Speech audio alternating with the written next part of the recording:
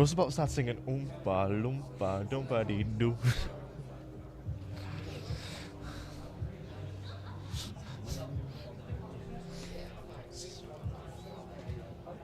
I've come to steal your princess from you.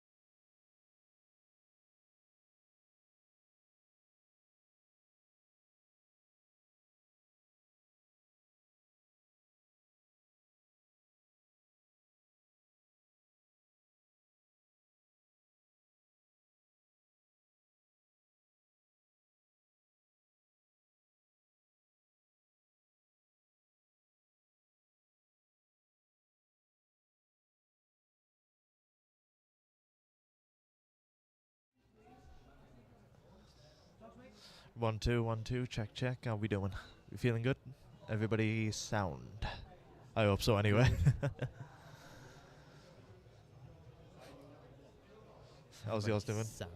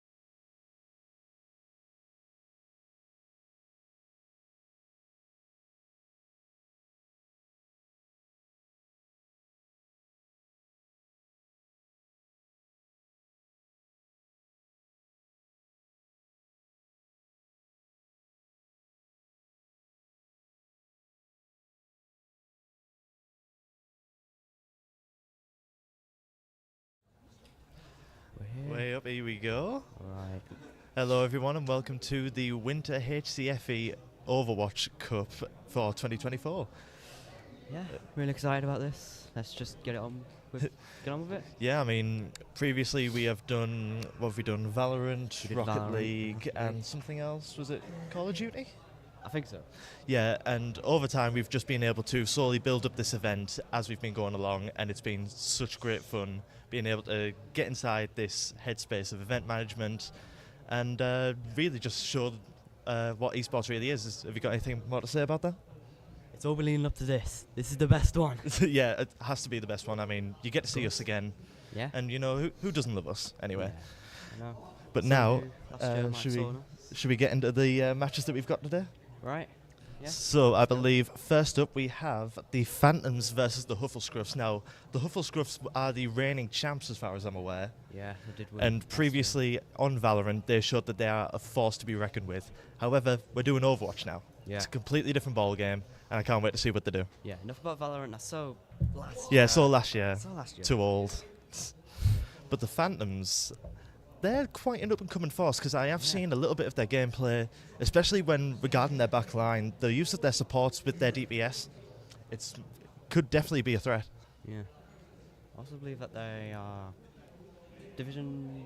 Yeah, Division 1 or 2? I think 2. Still impressive. Yes, nevertheless impressive. However, I do feel as if, from what I've seen, their tank gameplay, that could be lacking compared to other teams such as BTP. And I'm not saying that just because I am a member, but I feel like that could be a weakness that could be exploited. Maybe, because tank is like the main driving force of an Overwatch team. Absolutely. Bad tank, bad team, bad supports, bad team. Yeah, really it's just a massive working cog, and a map like New Junk City, especially with supports like Lucio and Anna being able to bob and weave throughout. Yeah. That combined with a Reinhardt or an Orisa, that could just create that blockade, and overall, it can be quite impressive to see. Yeah. Definitely should be looking out for that. Teams. Yeah, anybody who's watching, we're watching. And I just want to say that while we're not specifically going for specific comps that have been shown, I have seen that other teams have been looking forward to using dive comps, poke comps. Is there any particular heroes that you'd be wanting to see in these types of matchups? Reinhardt, definitely. Definitely Reinhardt. Big guy with hammer, of course. Yeah, I mean, well, nothing else to say. Big guy with hammer, big guy with shield. Easy peasy.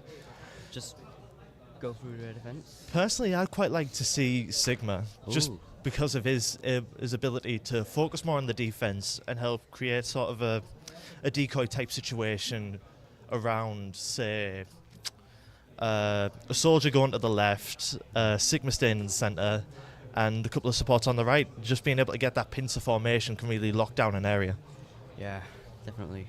I also think that the supports are very important. Like, as you said, Lucio, definitely good mobility, especially with his speed boost back to teammates, just to get to the point as fast as possible. Can you see any weaknesses being able to form over the teams? Because after all, we do have a full day of Overwatch. Do you reckon fatigue will play a factor? Maybe. It definitely, maybe they can experiment with new tactics. Yeah. Just need to see what all the teams are about, really. Yeah, especially because I know that a lot of these teams, I think 4 out of the 5, are playing in the National Student Champs for esports, whether that be in Rocket League, Valorant, or Overwatch. And being able to see their expertise in that competitive environment, it can either translate really well or it could just go horrendously wrong. And that's what we're all for. Yes. So, is that all? Favourite map? Oh, my favourite map. I'd say Ilios. Because of the different type of range of variety that we can have with a Pharah in the sky, a Roadhog coming through. And I know I'm going to be saying his name again and again, purely because I play him. But Lucio, he is needed. He is absolutely needed to be able to form that team dynamic and bring them all together in, say, a dive comp, which is really, really, I'd say, overplayed in Ilios maps. Yeah, maybe. Because we're doing Flashpoint? Flashpoint, I believe. Flashpoint, yeah. Definitely be easy to get in there quickly. Very important as well. Just to Now, another point I'd like to bring up is ultimates. Ultimates, we are going to be seeing a lot of them today. Is there any particular ultimates that you do want to see, and is there any ultimates that you can see making a major difference in a match? Definitely ones that good at crowd control. Because, say, they're all on the point. Everyone's on the point. Yeah. Let's say Reinhardt's Earthshatter. Yeah. Everyone's down. The team capitalise on it, take them out, and then take the point. For me, the one I'd like to see the most is Ash's Bob. Bob is a force to be reckoned with, especially, as you just said, if everyone's on point, combine that with, say, a Zarya ult, they're all in one space, send in Bob, live voila, everything's sorted. Yeah, definitely get that, like, technically get an extra teammate with Bob. Yeah, I mean, 6v5 is not really the greatest odds. Especially if it's a big robot coming at you. But who do you think wins in a fight, Reinhardt or Bob? Ooh, Reinhardt. Why Reinhardt? I don't know, really. Expertise, really, experience. Expertise. He does. He has I suppose experience so. with destroying robots. Yeah, but for me, what I'd like to see as well is not just Reinhardt, not just Ashe, not just Lucio, but I feel like Torbjorn could be an underrated hero to be using, especially when using that armor pack, using that turret. His spatial awareness is really crucial. Yeah, especially because he's like a lot smaller too. Yeah. It's definitely harder for him to get them. Yeah, but for me, the worry that I'd have with any Torbjorn players who are watching, it's just his health. He is heavily reliant on supports. I think a lot of heroes are too. Yeah, a lot of the squishies, like Squishies. Tracer. Actually, I wouldn't say Tracer, just because of her mobility. Yeah, and Especially in maps like New Junk City, what's it called? Tower? Lijiang Tower. Lijiang Tower. Being able to use those rooms and those like open spaces, being able to dot around as Tracer, can be, again, quite a force to be reckoned with when combined with support and tanks such as Reinhardt. Yeah, especially if you get into trouble, just recall to whenever you got into the fight. Easy, go back in. Is there any personalities from these teams that you'd be wanting to talk to later? We'll see how good they are first. For me, even though he is my teammate, I cannot wait to see what Stephen has to say, because as mentioned previously, he played on the Valorant sides of last year's tournament. Yeah. And I spoke to him after, and he was not happy with the results that he was given. And I suppose Alex as well. Alex could be. We haven't heard much from Alex, but definitely more of a quiet, introverted soul, but on the battlefield, it's a bit intimidating. I'll be honest. Yeah, definitely got that personal day, especially against the Hufflecross. Yeah. Seeing as this Dow won last year. Yeah, they won last year. I've heard them coming in with a bit more confidence, a lot more ability, and furthermore, the Rocketeers. Yeah. Rocketeers, as mentioned in the name, Rocket League. They are in Division 1 for Rocket League. I think so, yeah. So not only are they successful, but they have that team dynamic, that teamwork, that communication. How important do you think that's going to play as a role? It'd be very good to see just some coordinating stuff, especially coordinating ultimates at the right time. Absolutely. But as you said, Rocket League, this is Overwatch. Might not be alright, but we'll see. But now I believe we are ready to go on with the first match. So we have the Phantoms v the Hufflecross. Already going to be a hell of a match to start it off with, and I cannot wait to see what chaos ensues, what drama comes out. Perhaps we might have another cheating scandal. Oh, no, we don't want that again. Oh, I kind of do want it, but on the other hand, no. Don't talk about disciples. Do not talk about them. But it's going to be interesting to see, especially considering we have 4 matches, and then we're going to have a break, and the rest of the matches. Yeah. So we're just going to give it a little bit of a taster session, bit of Salt Bay. And then, boom, more. Loads and loads. And especially with these finals, this is going to be the best of the best. It's going to be 3 matches of 3. Yeah. Now it's going to be a marathon. It's going to be an Ironman marathon. A lot on the line. Yeah. Especially with each team playing 3 times, I believe. Yeah. Being able to muster that last sort of bit of confidence is going to be key, and we are going to be getting a little bit of a flashpoint, shall we say, into the Hufflecross mentality. Right. Hopefully this starts soon. Yeah, Just hopefully. Just sort of waiting for it. Is there any other maps that you'd be wanting to see in particular, other than Lijiang and New Junk? Not sure, really. I guess I'll Just see what happens. yeah, just see what happens, really. That's what we're here for. I quite like to see King's Row. Right. I mean, not only because it's proper British, but it's got those. I don't quite know how to really describe it other than varied. You can take high ground, you can take low ground, you can focus on mobility, etc. Oh, here we go. We're already getting sorted. Go. Looks like we have Snowy in the form of Jasmine going for Junk. No, not Junkrat. Tell a lie. Right. Now, as we mentioned previously, New Junk is quite the varied map. You have various different routes you can take depending on the hero that is chosen. Yep. Who do you think they're going to go for the first lineup? Definitely high mobility heroes like Lucio. Maybe some other flyers in there, maybe? Potentially. Right, they've chosen their heroes. Let's take a look. Interesting lineup. But to be fair, regarding tanks, I'm not sure how I quite feel about this because obviously Doomfist is quite fast-paced. Yeah. Meanwhile, Diva's more of a defensive attack when you can. Do you think Doomfist is going to be able to overrun that? Well, using his rocket punch, definitely getting in and out of situations effectively, but we'll just have to see, won't we? That's what it's all about. Already the Phantoms are off to a fairly decent start with, as we mentioned, Doomfist leading the line.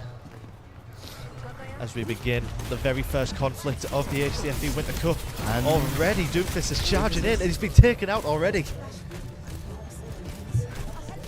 Right. Diva's rushing in. Mercy's been put to bed. Could this lead to a... Oh, already we have more and more conflict. Mercy is down. The Hufflescruffs have not yet suffered a loss of player and have already taken the point. Already quite a masterful display from the Diva. Right, what do you think about the supports that both teams have chosen? Now supports, this, as mentioned, extremely important. Mercy and Kiriko, if used correctly, they could be very, very, very crucial to the Phantom's play. Whereas the Hufflescruffs, they've gone with Baptiste and Anna, which tells me that they're trying to look for more of Anna going for more of a range type of... Yeah. Meanwhile, Baptiste is going to be in the thick of it. Everybody knows.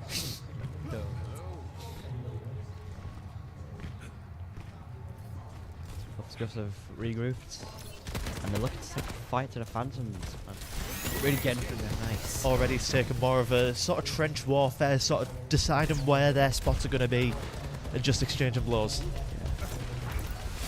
Doomfist rushes in.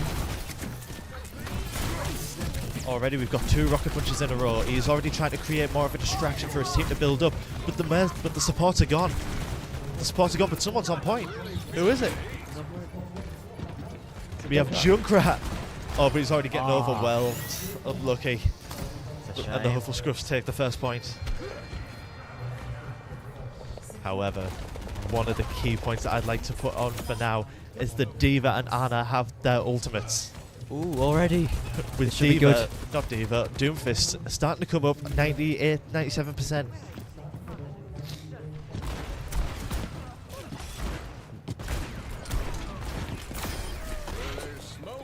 Dark Cassidy really has been taken out of the comfort zone, being forced to split up. Of course, using Suzu just then, but in the middle of the battle, when only doing yourself, there's only so much you can do. Yeah. And we already have a Doomfist ult waiting to land. Unfortunately, it doesn't seem to have been very effective. And the Anna is gone from the Hufflescruffs, but 3 ultimates courtesy of the Hufflescruffs. But we do have Widow with her ult any time. That could definitely be used. They just need to remember. Did we just have a Diva bomb? We had a Diva bomb. I missed it. As I was saying, the Widow needs to remember, stay in the back line. You are not a close range hero. You might be, but... And now we also have a Bapples and a Cassidy ult. That high noon is lethal, especially to any squishies, whether it be Mercy, Widowmaker, even Junkrat at times. Yeah.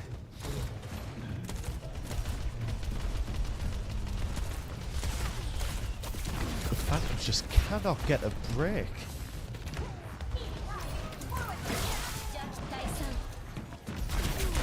Already we have more of a conflict. The Doomfist trying to tank as much of the damage as possible. Forced into an advantage for the Hufflescruffs.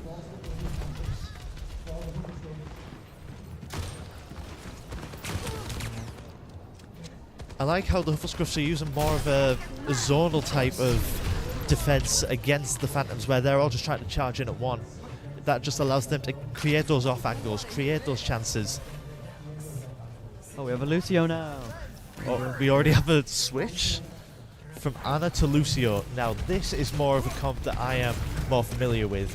Bap and Lucio, being able to use Bap's Immortality Field, using Lucio's movement boosts, that is absolutely crucial to maintaining that zonal defense. They're approaching the point. Final point, might I add. We already have the final point for the Hufflescruffs potentially. Maybe. It could be, yeah. Well, then.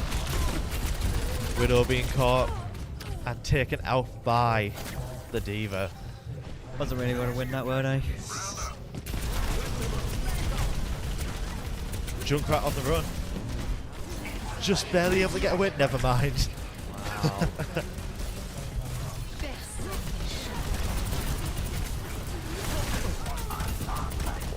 Now, tank battle going on here. Yeah, we do have a tank battle. Now, this is what I've been waiting to see. Already great movement from Doomfist. Being able to contest that point, but not for long. They're gone. Now both the Mercy and the Junkrat for the Phantoms have their ultimate. Could that be used to perhaps bring one more further boost into the fray, do you think? Yeah, it should, because Mercy just got up in the air. Not really going to be able to get them much. Junkrat's Riptire, long range. As long as he gets somewhere safe first. Fire in the hole, boom, everyone. Maybe. And I completely forgot to mention this, but we also have a DPS change from the Hufflescruffs into Reaper. Now, as a Reaper main myself, he can be lethal when put in those tight spots with his ult potentially ready at any moment. And it's already been used, and the Phantoms have been absolutely pushed back. I mean, the Lucio trying to get that last chance, but an absolute whitewash courtesy of the Hufflescruffs. Well done, Hufflescruffs. We have our first winners. Definitely living up to their reputation. Last year's winners, and already they have won the first match of today. Let's see this play of the game. Alright.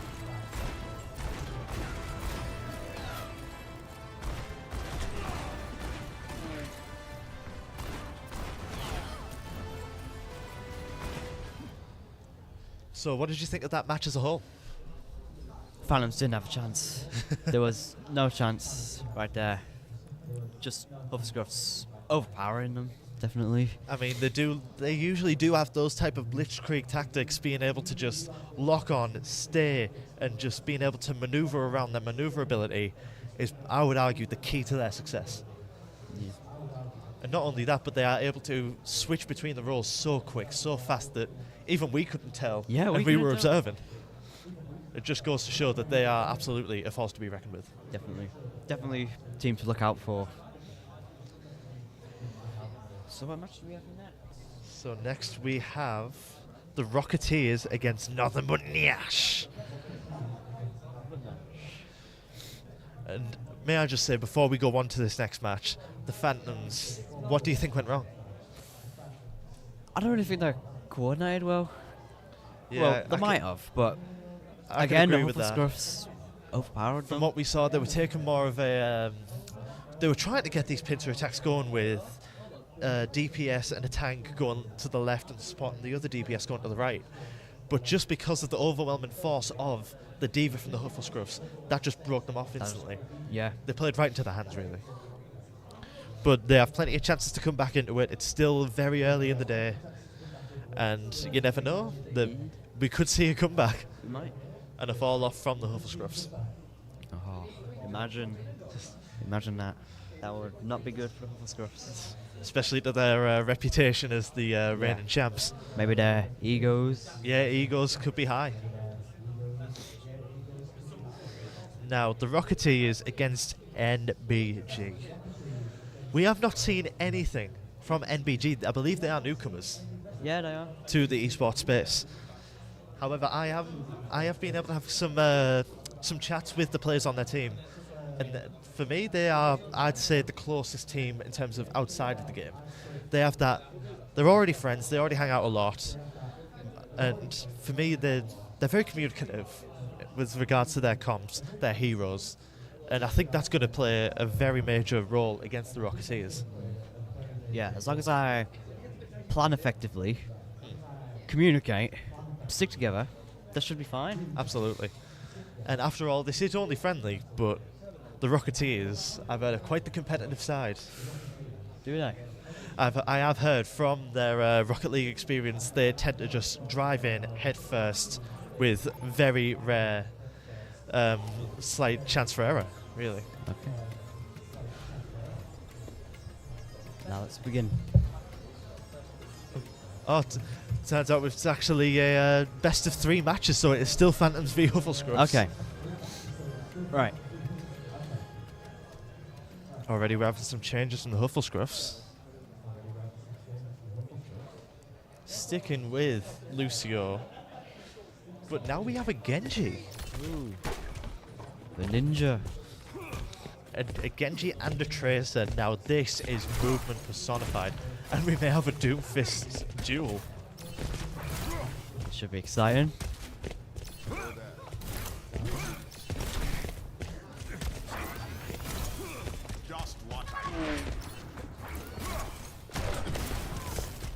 Now already the Widows, again, trying to force conflict when it's unnecessary. Why do you think that might be? Not sure really. Maybe don't know what they're doing. I mean, I hope not. But again, we don't know. We're just watching. Sight we see, really. Now we have a Bastion. Now, Bastion is quite the interesting hero because even though he may have low health compared to others when they are boosted by supports, his damage output when he gets in that turret form, Definitely. and he's able to lethal. create that off angle, it's unstoppable. Unless you take a flank. Which is what, I suppose, Tracer's fought. Yeah.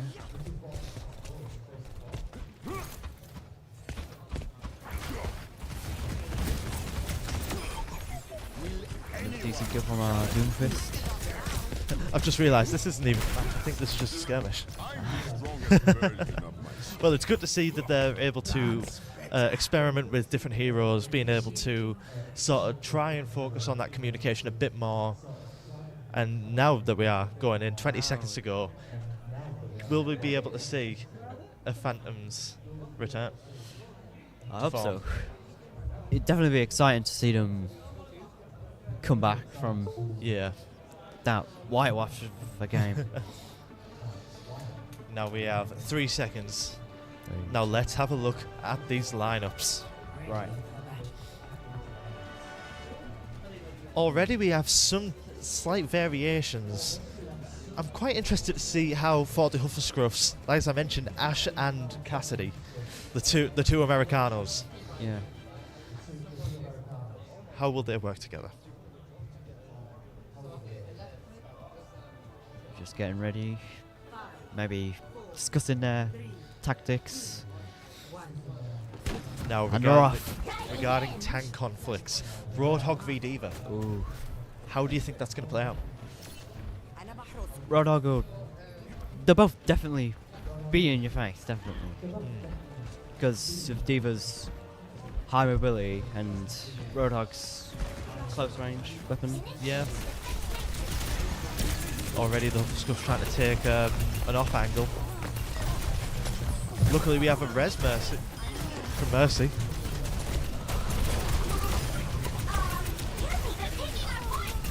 Diva's And that BAP absolutely immortality field, going on.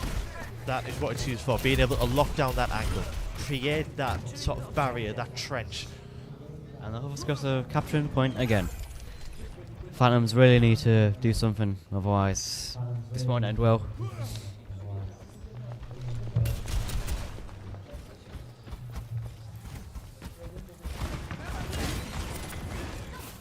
Another thing that I'm starting to see is that the Phantoms are using the same entrance. Do you think that's going to be hindering their tactical advantages?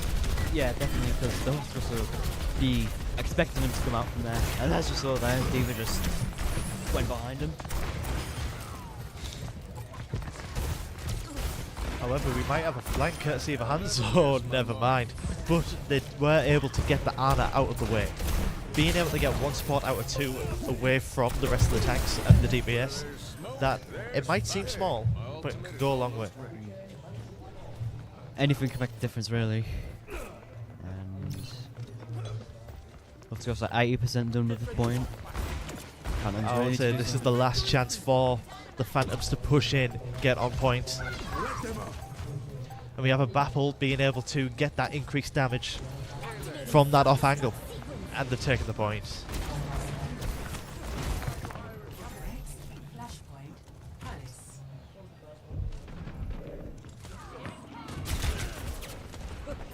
Hanzo's very low on health right now. Definitely tell us for it's too late. Okay, another three-way elimination. Flashpoint unlocks in 10 seconds.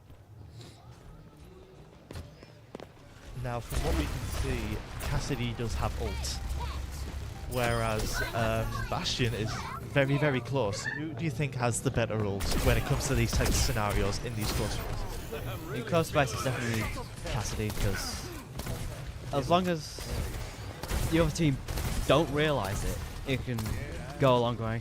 For me, I disagree. I'd say that Bastion has the superior ult when it comes to tight, close spaces like this, just because of the range that it has over such a small space. Like, if they are able to get those three missiles into the point with low DPS, low support, then immediately that can cause charging. Again, blitzkrieg tactics upon blitzkrieg tactics necessary when playing against a team like the Hufflecross. They're just rushing the May. Oh. And I think Cassidy just wasted the ult on that May. Well, at least tried to, before the D.Va got to it. Already that's a major disadvantage.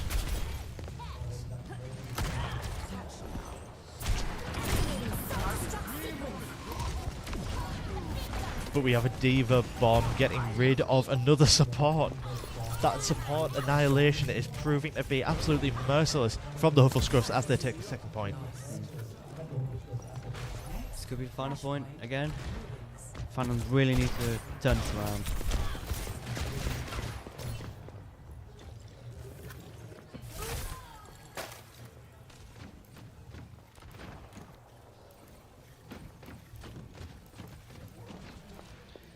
Now, for this point specifically, what team do you think has the better composition? Still have to go with the Hufflecross, because high mobility, very good in close range, and long range too with Ana and Ash.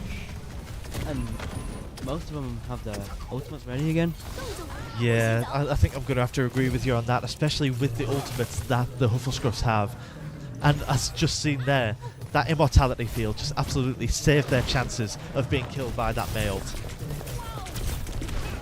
Combined with Bap Wall, Anna's Nano, and if possible, Ash's Bob. Yeah. I cannot see a way to come back.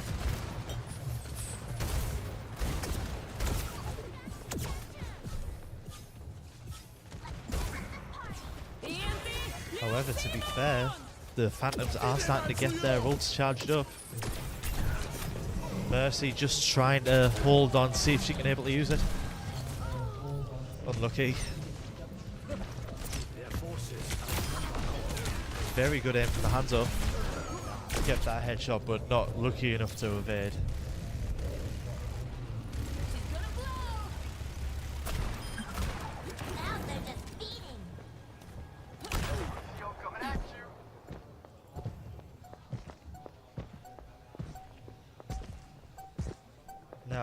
looks like they're trying to take more of a relaxed approach as they inevitably even take the third point. What's that? And the Hufflescruffs have the second whitewash of the match.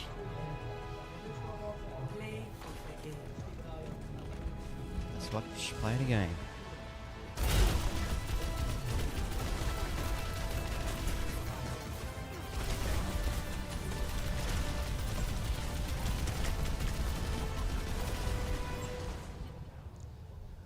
Now, what do you think was different to that performance compared to the first?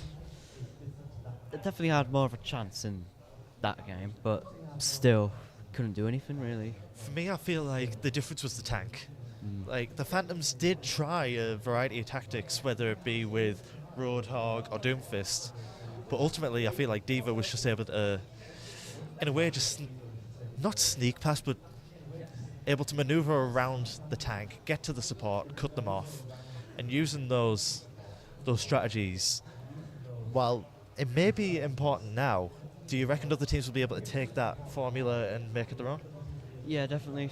You could definitely learn from what the Phantoms did wrong, what the Huffscruffs did right, and find their own way to get around it. Yeah, like the use of the support I thought was quite interesting because Baptiste and Anna is not a comp that I usually quite see. Yeah. And do you think that possibly led to their losses?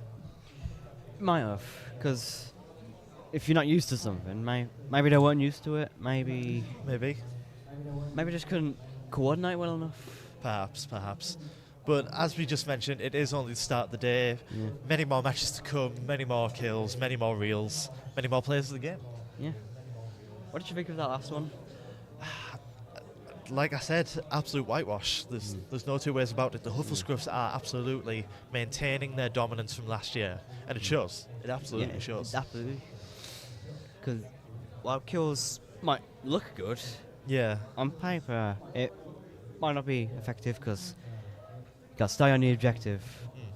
Just do that. And furthermore, I'd like to mention that. Actually, I want to open up a discussion. Who do you think was the most underrated player in that match? Definitely the Ash, because That's fair. long range, getting into where they needed to be, and just creating space really. For me, I'd like to say Cassidy, just because of not only the range that he had, but being able to, in a way, act as a scout compared to Ash, who's usually more of the scout type. He was able to just maneuver around these buildings, being able to track who has ult, who has what, etc., and being able to do damage at the same time. Yeah. Very masterful performance, I'd say. Is there any other discussion points you'd want to talk about? Not sure really. Definitely a lot of choke points on that last match. Yeah, Which the D.Va definitely took advantage of. absolutely. Being able to utilise those tight spaces in these kinds of maps, it won't just be able to boost you as a player, but your team as well. So being able to communicate effectively and generally just use all the points that we've mentioned previously, it easily makes a difference. Yeah. Now, as we mentioned in the pre-show, Ash was used. Yeah. We were able to successfully predict that Ash and Lucio were both used. Do you think they were used effectively, though? Definitely in the later game. Yeah. But at the start, maybe just getting wheels turning a bit. Yeah, that's fair. Is there any particular comp that you would want to go for if you were against the Hufflescruffs? Definitely poke, just to long range, less risky as well. Any particular heroes that you'd be wanting to use? Definitely high mobility heroes like Tracer, Pharah as well. Yeah. Just to get up in the air and attack from there. That's fair enough. For me, what I would like to see against a team like the Hufflescruffs is Wrecking Ball. Ooh. Wrecking Ball can be used as both scout, an actual tank in itself, using the shield, and not only using the shield, but using that the swing. Yeah. The swing against those tight areas, like the second point, it creates a dynamic between the team of a distraction and the actual offense, which I feel like could be used to an advantage against the Hufflescruffs. Yeah. Like you said with the shields, the fact that you can also transfer it to your teammates would definitely help just anyone who's in trouble, really. Yeah. And I feel like a hero that was used but not used particularly to their greatest strength is Hanzo. Yeah. Hanzo is high-paced, high damage when used correctly. But through most of the game, he was silent. Yeah. And being able to use that scout arrow, like we saw previously, when he was on that off angle and he was able to get that scout and arrow, that could make all the difference, being able to tell what the plan is, whether there's a trap there. And I'm hoping that they take this advice to heart and I'm able to use this in the future. Yeah. Just Phantoms didn't do as they should have, but they shouldn't let this get to them. Absolutely not. I mean, they do have a break now, especially with teams like Nothing But Nyash, Rocketeers and BTP coming through. Is there any particular matches that you're looking forward to seeing? Definitely looking forward to seeing the Huffscruffs versus BTP. Yeah. All at the end. Yeah. But still, big match. For me, I'd quite like to see the Rocketeers against the Phantoms. Because I'd say that they have, I wouldn't say similar styles, but similar personalities. Being driven, trying to be as communicative as can be. And if they are able to do that correctly, with the right comp, with the right map, with the right advice, they could win it. They could very easily win it. Is there any in particular abilities that were used that you thought were very well used? Definitely anything that the Diva did. Really, just Those absolute Diva bombs were dominant. lethal. Yeah. For me, a player that I'd like to highlight is at the end of that last match, when May used Blizzard, that BAP Immortality field. Yeah, definitely. Now that was clutch. The epitome of clutch, I'd say. Being able to keep those supports alive, keep tank moving. That's, especially against an ult like May's Blizzard, freeze, and using a DPS such as Soul Duke can quickly wipe out enemy waves. That showed. Yeah, that definitely showed, because they were all on their own, really, weren't they? Yeah, there's not more to say other than using that Diva as that blockade that brought that certain, like I said, blockade. Yeah. Do you reckon there's any supports that could override that? Maybe Mercy could, because with the damage boost, definitely get them out the way and then heal them afterwards. Yeah, for me, I was thinking more along the lines of Lifeweaver. Being able to use that pull when a tank's in a tight space allows them to regroup, rethink, albeit in a short space of time. It still can be used. Yeah, especially with the petal as well. Yeah, petal. You can just lift them up, attack the high ground, and even though personally I'm not a fan of Lifeweaver, because even though I am just a DPS player and I'm usually more attack, I will admit his petal is healing petal. I don't know why it's so underused as it is, because it is so useful in those tight spaces. Oh, we're about to start a new match. Now we have the second match. As we mentioned, best of 3. Now we just need to wait for these players. Oh, never mind, we're already there. What type of comp do you reckon MBG are going to be using? Not sure, really. We don't know much about them as of yet. But I must say, the Rocketeers, they need to pick flying here. Absolutely, Just because. Just for the pure name's sake. Yeah. Get a Farah in, get Junkrat in. Now let's have a look and see what they have. Right.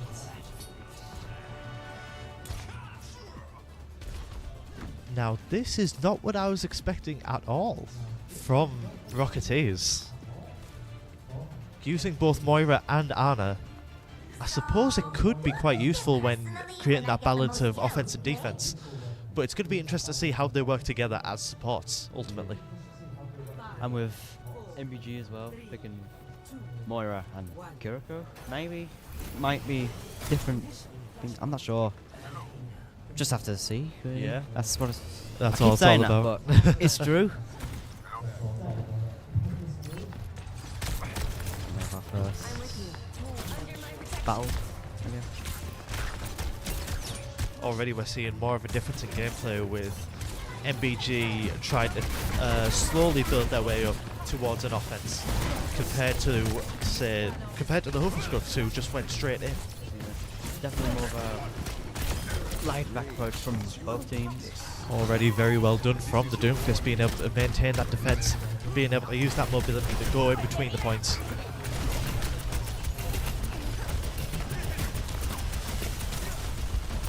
Or perhaps I spoke too soon, because we may or may not have a very interesting Diva play now that Peachy's gone in the form of Genji. Soothing your wounds. Especially with the deflect, definitely just put their facts back at them, and as I say, I like that switch to hand. Now MBG have already taken the point nearly to 50%. Do you really think this is more of a warning of what's to come? Yeah, good. They're just staying on point, not really Rocketeers getting anywhere. Now that was a Doom pistol, but I don't think it was as effective as it really could have been.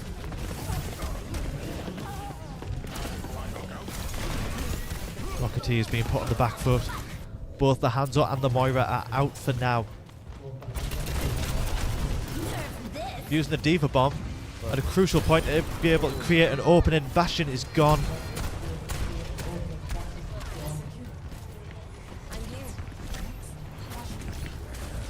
Should be getting out of trouble just there.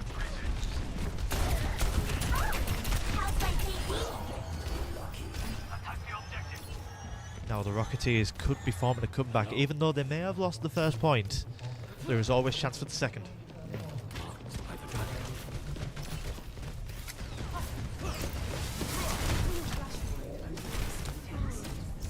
Hanzo just jumping straight into that offense from Doomfist.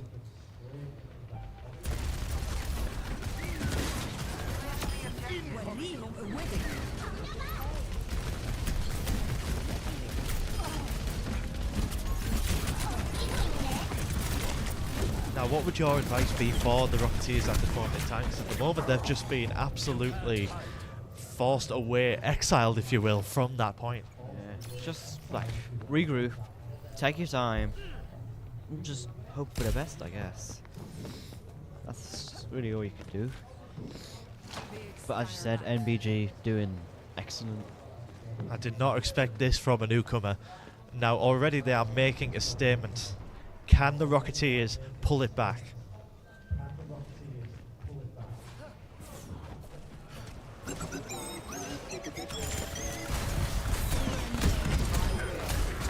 Terrific flanking from the Reaper as he gains his ultimate. And could this be... Oh, very interesting play from the Hanzo, being able to take out two heroes at the same time. Now that's a tactic I didn't expect to see, using the Dragon Strike as more of a distraction towards more offense. The Dragons are lethal, but that's a distraction. Very interesting. Hopefully it works out. And it looks like it is as Reaper falls.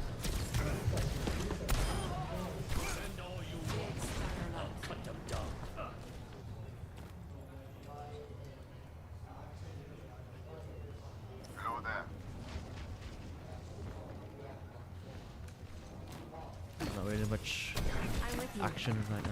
Definitely I calm think, down a bit. I think they're just trying to regroup, rethink, try to come up with some form of way to force the Doomfist away and just sort of, in a way, do what the Hoofscruffs tried to do and sort of split them away from each other and create those weaknesses in the formation, etc. Yeah. And they've already gotten to the point. Definitely need to look out for these guys as well.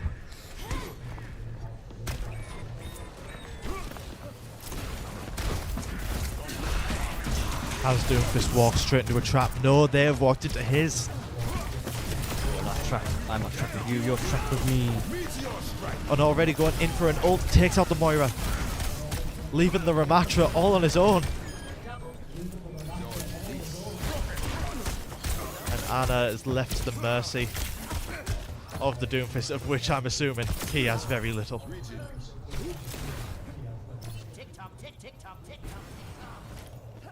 We've seen a lot of interesting tank-wise so far, haven't we? Absolutely. I did not expect this type of performance from a newcomer as NBG, but being able to combine the Force of the Reaper with the Doomfist with the Bastion, that offense has been absolutely incredible. And may I just say, the support has been, I would argue, even better, as they've been able to heal as well as just maneuver away and make it seem as if they were never there. Arguably more of a Phantom than the Phantoms. Rocketeers capturing the point. Rocketeers have taken the point for the first time in this match. But MBG are on 99%. This is very, very risky. This is do or die for the Rocketeers. Could this be the boost that they need?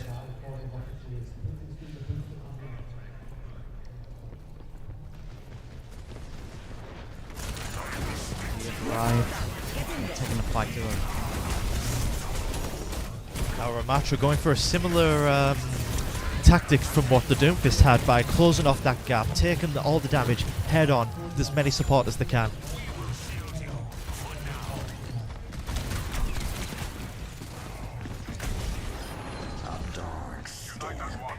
We already have a loss from the Rocketeers, but they've already got the point to 73%.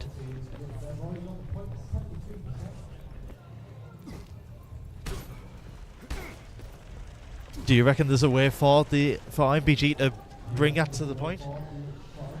Definitely going different way.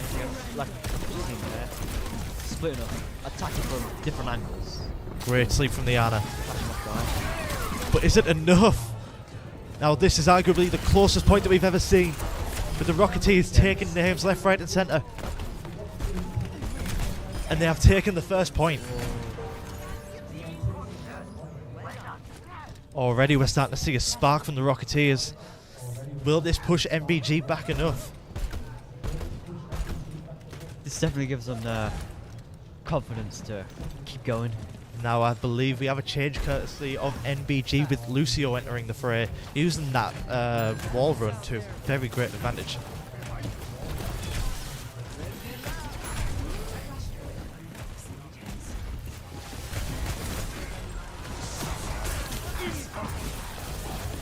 Perfect time for a Ramatra ult, taking 3 out of the MBG line. Doomfist v Ramatra, tank v tank with support from Reaper, and Doomfist has decided to run off, followed by MBG. What a terrific ultimate!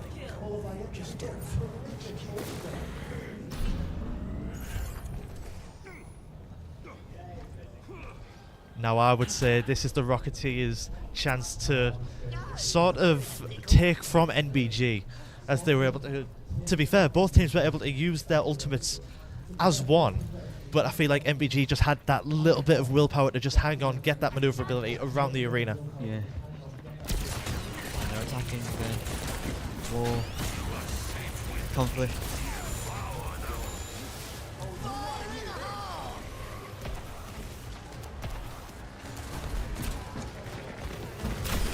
Oh, very well done for the Riptire.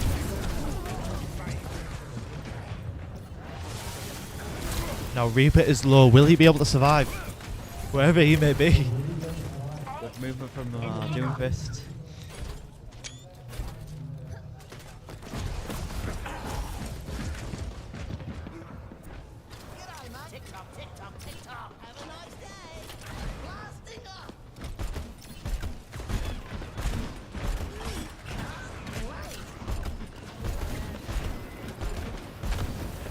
Junkrat just keeping them where they are.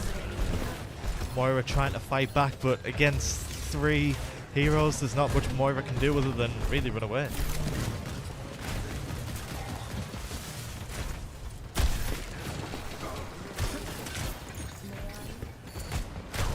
Now the Rocketeers fighting NBG, arguably, well, actually even better than the point that they were. I say that, but now NBG coming through with an overwhelming offense on the point. Trying to take out Ramatra, and they do.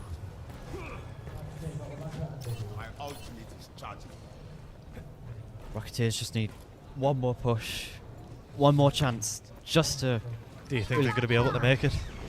I hope so, because we need some content. We need content.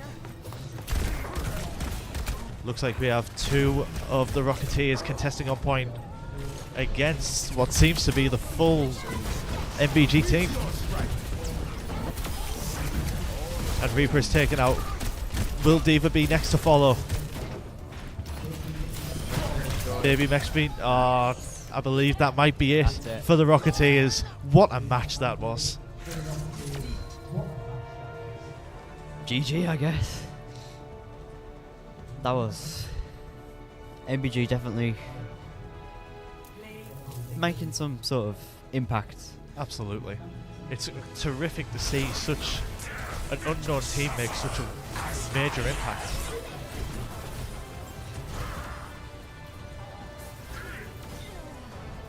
Now I'd say that was deserving of play of the game. That's right. Really, really well done.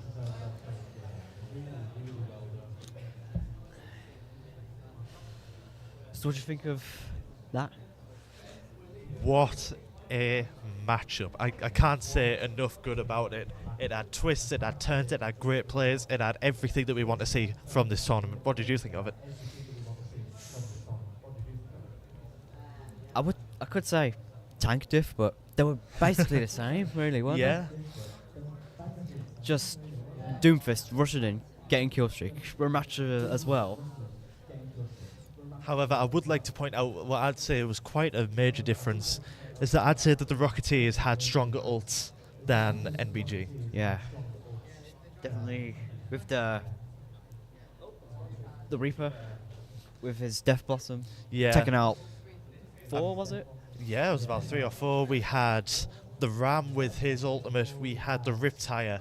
So many great moments just came from the Rocketeers' ultimates. Yeah. And I think that's just incredible to see. And do you think that NBG you're going to be taking all this into account going into the next match? Yeah, I think the Rocketeers should take what NBG did as well too. Yeah, I 'cause agree. Both teams definitely had their strengths as well as their weaknesses. But Yeah. again, it's early. Yeah, I mean, overall, I'd say this was the closest match that we've seen so far. And may I say, already I'm calling it probably one of the closest matches of the tournament. I mean, with players of such great skill level.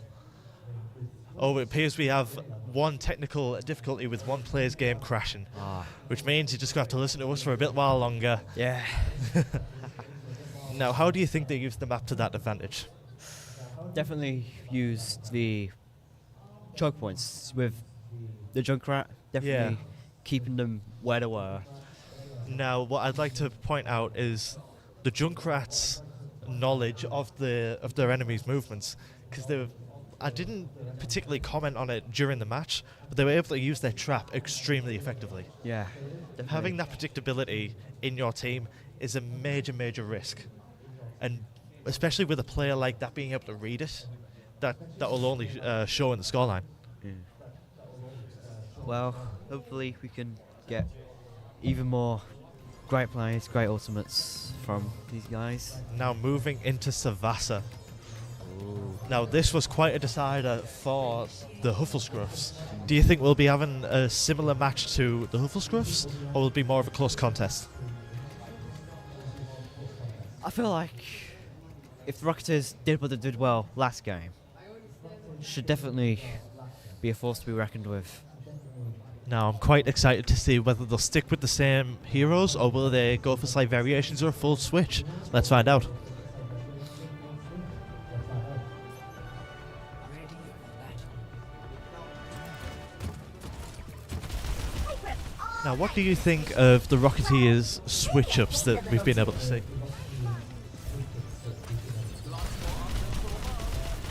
Well, and same with MBG, really. Yeah, because from Doomfist to Junker Queen, it's definitely two different play styles, but definitely maybe something we don't know. Only one way to find out as the flashpoint begins to unlock and the teams start to charge into battle. If it must be done, let it be done quick.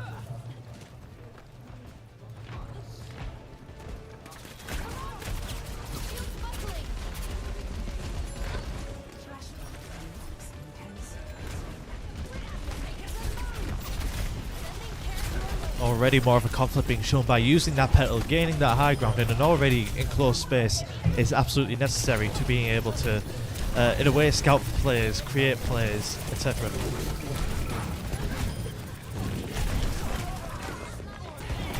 It's hard to tell which team has the advantage right now. For now, I'd say it might be MBG, because even though they may have less players, they may have less units, the Jungle Queen's performance has been really well done in being able to guide them away.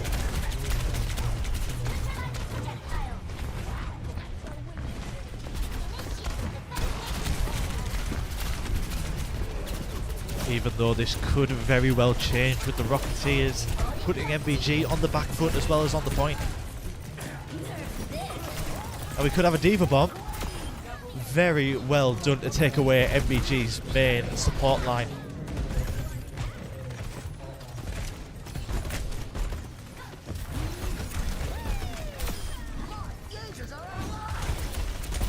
Already it's looking to be more of the same back and forth battle as we saw previously. Yeah, these teams are very equally matched as of right now. Now, what do you think of the Rocketeers' support choices? Because while their DPS can be used in quite similar ways, both Lifeweaver and Mercy have quite different styles of play. Yeah, because Mercy's got to be like right next to you to heal or damage boost. Lifeweaver can just heal at a distance and just stay safe from all the chaos. Do you think that's going to be indicative of their tactics, or do you think they'll try and stray away from that? Maybe, because Lifeweaver has his ultimate ready, and we can see the tree come up in the front line and just help them push, I guess. Now this could be going to the Rocketeers unless the MBG players can bring back the point, and they have. Hello.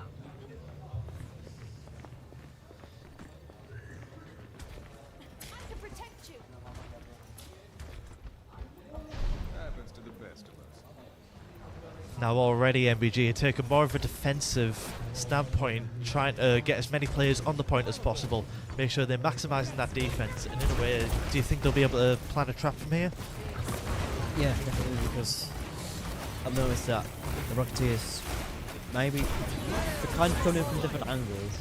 So since they're already there, they can prepare. Just Already Lifeweaver Look out. all being able to provide those passive heals, and a Death Blossom. Is it effective? No, it isn't.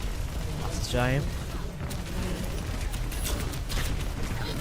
Already extremely close as Diva gets demech'd. And I believe that was MBG taking the point. Take the objective.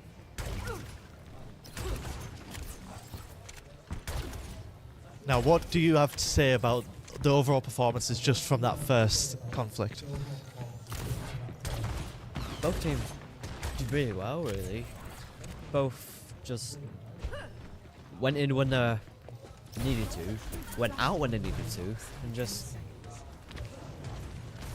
keeping the point safe, which is what it's all about.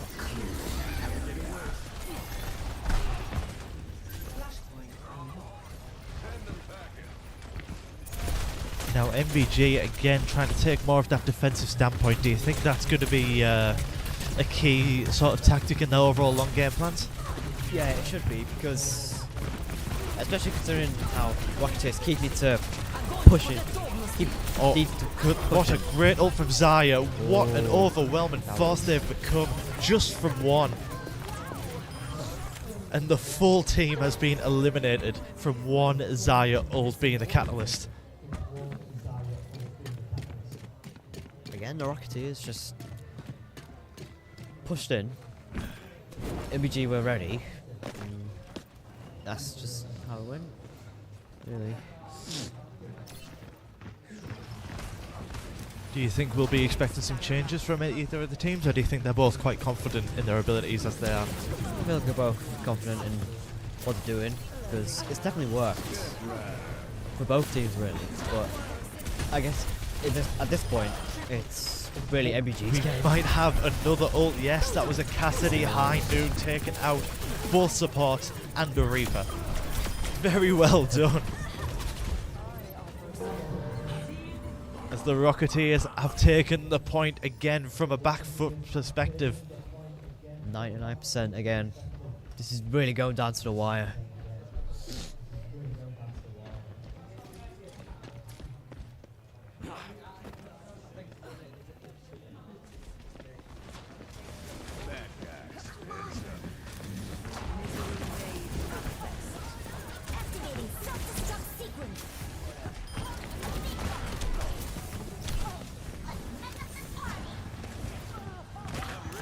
Now it seems that the Rocketeers are trying to place more of a balanced type of offense. Moira rushing in to help the D.Va.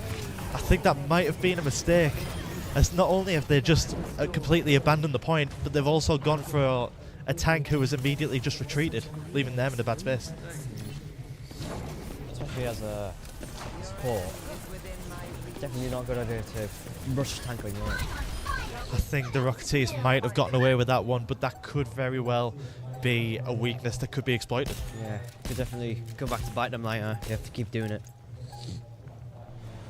And the Rocketeers take the point.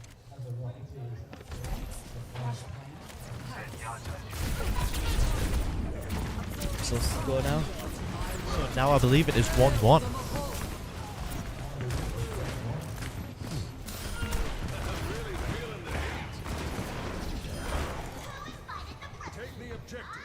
Already the Rocketeers trying to make a statement saying that we are here, we are going to win this whether you like it or not.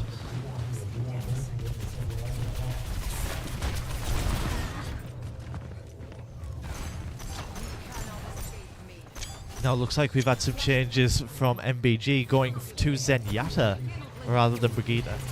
What do you think of that?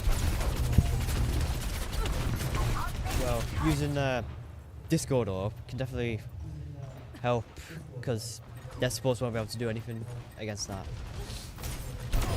Quite like how Zenyatta's more of a ranged healer, and another great ult from Reaper. Now that is how you take a point.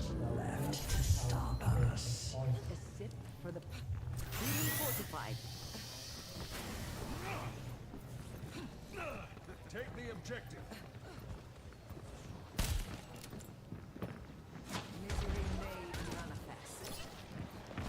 Already more of a defense being put up from NBG from the Mei.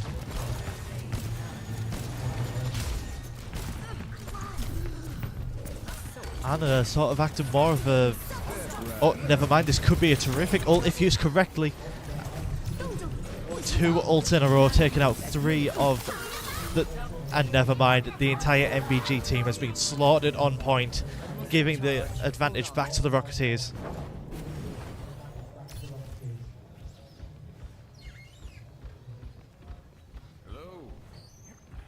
Seems like the Rocketeers are doing a similar strategy to MBG by staying on point, getting ready for them to go. That's fair enough. Reaper potentially just overextending a bit too much. And Xayah bringing in everybody on the Rocketeers into one specific spot, but they're able to break away. Followed swiftly by Zenult.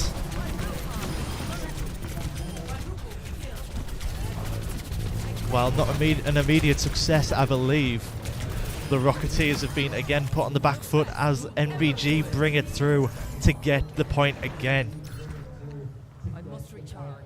Hold on.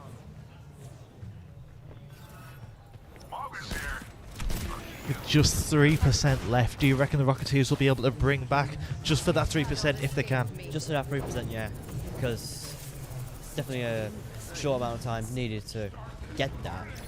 As long as I capture a point, it's already done. But They're going to need to use all they can, and they're unable to. NBG take the second point. Cybernetic innovation at its finest. Unassailable prowess. Now already NBG is starting to feel the pressure. The next point could define their victory.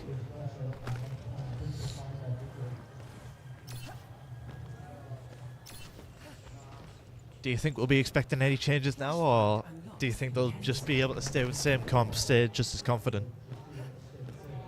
well, I've noticed that the Rocketeers have their tanks switched to a Rapture, which I saw in the last game. Definitely worked. Oh, High Noon disrupted by Reaper. Very solid awareness from the Rocketeers.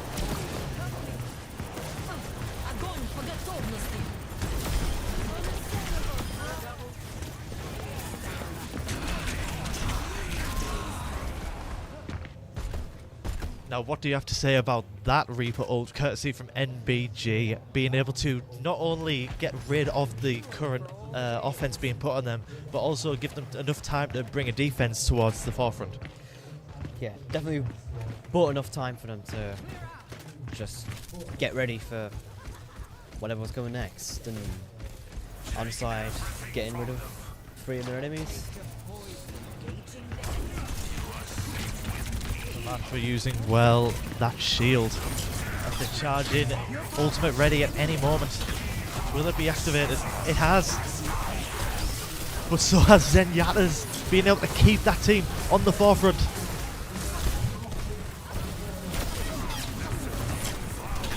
Overtime now. And it's In overtime, and it chaotic looks as it's always like been. NBG take the 3rd point to add to their tally and take the game.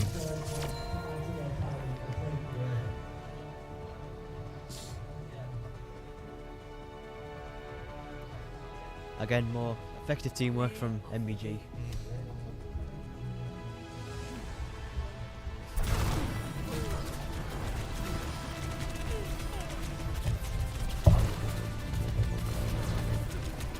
Very well done from the tanks this round. I feel like they've been placing more of an emphasis on their tank gameplay, and it shows. It absolutely shows. Yeah, look, as I said earlier, in this tournament, we've just seen massive tanks skills and really capitalised on that. And now I'm off to join the fray, so wish me luck. Right, I'll see you. Good luck, I guess. I have to stay neutral, so I can't really do that much supporting. But that was a good match.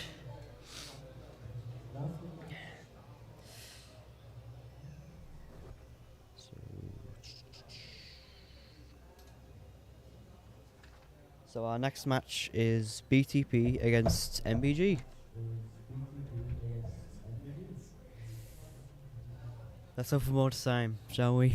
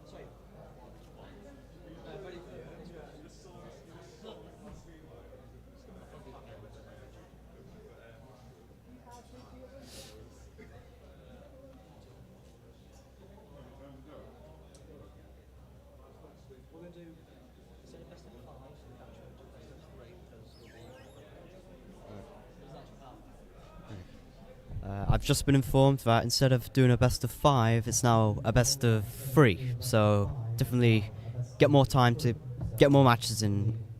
So I'm not sure really. So we can go home, I guess.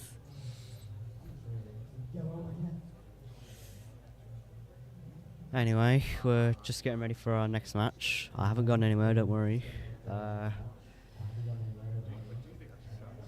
Yeah.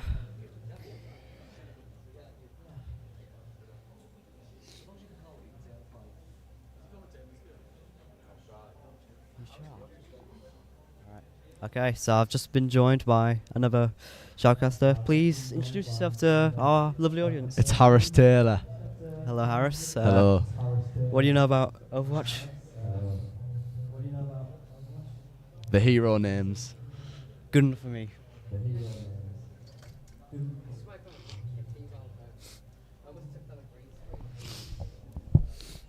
It's better be a good match.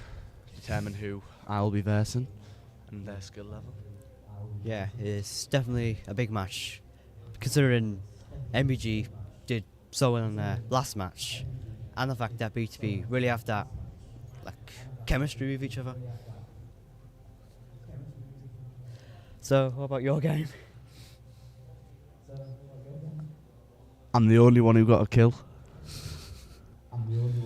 Okay. Alright.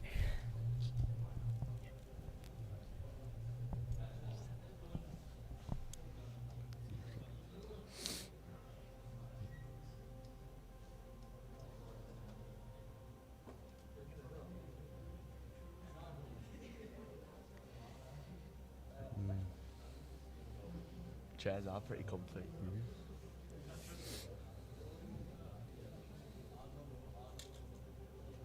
On the mic still? Yeah. Oh bloody hell. They're still on. Oh nice. Can't hear us though. As long as you hear it, we should come from over there.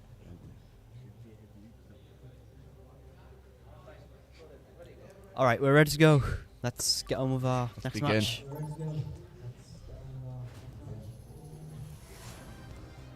Good luck to both the teams. Initiating match.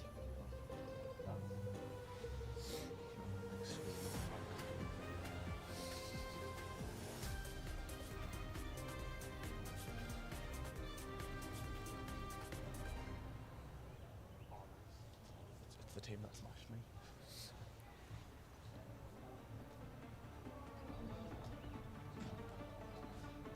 Okay, both teams just selecting their heroes, and we're off. Here we go.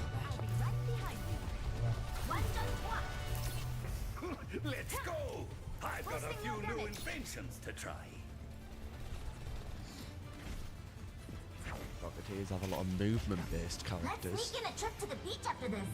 I won't tell if you don't.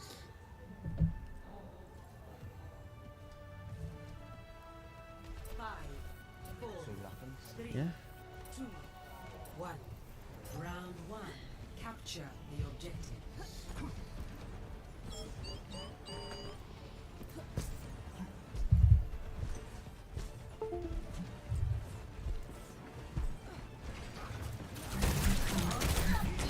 I'll be on turret, destroyed.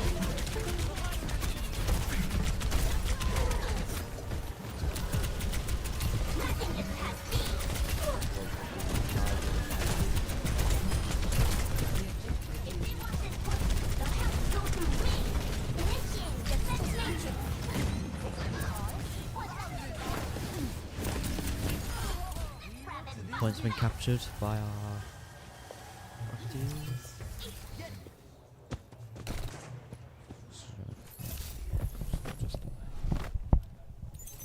Hack complete. Ay, te asusté. That party was boring. The enemy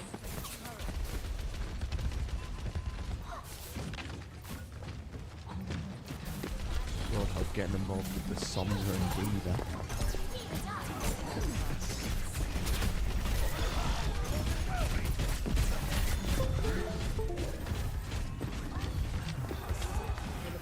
Nice healing from Zen.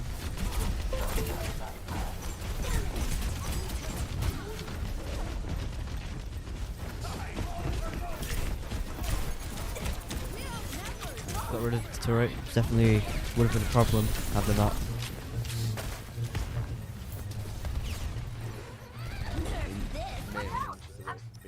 Adversity is an opportunity. Let's make up this party. Supplying damage increase. 완전 좋아. Almost ready. I'm on fire. What else is new? Diva being damage boosted. 어림없지. Definitely keeping the up team where they are.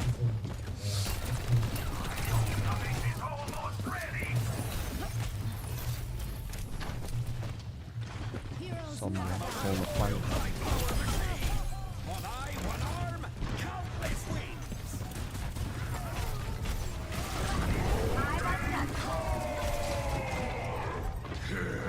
That's unlucky. Falls to his death.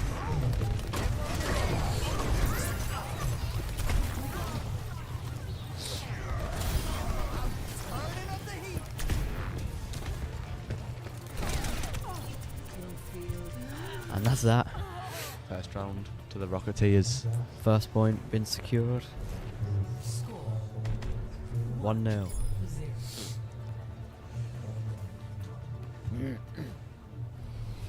Ready or rattle. Mental bearing, not skill, is the sign of a mature warrior. See if NBG can strike back.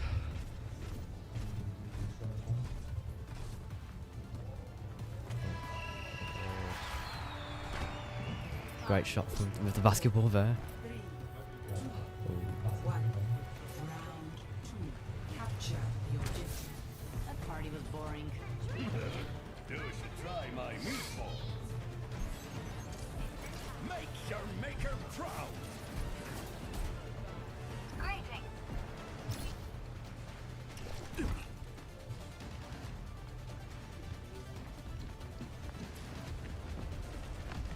Maximum power.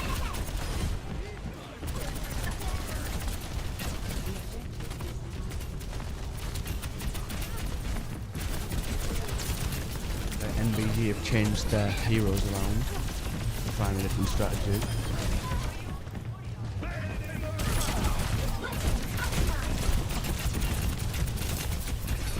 Diva getting thousands of damage there.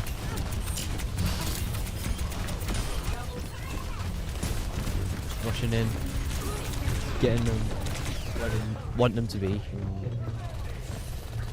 Just controlling the area. Oh, how's my KD? Hola. What's Here's good? ahead. Points in. Now that's teamwork.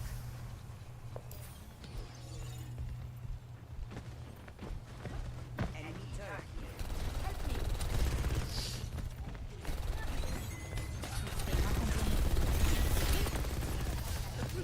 Sombra trying to sneak up on MVG. Diva ulting that off, and wow, a 4K. Brilliant ult from the Rocketeers. Leaving Margot all on his own. Nothing he could do against And that makes a the whole team kill.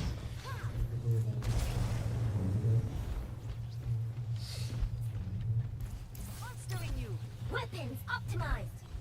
You're mine now. Again, MBG just can't seem to get anything right.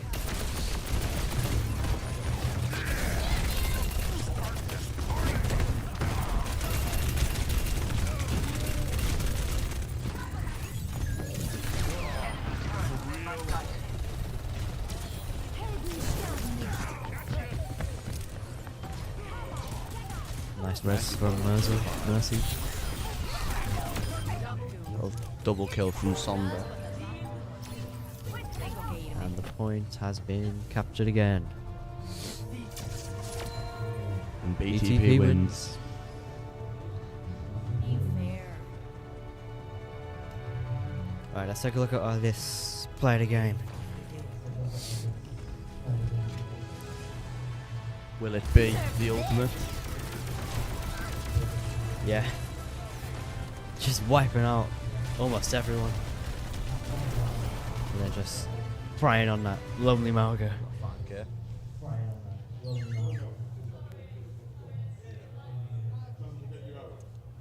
Alright, that was a good match. What do you think of it? Not too bad. I feel like BTP gonna need to change their strategy up a little bit. Why do you think that? Try some different heroes.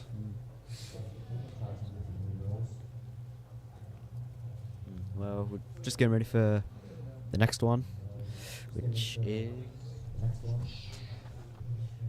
BTP against the Phantoms. This is my time to shine. I don't know. Right, I'll see that.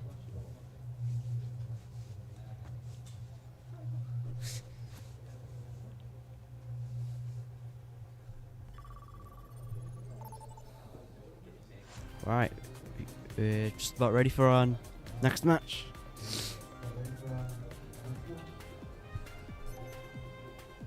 Actually, no, this is still.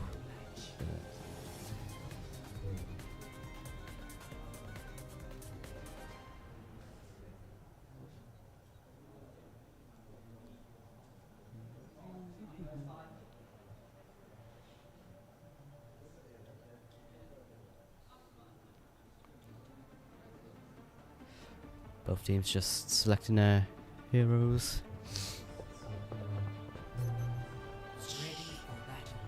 Alright, let's see what we've got. We have a Diva and a Lucio. Definitely I'm fine. high I thought movement, I was like this all high. the time back in Korea. Definitely good for diving in and getting out when needed. But on the other team we have a Reaper, a Sigma, Sombra, Zen and Moira. I'm not really used to seeing a comp like this, but we'll see how it goes.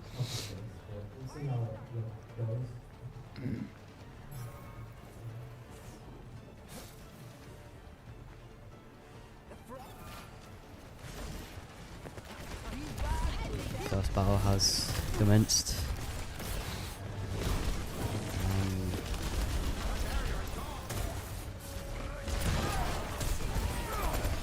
Good use of rock from Sigma.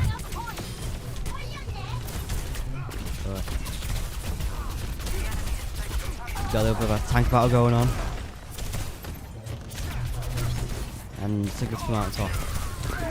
Just gotta be careful of that pilot from Diva. Still a threat.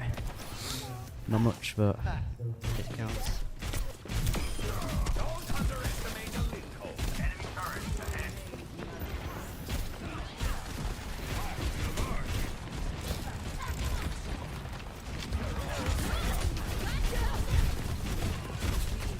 Venture just sneaking into their backline there. Definitely something I should look out for.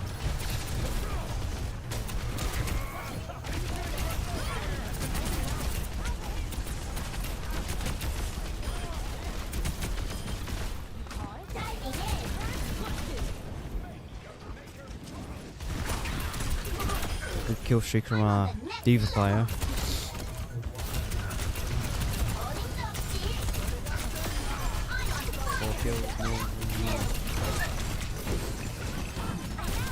Good use of rock from Sigma again. And a good ultimate from the Lucio there. Helping them out when they needed it.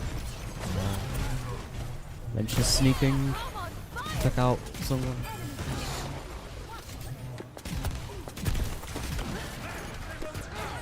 Just missed the mercy.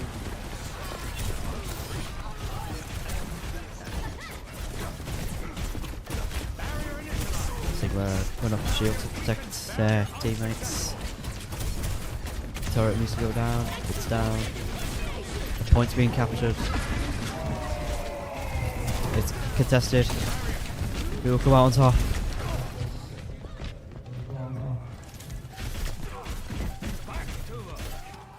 And it's BTV.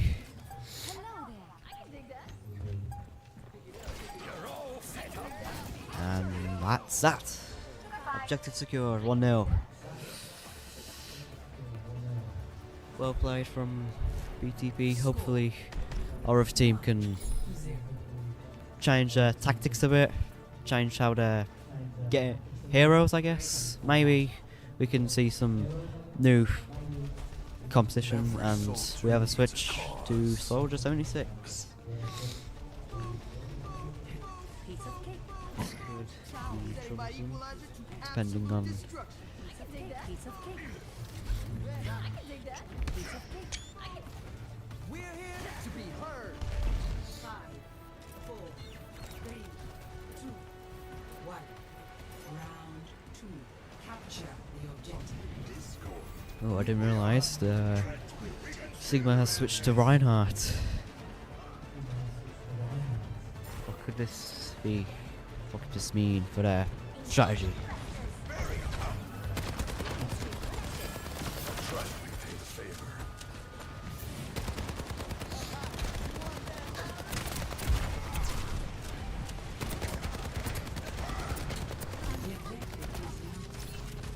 Oh, B2B staying where the objective is, capturing it just at the right time.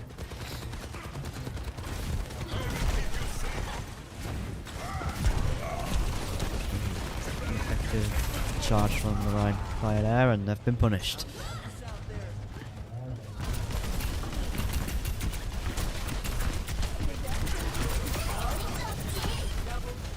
A double kill, that's always nice to see. Ooh, just noticed someone hiding out on the roof there. Should definitely look out for them.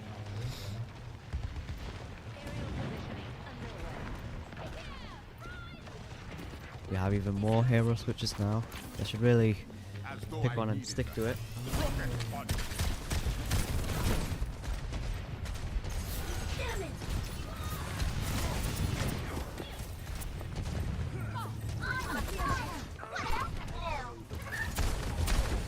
Reaper trying to sneak up on the other team, but just being rushed.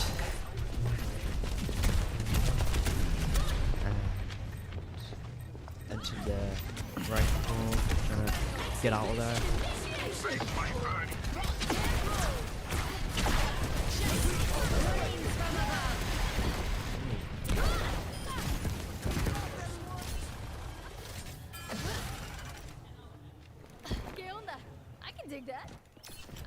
Still no advances from our other team. Hopefully they can turn it around, otherwise this will all be over.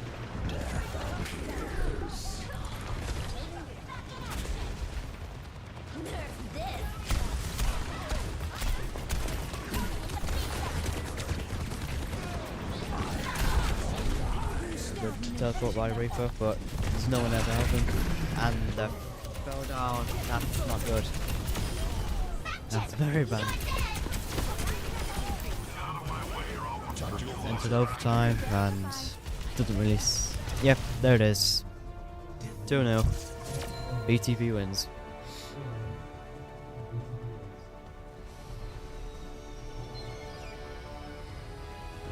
Yeah, like I said, really have that chemistry with each other.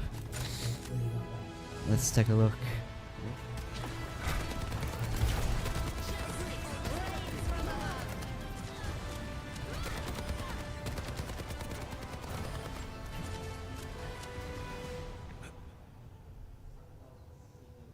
A nice kill streak from our soldier there, and that was that. Okay, here's the scores on the doors. Right, we have everyone's played at least once. We have BTP with a win, Huffscuss with a win, Phantoms with a loss. That's Phantoms Rocketeers both lost their games, but MBG half and half. Let's see how this affects all of our teams going forward.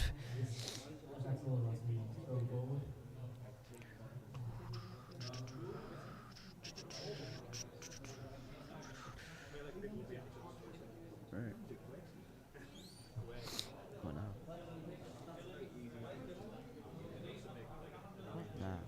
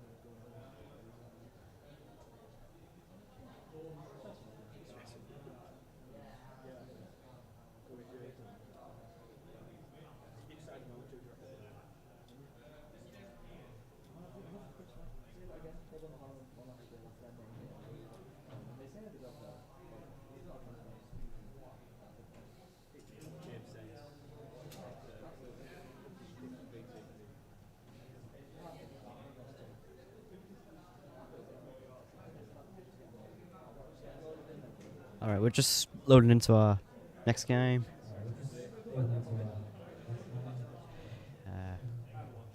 We just get ready for it.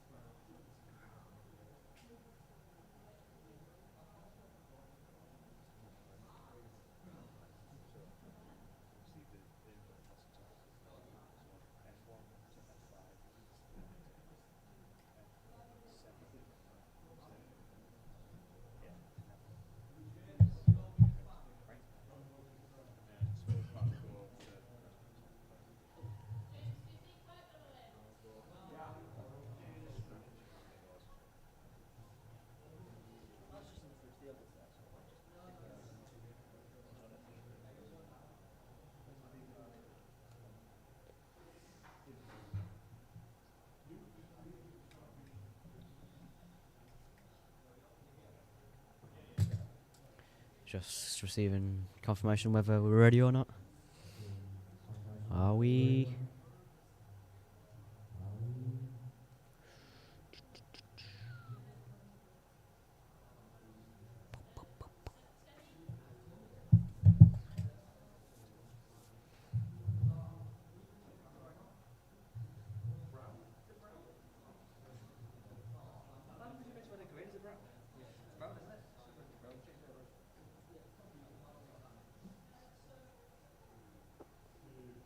After this match, we'll go for dinner. Until we'll just try and start about 1:15, but I'll get paid to do solo, so you can have a big dinner, and then you be back for their match. Right.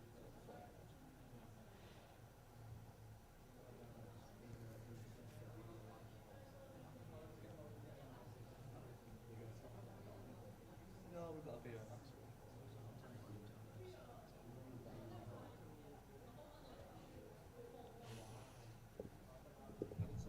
Still not ready. Hopefully we can solve this issue.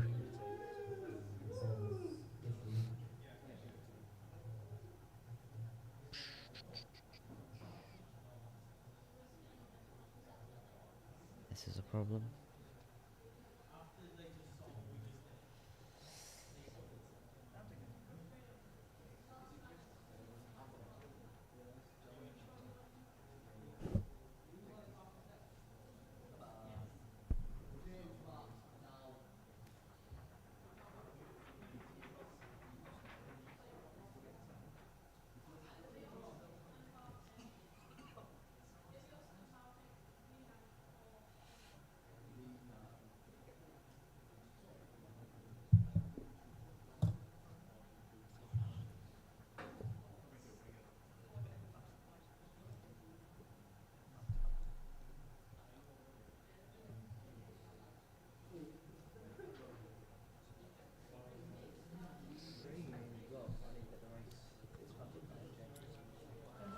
Okay, we're finally ready. Finally decided on a map. And just getting the heroes ready. Let's take a look about what composition we'll see this time. Right, DTP Phantoms.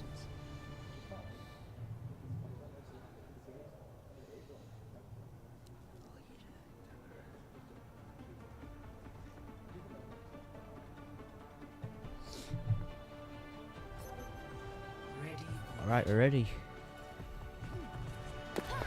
BTP going with a similar approach that we did last time.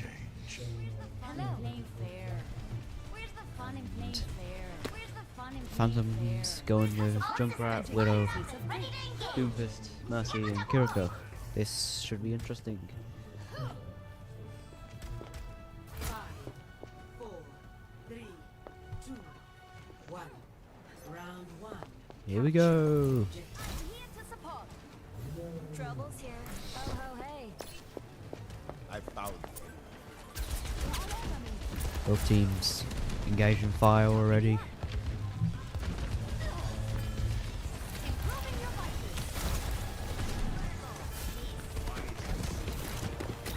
Still wall riding, trying to take out the Mercy, and he's done exactly that.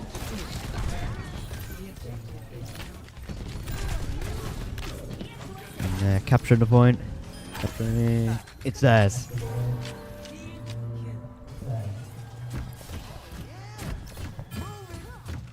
Again, more great teamwork from BTP. It's really going to be hard to beat these people.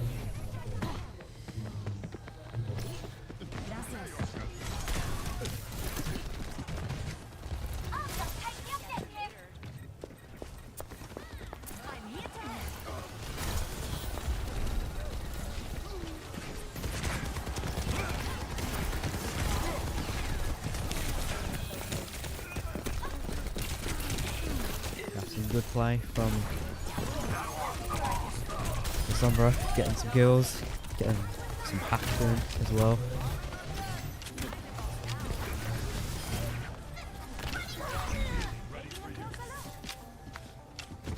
Another example of BTP's teamwork.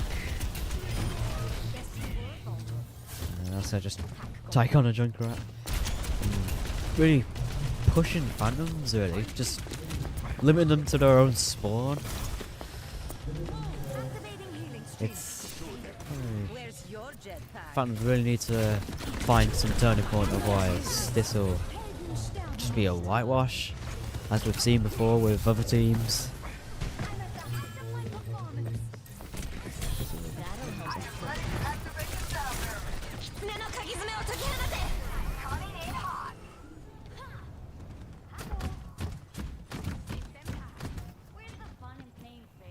Points getting dangerously close to 100%. Phantoms need one more push, one more chance to really take the fight to BTP. Oh, I would have said good movement by the Doomfist, but he just threw himself off the map. And that's that, 1-0. Right. 1-0, 1-0. Let's see if anyone does anything different in the next round.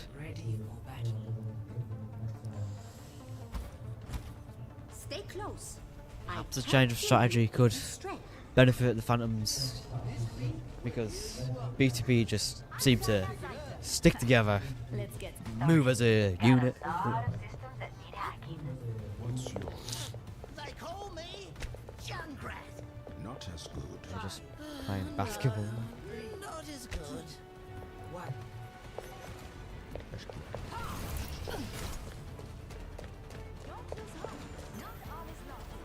We're getting into a good position already. And we have first blood. The Widowmaker, a good ADS to really just get rid of the Mercy, really.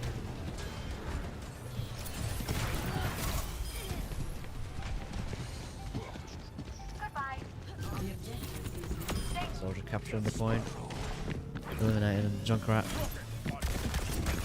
A Doomfist came, but Lucio and Mercy have come to help.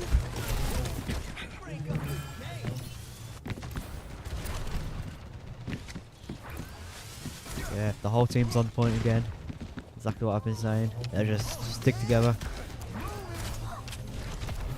Doomfist trying to take the fight to them, but it's not going to work out. Like I said, yeah.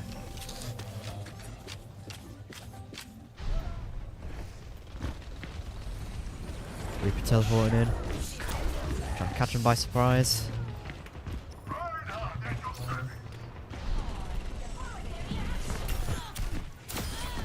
Good kill by our Reaper. taking out the diva as well.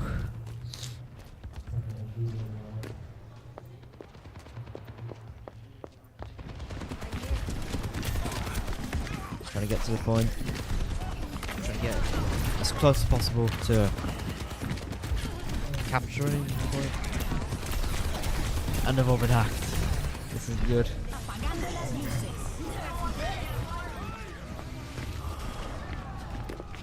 Oh, another effective use of Diva Bomb.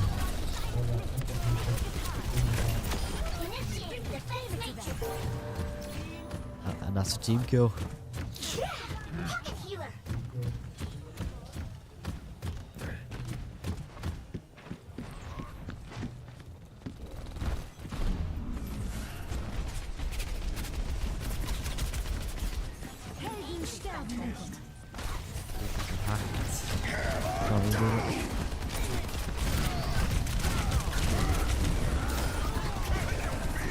Good pin from the Reinhardt, but couldn't follow up.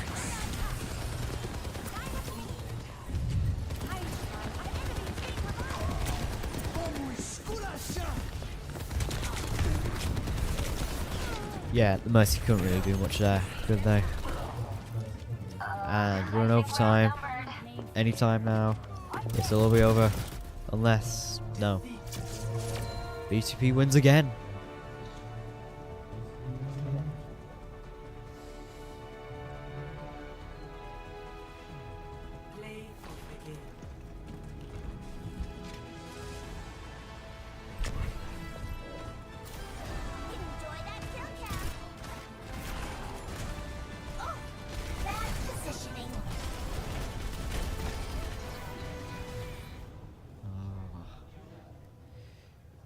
He just crushed the Reaper with that mech recall.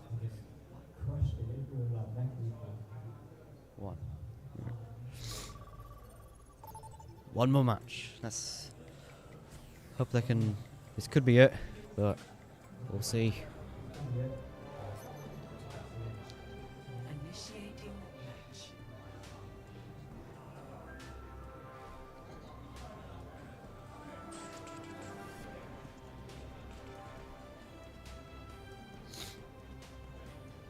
It's 1-0 right now.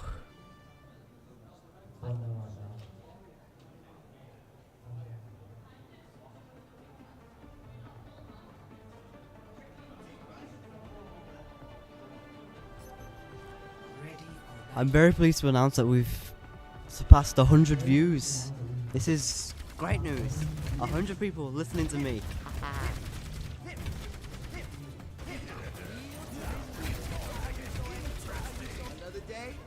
Right, just preparing to attack. BTP have had a little bit of a change in heroes, and Phantom's trying to replicate what BTP did in that last round. Good movement from Junkrat, wow.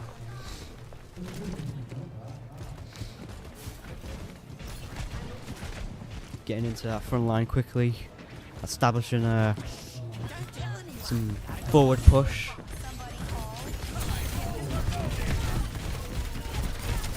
And they're trying to, even some trying to take out Orisa, but it's no good. And Mercy got caught in the crossfire. And BTP have captured the point again. This is not going to end well for the Phantoms if they don't change something.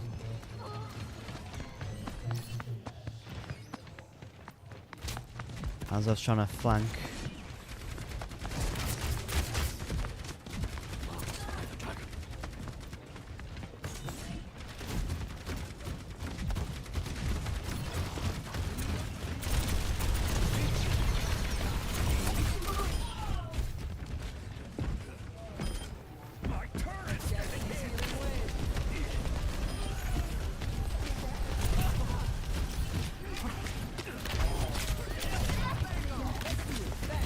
Two Lucios against each other, and everything just went down there.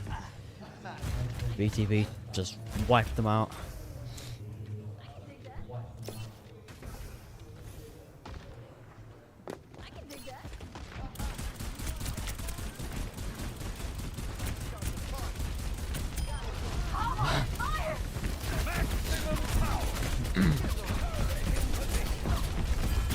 rushing in, but couldn't do anything against multiple enemies.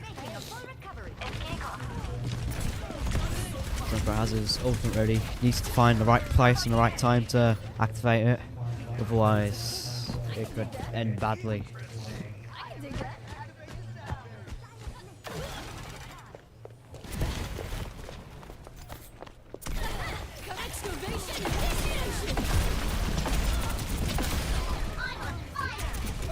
Again, another just wipeout of.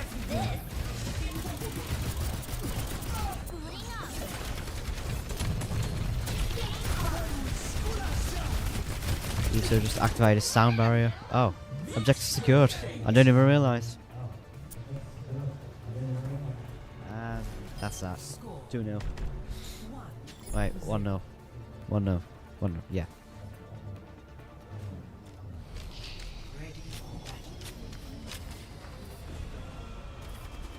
My heart is strong, and my javelin is sharp. Piece of cake, piece of cake. Cheer up, crew! Who knows what we'll find out there? Piece of cake. Piece of cake. Ooh, we have a switch up from Marissa to Ramatra. What could this mean? 1. Round 2. Capture the objective. Angel, if you're so not over here. Do it with this round.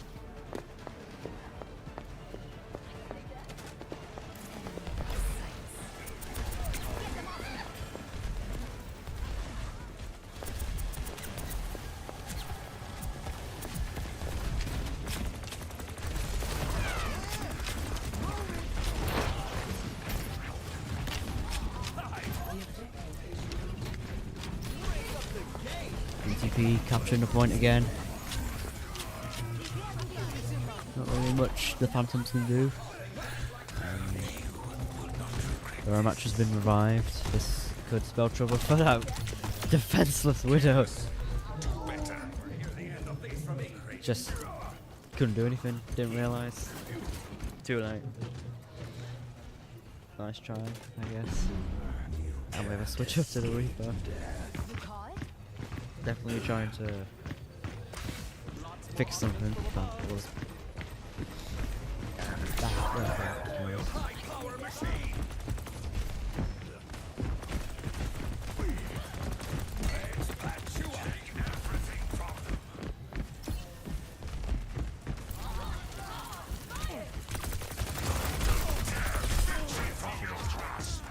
punching the Life Weaver to death.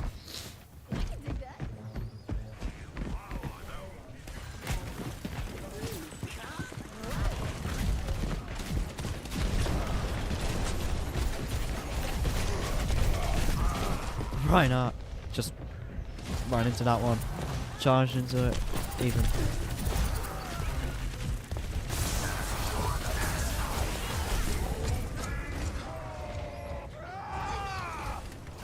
Good use of ultimates again from the Ramatra.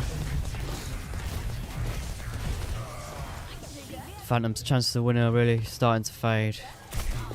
Just very, very low chances of any sort of comeback, really.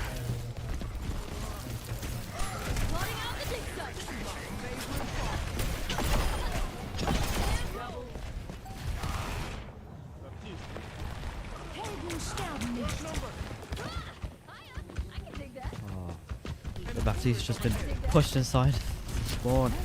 There's nothing I can do. And the trap. That's it. BTP wins. Again. Excellent teamwork from them, as always. Let's watch this play it again.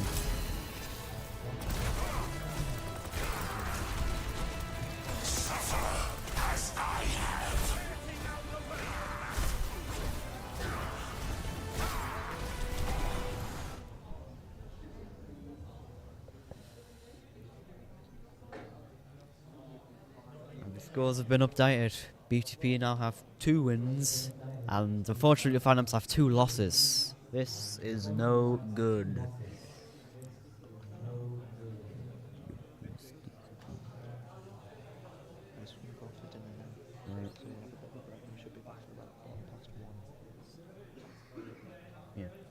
just.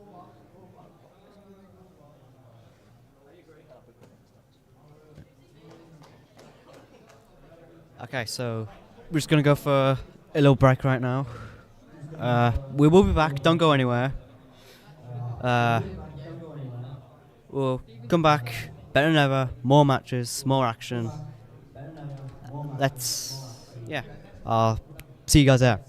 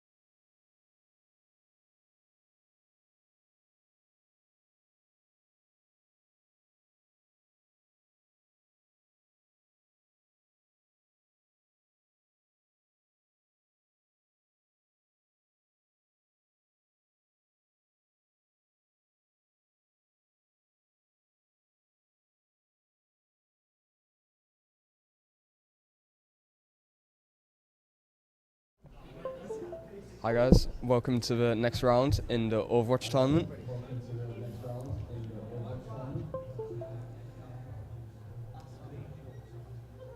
We're waiting for the match to start.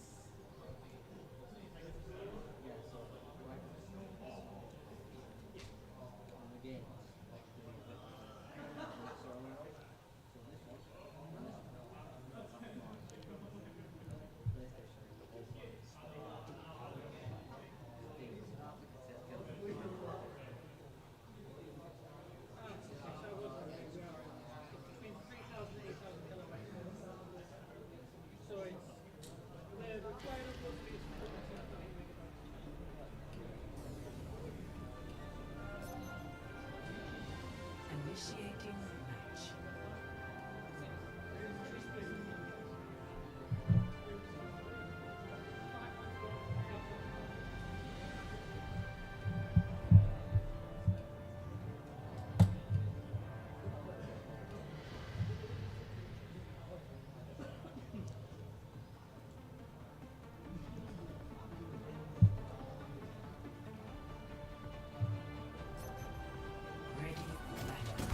Right, so we have got a Diva, a Echo, a Baptiste, a Lucio and a Soldier. That may be a good comp.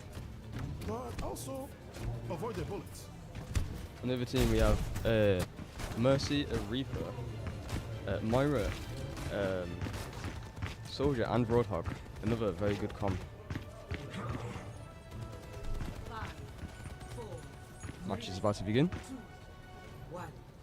Round 1. Capture objective.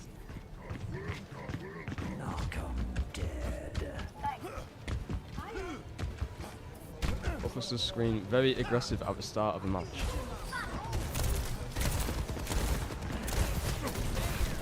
Let's get you all. Baptiste giving good heals to his team when needed.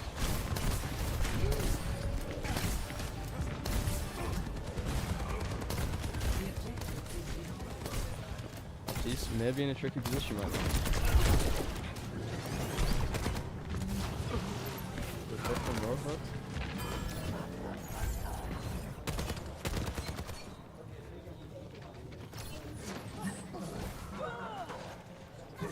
The Rocketeers have the point. So just staying back to make sure no one attacks.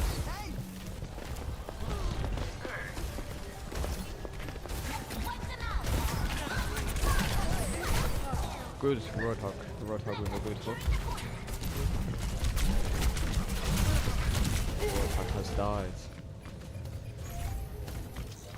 Baptiste working hard to make sure his team is in top shape.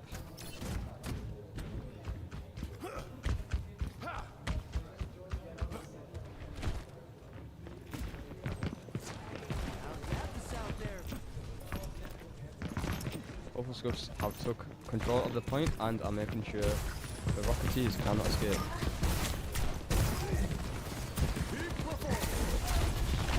Mario working hard to keep the Roadhog alive, and Reaper with a good ult, but was Shut down by McCree.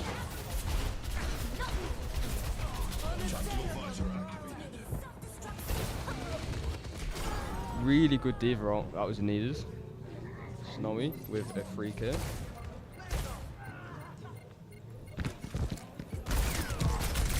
Roadhog solo ult. Could have been saved, but it was needed.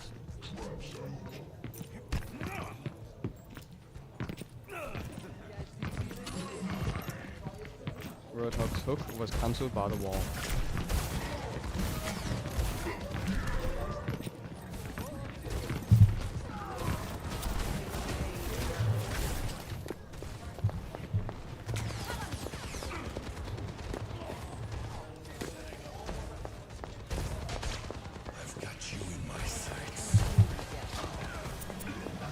Soldier got 1 kill with his ultimate, but was shut down by Roadhog.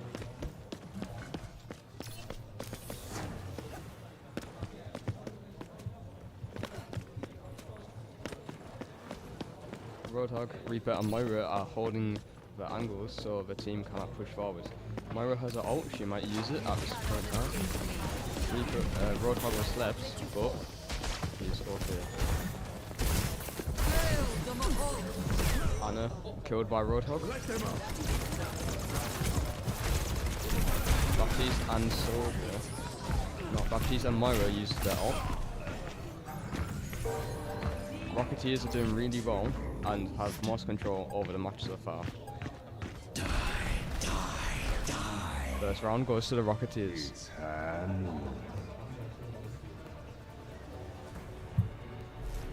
Score 0-1.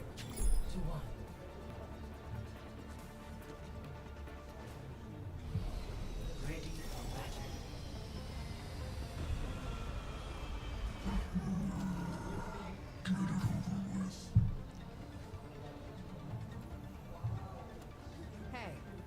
Hey, who took my nano cola?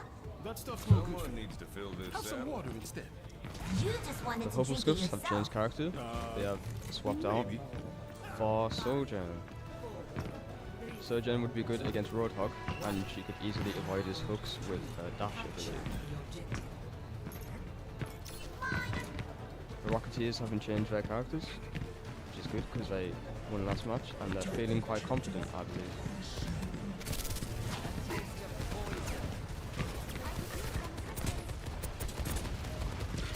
Roadhog's taken a lot of punishment at the front, but he's got Moira backing him. So, Soldier 76 is picking up. Anna doing really well to keep her team alive, barely though. Oh, Anna was shut down by Reaper. Reaper just got a free kill. 4K, actually, that's really good. Rocketeers are doing really well. They did not let the Huffle Scruffs get any percentage on the point, and they already claimed it.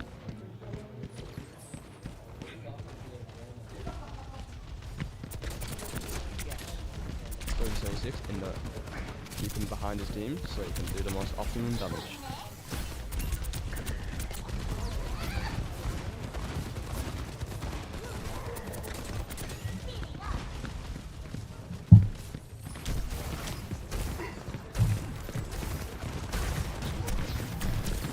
He's doing good damage against Sojourn, got the Clone Reaper. Sojourn was shut down. This might be a good D.Va ult. Oh, got a healer, which is good. Could have been better, but pretty good. Anna with a great sleep by Roadhog. Still managed to push off McCree quite far. McCree is about to die. McCree was killed by Reaper.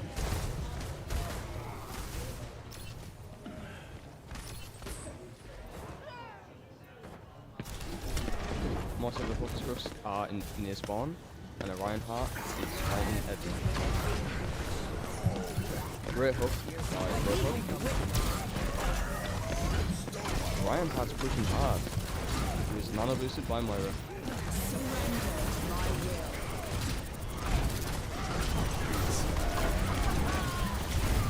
Moira could have used it all better, but it's still good to keep Roadhog alive. Roadhog is killed by Reinhardt. That was a good push by Reinhardt, and is what the team needed. Compared with Anna's Nano Boost, it was a good comp.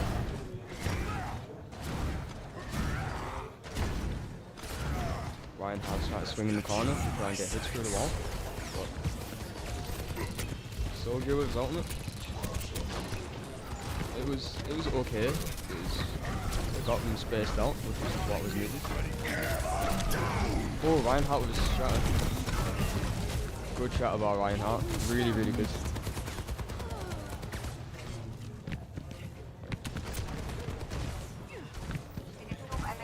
Upper Scruffs have got the point. Pushing forwards. Upper Scruffs going back to the point.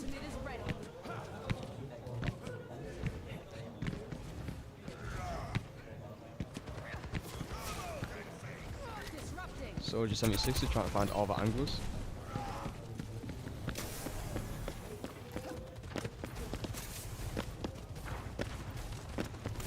Roadhog's pushing up. Myra's there to support him, which is good. Reaper's on. Reaper's going for the flank. Myra is shut down by Soldier. Reaper was really good. Oh. Reaper's good. Shut down by Reinhardt.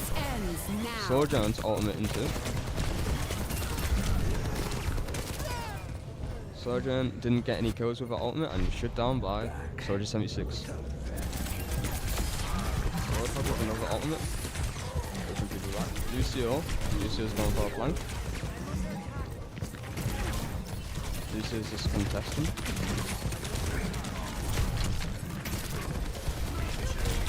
It's all out battle for the point. Roadhog with 2 kills. And Hammond, surprisingly. Hammond against a Roadhog. Hammond was shut down by a Roadhog. Rocketeers win the match. Rocketeers were the most dominant out of the game.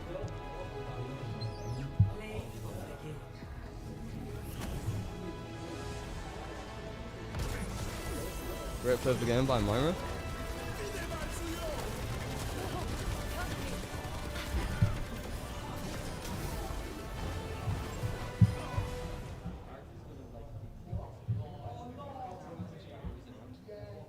One more round, and then we will see who the winners are. If the Rocketeers win.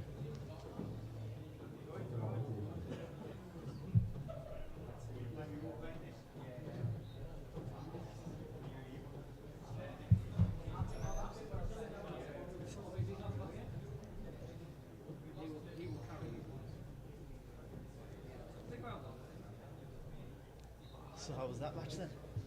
It was good. I think that the Rocketeers were really dominant compared to the Hufflescruffs, but the Hufflescruffs did hold their own for a while. Yeah, for what I saw, there was a lot more emphasis on ultimates and overall ability consummation throughout the actual game itself, which is really good. There's quite a lot of flanks as well from Reaper. Reaper was really good. When Roadhog was concerned, being able to just charge in that front, be able to really rectify a lot of the mistakes that were made on the push forward and really help push the team forward. Was there any particular heroes that we used that you felt had a bigger impact on the game? I think the Rocketeers, Soldier 76. He was really good. He was finding all the angles to damage the other team, stop him from flanking. And I think, to be honest, player of the game, in my opinion, should have been Roadhog, because Roadhog was really good. Yeah, absolutely. Or Reaper. Reaper was equally as good. Yeah, that death boss at the end really. It was really extremely effective, even though I only saw about 10 minutes of it. And I'm quite surprised to see the Hufflescruffs come out with a loss after that dominant first match. Yeah. I'm really proud of the Rocketeers though. They were good. Absolutely, definitely coming back into the stride. Next round is starting. I wonder if they will change any heroes, maybe to find a new strategy to come back. I'd definitely like to see more defensive play from Hufflescruffs if they're going to be able to. Yeah.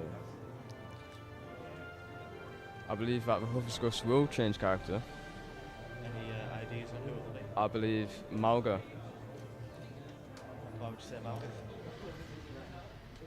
I believe that Malga would be good against Roadhog. Yeah, that's fair. But Snowy's a good tank. I would just believe that they need to choose when to attack and when to like. Oh yeah, as I said, Malga. Farah would be interesting. Oh, never mind, Soldier. Quite interested to see how both Brig and Bath are going to be able to come up because they're I usually am- more of a buff type support rather than outright heals. I am quite surprised with Brigitte actually, Yeah. because Brigitte with a Malga, I don't think it would be as effective as Mercy with a Malga would be. Yeah, I agree. I believe that Baptiste would be good in keeping Malga alive in certain situations with his immortal vitality field, I believe it's called. Yeah. But yeah, I believe that Baptiste is the right way to go, but I'm not sure about Brigitte. We'll have to see how it plays out. Reaper going for the flank. And was already contested by the other Reaper.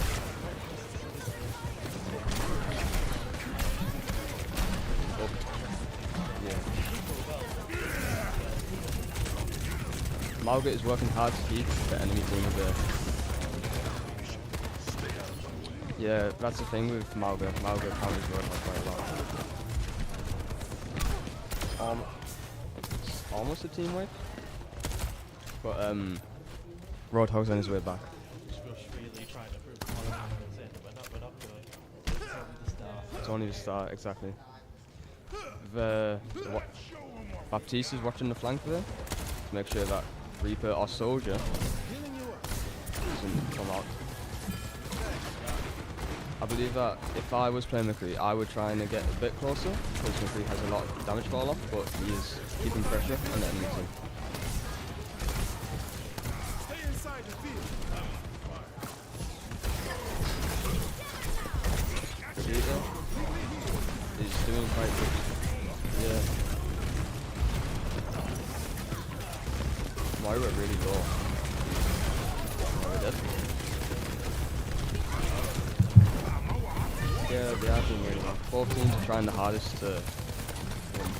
Vegeta with the ultimate. Supported by no one actually. Vegeta supported by no one. Margus tried to get in there, but he was shut down.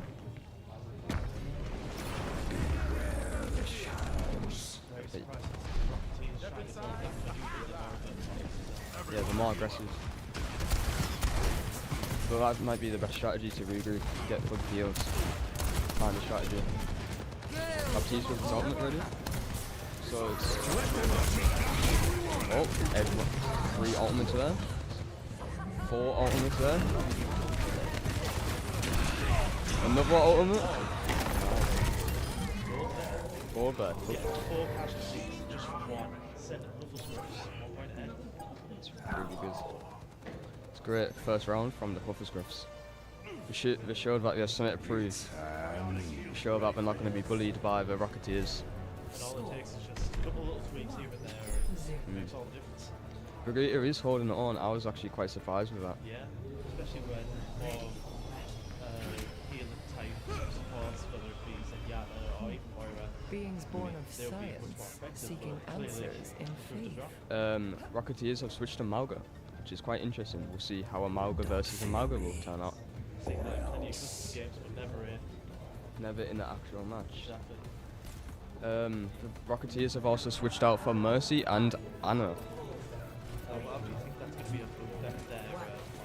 I believe that Anna would be good against Malga, because Malga could get stunned when he's charging. And I think that Mercy is good for Malga to support him. So I think hopefully it goes well for them. They went for the high ground.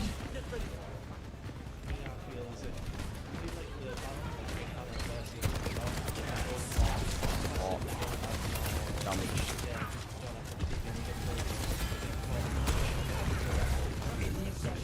So far this is a game of peekaboo. Everyone's hiding behind walls. Malga needs to be backdoor by Mercy. Malga is dead.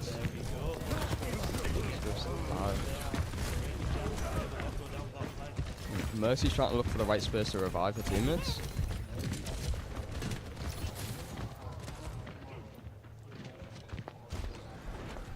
Mercy has been caught out by Mauga. Mauga squished Mercy. Looks like we have a change from Anna to Moira from the Rocketeers. They were doing quite well with the Rocketeers before, when Moira.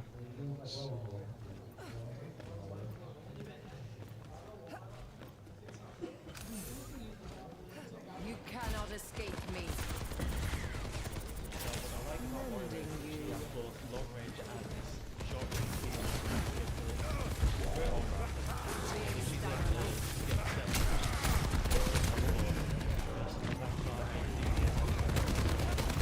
So, I also think the Rocketeers have been going for the high ground quite a lot this match. Mauga's doing good damage. Really good way of being able to keep that barrier strong.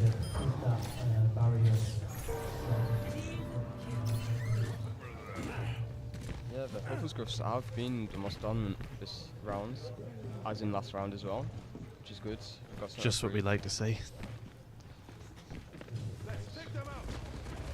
Quite an interesting match so far. Already have a battle.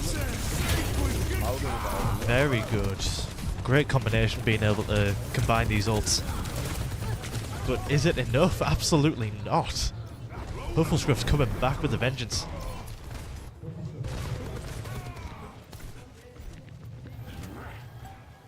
Yeah, the Rocketeers got a bit too confident because of the last match. Yeah. But it's good for the Hufflescruffs, proving that they're ready. Tracer trying to do sneaking, happy with objective. Is it going to happen again? Try and get as much time on it as possible. Solid movement, trying to get the Rocketeers back at least for a chance. Oh, but of course. Reaper has been the star so far. Reaper and Mauga, great performances all round.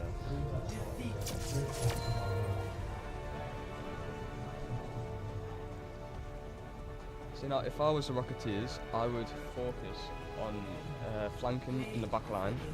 I'd try and get rid of the healers because the Hufflescruff's healers are the ones keeping the team alive. Absolutely, and I'd be more concerned with conserving ults for one big charge onto the point, because every now and then they've just been trying to get in, get out, and the ultimates have been all over the place and they haven't been able to corroborate together. Yeah. And so we now move to a tiebreak. I believe it's the first tiebreak of the tournament. Yeah, I believe so. And I cannot wait to see how this is, because both teams have shown their strengths, they've shown their weaknesses.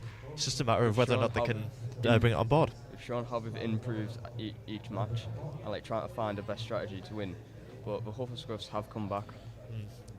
Especially with that Mauga switch. That was the way to go. Absolutely. Being able to have that tank who can deal so much damage that it just overwhelms that back line. Yeah. It, like I said, makes all the difference, and it's shown in scoreline. Who would be the player of the game, in your opinion, so far? I'd have to say Reaper. Yeah, Reaper has been absolutely killing it with those ults. Every time there's a Death Blossom, there's at least 2 or 3 kills every time, and it's incredible. It's what they need.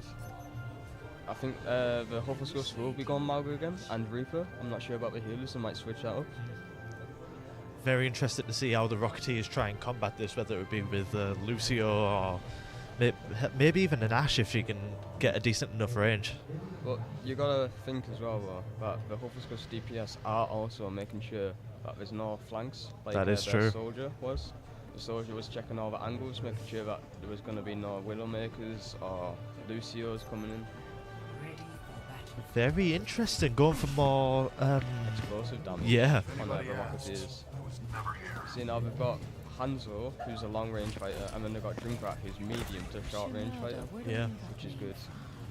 Plus, each of these heroes are able to cover a large amount of area in just a couple of attacks, so it just goes to show that they are trying to go for more of a zonal offense rather than one-on-one. Soldier on the Hufflescruffs just scored a goal. Unbelievable. It was amazing. Highlight of the match there. Second career. See, now, what's interesting is Hanzo, because And Ramacha as well. Ramacha's quite interesting against Mauga. Because Ramacha is good against Mauga. But I feel like Mauga could overwhelm. Yeah. Ramacha quite a lot easier than you'd think. Plus, when you combine it with, as we mentioned previously, Reaper, he has quite a good record against tanks. Yeah, Reaper's a tank player. What it's called? Immortality Field. Immortality Field by Reaper gone for the flank. Has to get out of there, but Junkrat was ready. Already a bit of a waste of cooldowns. Could that be reflected in the performance? It could be. Mercy ready to do it, so it might get shut down. Unlucky.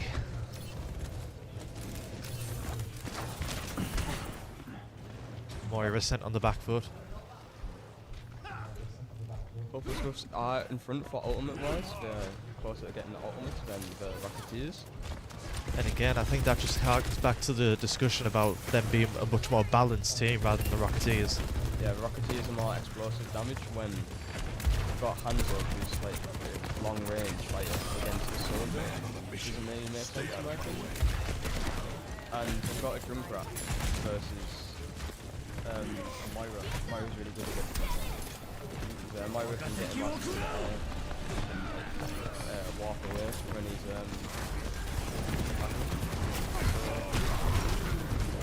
great escape by Moira.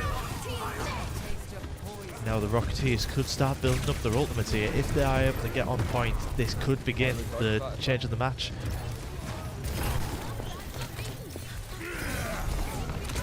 That was poor movement from the Mercy. She was just fish out of water. Hanzo was small, and if I was Mauga, I'd try that. But he was good bargain for the Junkrat on his way back.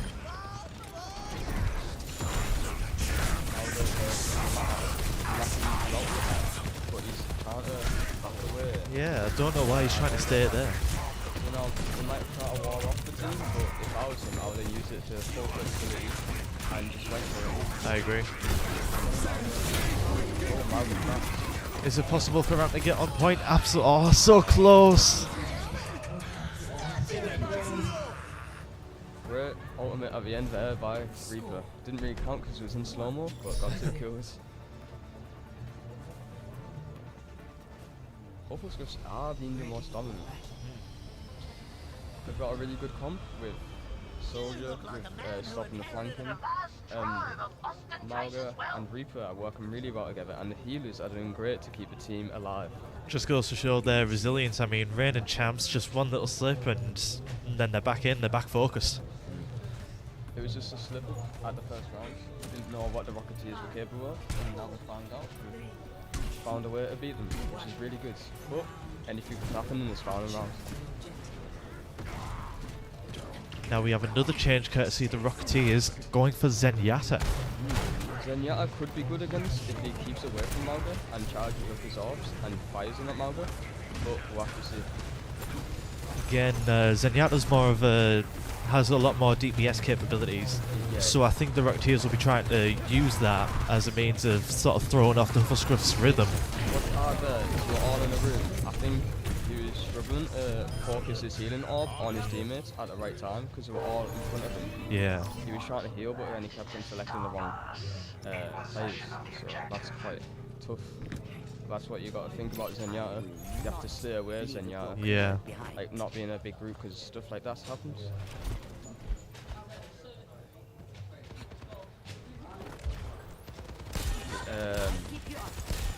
Zenyatta was switched for Anna. A lot of switching from the supports, which shows a bit more insecurity. Good shot by Hanzo there. Dragon Strike another point. Will it make a difference? He got rid of the immortality field, but will that count for Mauga's offense?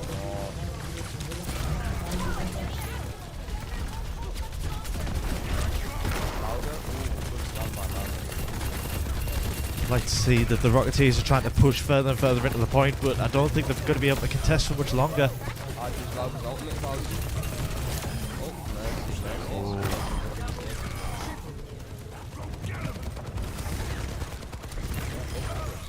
Very well done. Really well. And almost everyone in the Hufflescruffs have their ultimate. They haven't used it. That, like, they haven't needed to use it, but it's good to keep them away. Because the Rocketeers used a couple ultimates there. They used Hanzo's ultimate, which didn't really do much. Already we have a bat trying to already establish some sort of offense. Again, a poor ultimate from Hanzo.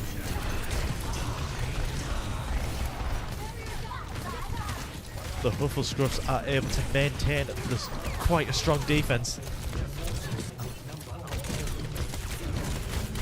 Or are they? He is doing really well. Oh, absolutely. A lot better than I would have expected. Yeah. I was actually quite surprised in the capabilities, like the team matchup, but it's working to the best. So. And could it be a whitewash for the Huffle Scruffs? I think Malga just uses ultimate to stop might be. people. Huffle Scruffs win. Really good try by the Rocketeers, but unfortunately the Huffle Scruffs were just a better team. I don't really know what to say. I think you've said it all. They're just completely superior when it comes to defense. They were able to quickly lock in. They were able to determine their off angles. Had a great comp, and they caught them completely off guard. Great to see. Now, how do you think this is going to affect both of their mentalities going forward? I believe that the Huffle Scruffs will be feeling a lot confident now, because they had a slip up at the start, but that's because, in my opinion, they didn't know what the Rocketeers could do. But now they found out what would work best. They switched when they needed to switch, like they switched to Malga when Malga was needed, and we just dominated the entire match. Exactly, that communication that they were able to have between the supports, DPS and tank, it helps just differentiate the men from the boys, really. Yeah, it does. It seemed that they had a strong team all around. There was no way that the Rocketeers could get in and do some damage because of the DPSs. And the healers were just keeping it all together, in my opinion. Absolutely. And now, as you can see from the leaderboard, BTP are leading by 1. The Huffle Scruffs in tow with 3. Nothing but Nyash at 2. And the Phantoms and Rocketeers at 0 even.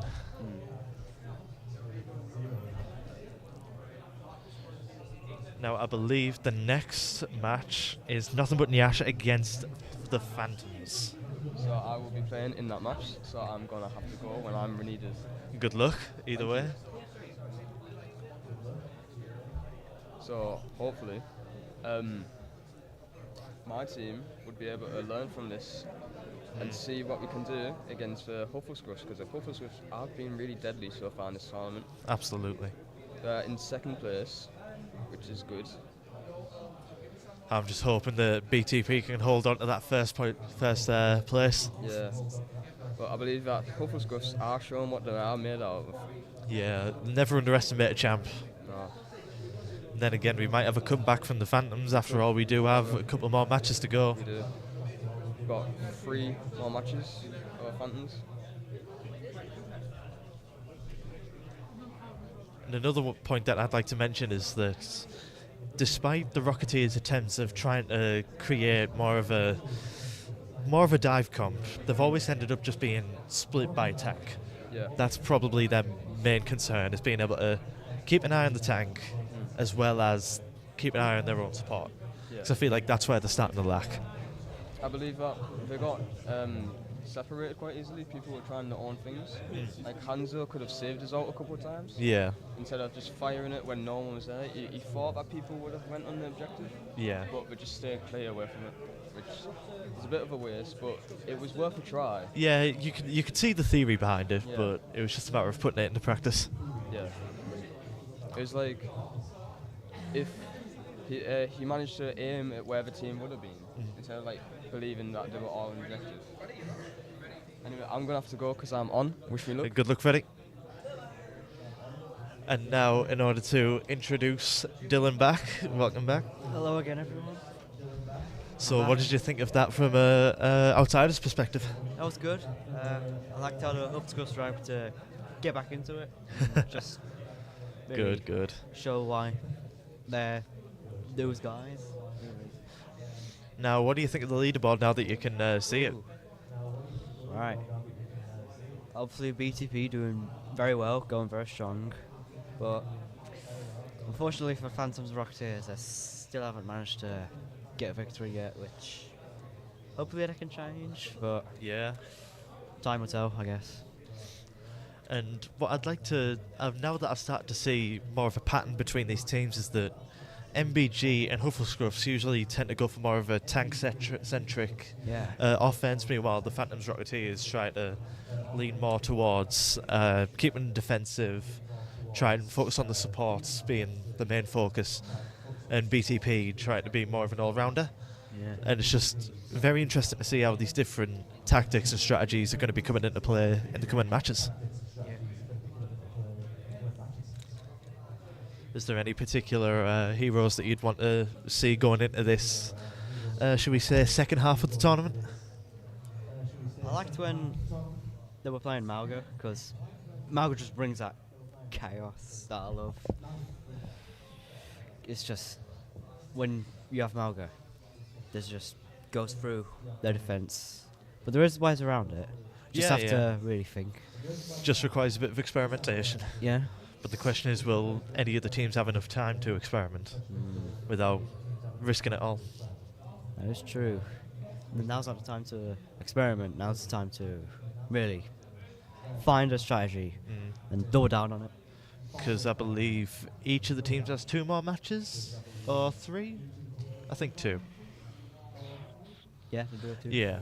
So, if I was one of the team captains, I'd say try and focus more on specialising what your type of team is going to be, whether it's a dive comp, a poke comp, or a bit of a mix and match of both, or all, and just generally try and rally the team behind a certain ideology or aspect of the game, and just use that to try and propel themselves into the finals. Yeah, I would also like to add on that, just stick to like a hero or specific heroes, because I've seen a lot of the games just switching constantly. Yeah.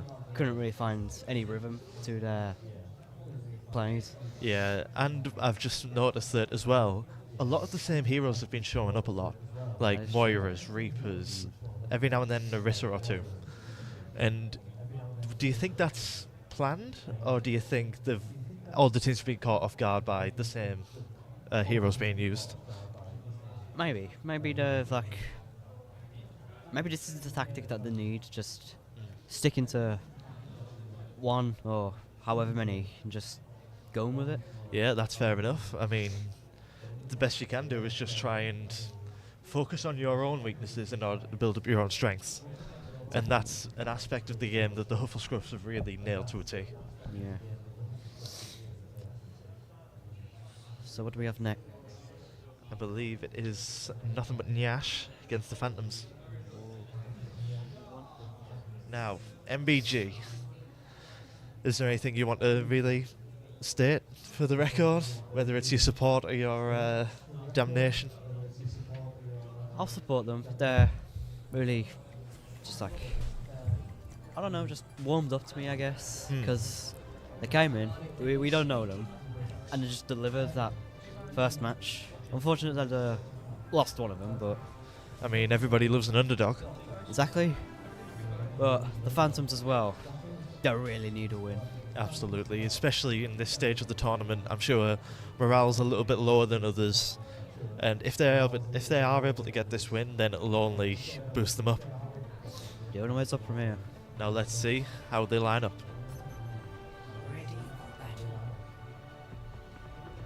Looks to be quite usual, like their usual lineup with Reapers, Malgas, etc. What do you think about this? I don't care I what think this legal is organization you're part of. very good, because I want you on your best that, like I mentioned, I have found their heroes, and earlier in the tournament, Divas has just been excellent. Yeah, I mean, it's one of those heroes where you just can't go wrong unless you really go wrong. Yeah. If that makes sense. I'm with you.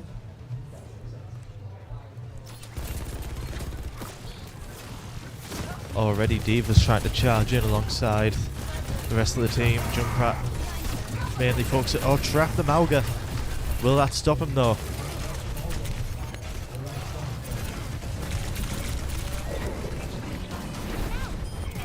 already. Not the greatest start for Nothing But Nyash.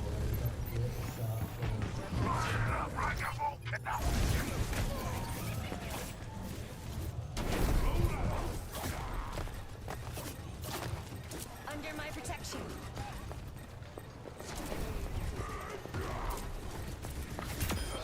Taking the objective. And already we could have, never mind, I may or may not have spoken too soon with NBG taking the point away from the Phantoms. Lending you a taste of poison. I like to see that NBG are trying to focus more on defensive rather than trying to force the Phantoms back into their spawn. That has happened quite a few times where the teams just attack and then eventually they just can't get out of their own spawn and then oh hell breaks loose. But to be fair, NBG could be looking a little bit weaker.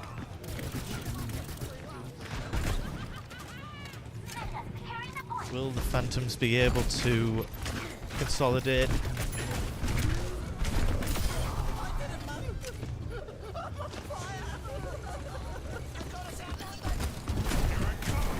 I'll go against Junkrat. I think that's a fight everyone expected to go very quickly. Thanks for patching me up.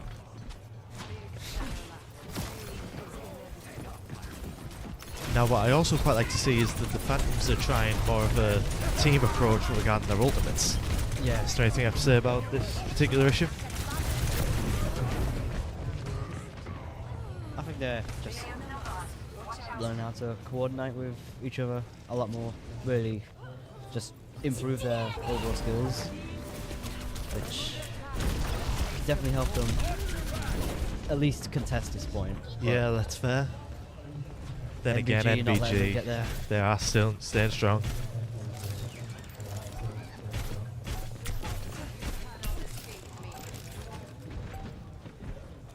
I believe each team has 3 ultimates. Which one will be the victor? A Diva Bomb straight on point. Oh, it's not as effective as it could have been. And Mauga really forcing the rest of the team into a cage fight. Well done from MBG. Uh-oh. Score 1-0.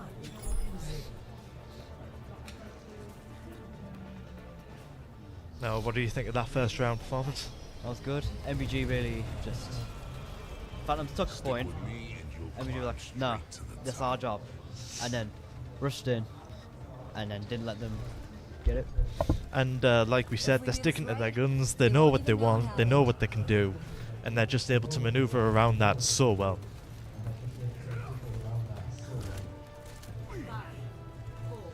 And now we are off with the second round. Capture the objective. But we can still win this. Now we have a Lucio following in the Phantoms. Do you think that's going to change their tactics slightly? Yeah, it should do because like, his main thing is not really healing, it's more of like a here, here's some speed, here's just switch between them. Definitely help them out when attacking and then if needed just retreat and heal them. MPG tactic point.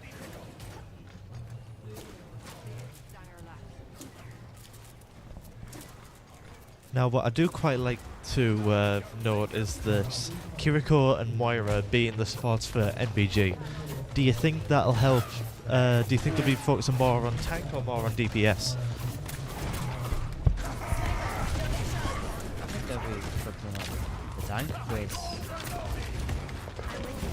the Mauga's really just been rushing in, being the driving force behind all their attacks. Then again, that could come back to bite them if the Mauga goes a bit too far. Yeah.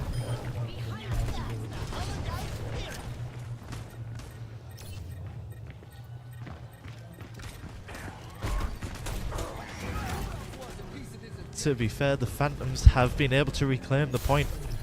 Will this be permanent or temporary, do you reckon? I'm not sure really, because Mauga's coming in, and that means the rest of them are. Honestly, I think MBG might be able to pull it back, especially with this offense, but the Lucio ult could help them hold.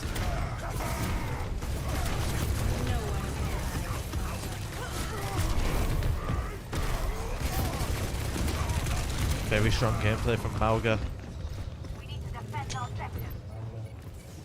And MBG reclaim their point. I've been waiting for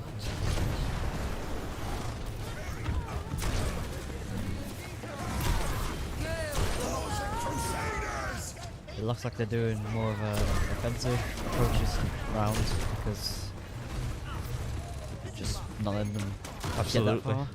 All these ults from nothing but Nash getting prepared. Do you reckon they'll be able to create an all-out attack? Yeah, definitely, because Reinhardt's going in. Misses his win. A rib tire from the Phantoms, leading MBG potentially on the back foot. I think that's almost the full team on point.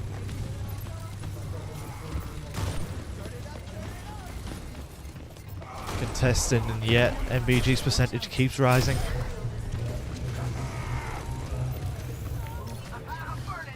They have they've taken it to overtime.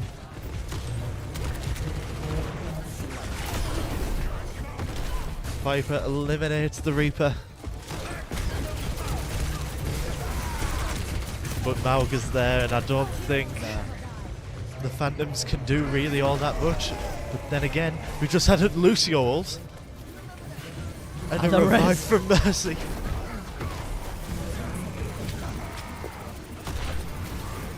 Why we're trying to focus on where to... Oh, that was a bit cruel.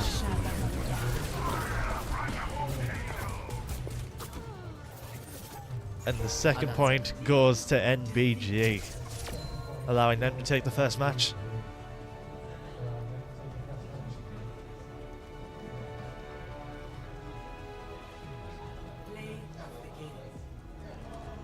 Now let's have a look at this play of the game.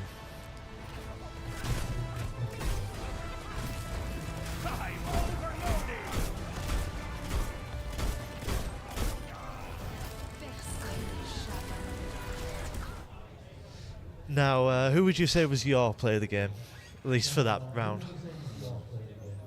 I'm not sure really, because I think everyone performed equally in that match. They all did their jobs and did well. I'm going to have to disagree. I'd say Mauga was the player of the game for that one. He was just so dominating over that back line. Really, everybody else, he was able to drive forward, create enough distractions for the DPS to join, and overall it was an extremely strong performance. Now I anticipate that we might be getting some changes. I'm not sure, but I think we might. Yeah, a change of approach might be best for the Phantoms. Maybe for MBG? Potentially. Do it right. Yes, we have had a couple of changes from the Phantoms involving an Orisa and a Bastion. Now this is a lot more damage heavy. Yeah, heavy fire. So do you reckon they'll be going for more of a blitzkrieg offense in this? I think so. Definitely. There's like fast-paced. Just go in. Especially when you combine it with the movement boost of a Lucio and the explosives of Junkrat. It could catch a lot of the MBG heroes off guard.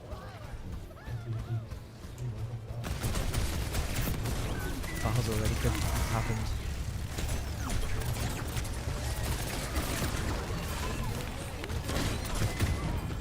Mauga charging in, already trying to catch the Phantoms on the back foot, forcing them in. But to be fair, they are able to reclaim the point. Okay, never mind. No, NBG are there, watching, waiting, ready for their opportunity.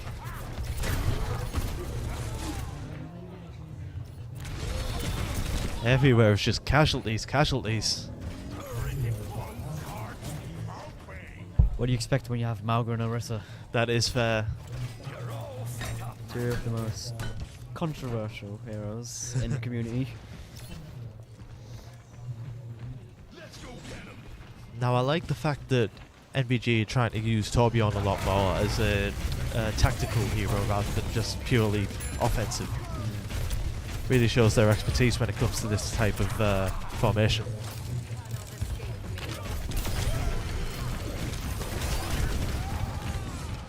However, the Phantoms have already geared up a quite strong counter-attack.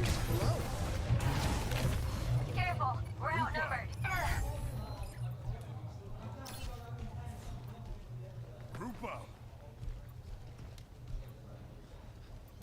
MBG grouping up. Hope to take this as a team. Now, how do you think this conflict's going to go about? Because now that the Phantoms have the point, they've already familiarised themselves with the environment. Will there be a change in hand?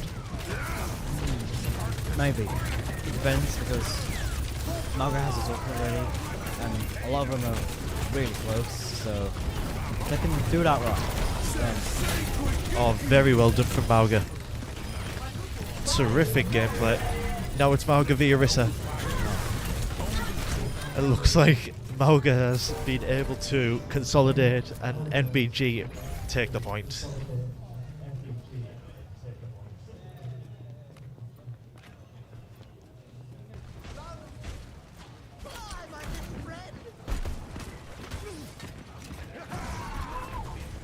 trying to sneak in.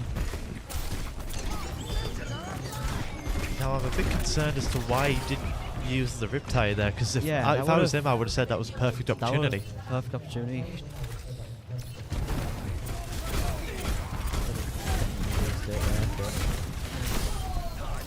Yeah, to me that was just a bit poor from the Phantoms.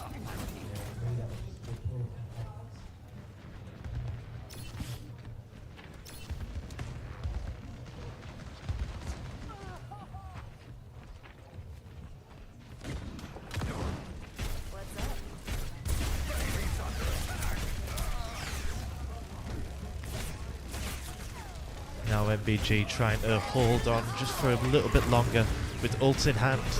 And there you go, there's the Riptide. Only taking out Reaper though. Oh, and that's not good. Torbjorn is out, Mauga is out. They And used the their change is ultimate made. and then died. That's not good. Then again, MBG still have plenty of ultimates prepared when necessary.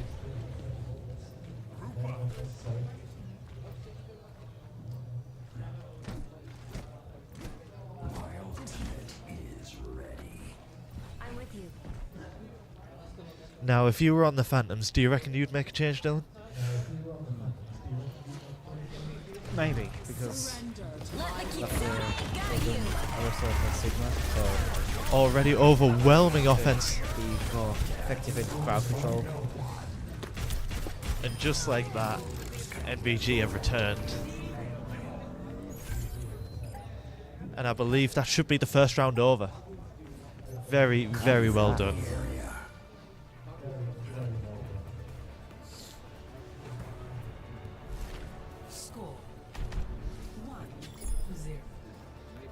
Now, if you were in NBG, on the other hand, what would you be saying to your team at the minute?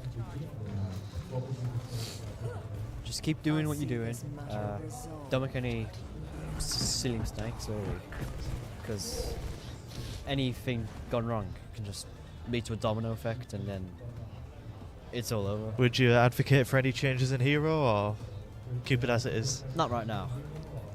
That's fair enough. For me, I'd say probably take away Torbjorn and maybe replace him with, say, Soldier, just so then you've got more of a long-range option for when there's... Because obviously this is more of a just competitive map overall, so I'd say keep with the long range and try and maintain as much of a defense as you can. Yeah, this is a very cramped map, so it's going to be a lot of going next to each other. 2 casualties of the Phantoms, 3.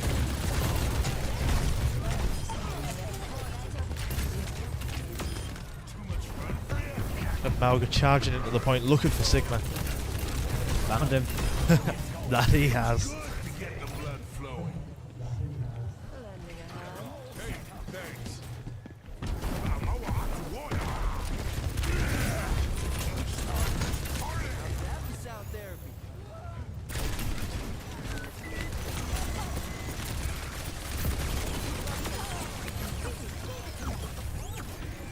Now, how do you think that Sigma's going to be able to come into play now that that they're going to be on the Phantoms are on the attack compared to just then when they were more defensive? I think this should work well because with the rock, if you do it on Malga, then Yeah, Malga's especially out in of that the charge. equation. Then Bruno just their front line we not that good. Just For me, I'd be saying if I was in the Phantoms, try and use Sigma as more of a decoy, more of a distraction. And anyway, as I like to call, more of a shepherd to guide them all to an area for a Bastion ult, but that's just me. yeah, if Bastion gets that ult, it's game over. gonna have an impact. Not only that, but NBG also have a couple of ults in hand as well. Lucio ult trying to bring in more of an offense, followed by Bastion, but he misses. Oh, that was not a very good ult for Bastion. Malga holding off, never mind, no he isn't. And Sigma trying to consolidate, but fails.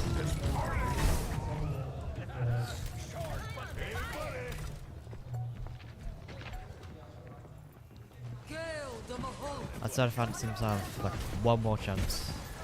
This is it. Honestly, I wouldn't even say that. I think this might just be NBG at their peak. Mercy trying to just stay on point for as long as possible. Unfortunately for them, that is not long at all. And NBG take the victory.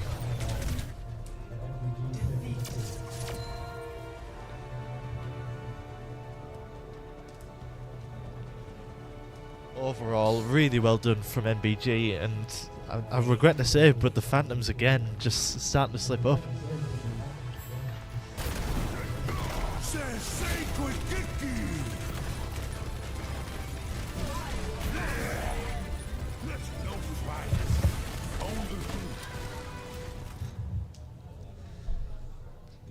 Now, moving on, we have even more matches coming through, especially involving the one next, the home team BTP. So, wish me luck.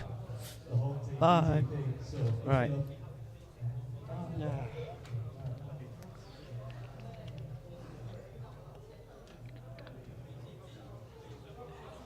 And just in case you're confused, BTP are up next, and they're against the Rocketeers. That's up for a good one.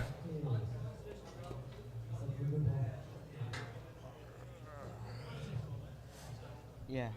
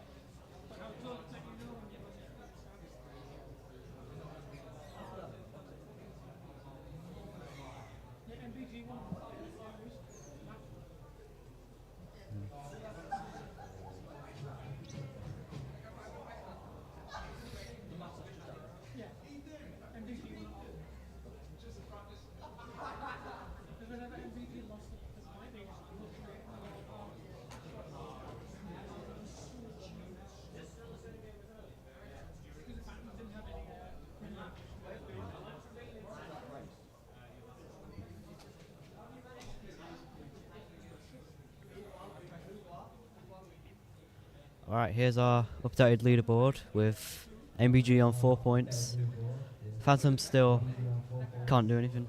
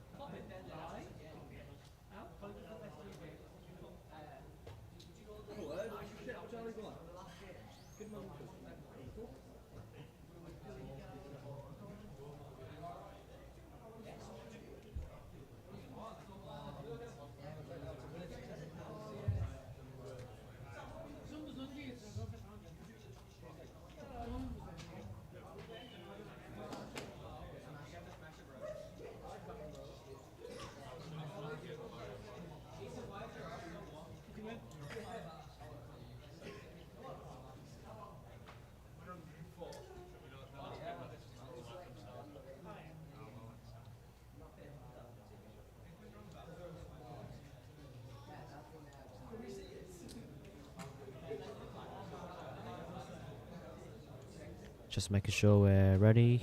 Are we? We ready?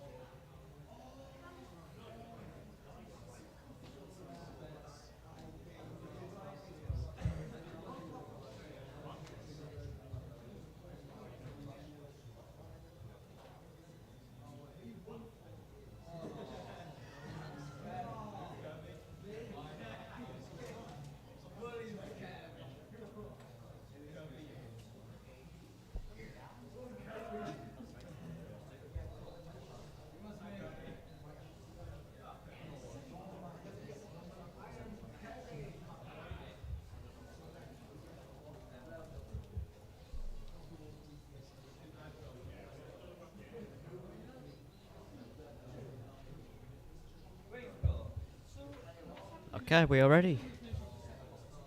Let's go. Rocketeers against BTP at the Antarctic Peninsula.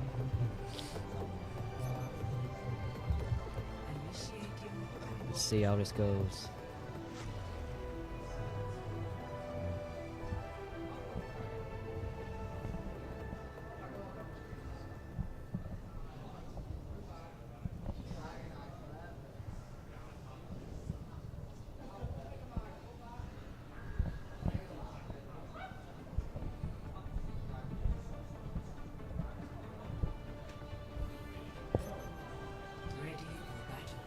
Right, teams have been they've chosen their heroes. Let's review.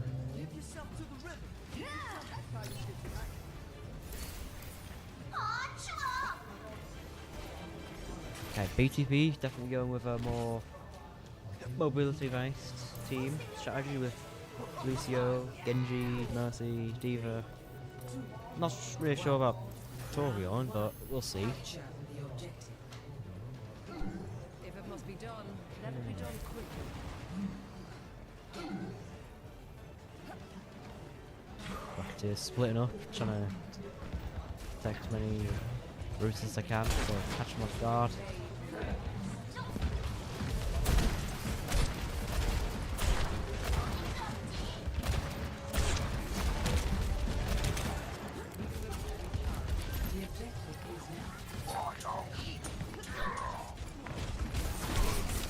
First kill is Torbjorn on Ash.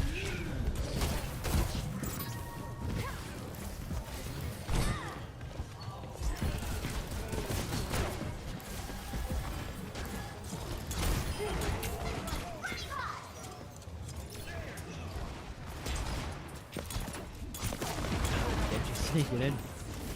Completely took him by surprise.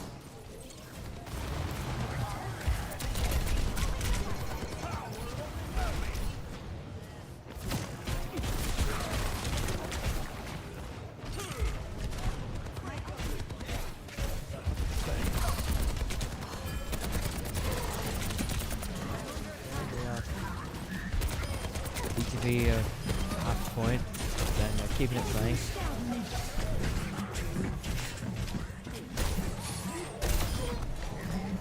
Roadhog's doing very well.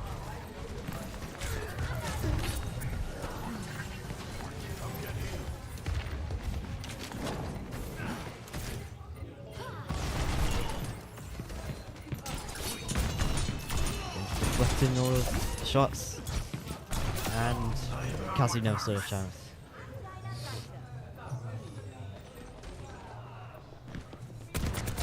Just took the point, wow. I didn't notice that. Helden sterben nicht. 3 out of 5 BTB have their ultimates ready.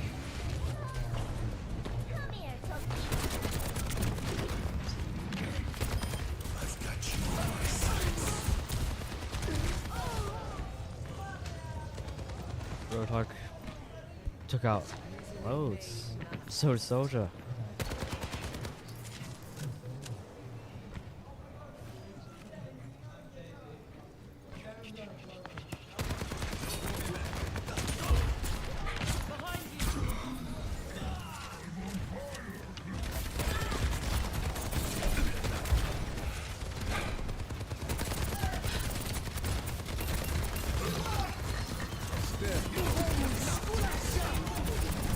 Sound barrier has been activated. BTV.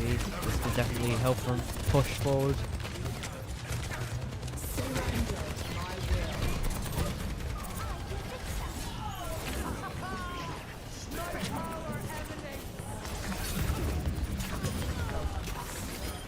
Hello guys, this is Freddy and I am back to comment. I'm joined by Freddy, yeah.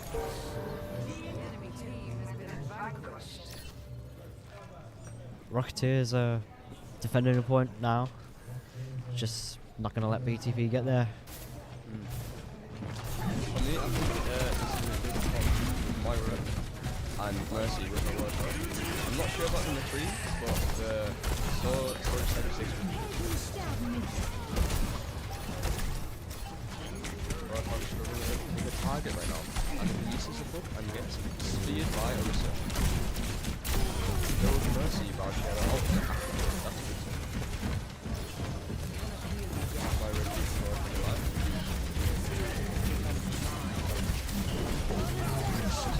Roadhog. Oh, BTV take the point. Roadhog was in a sticky situation there. But managed to escape, keep himself alive.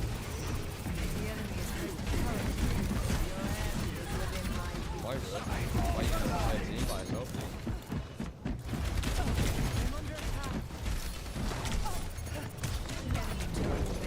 Get rid of that turret now. Not much you can do on your own, is there? No, not really. Especially as a support class.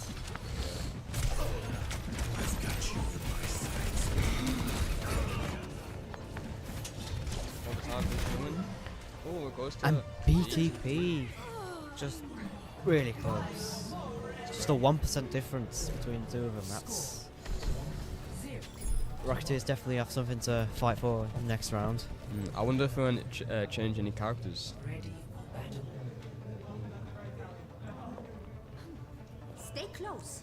No, I can't hear you. all if you stray. BTP has chosen Echo. I wonder how that will play out. Your worth is Echo a would be... Oh, hypothesis. and Rocketeers have switched to Junkrat. And now Hanzo. Struggling to pick a character here. 5, 4, 3, 2, 1. Round 2. Capture the objective. Hey there. Let's do it again. Echo pushing forward, leading BTP. Enemy target. Mercy, damage boosting Echo in the air.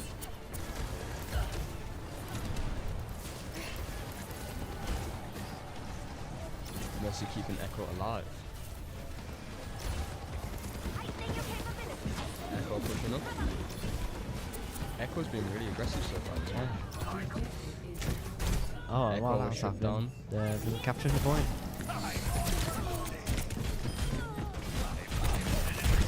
Soldier. Soldier's doing really well. Kills. Torbjorn. Soldier 76 on low health, but has been healed by Mercy. Ooh, a switch to something. BTP has switched to Junker Queen, then Junker Queen, Juno, and Sombra. Bastion and Anna, entire team change. Oh no, this is fire. Really good by Sombra. Sombra's doing really well. Sombra going for Soldier. Good job, Sombra.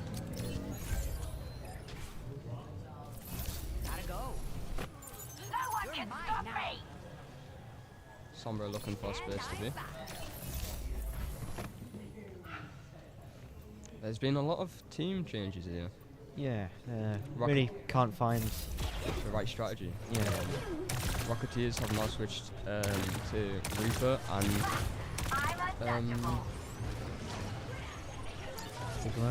Sigma, yeah. Remind me of blank there. Has to be all the time.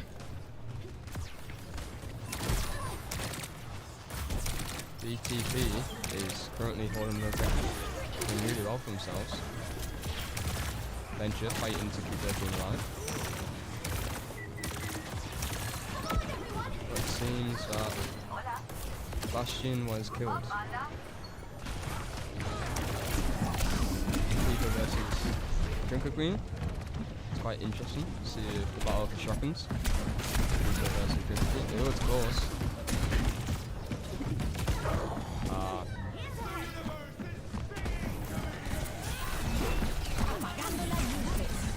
You know, if I was at Mercy, I would have raced Reaper because Sigma was being healed by Anna.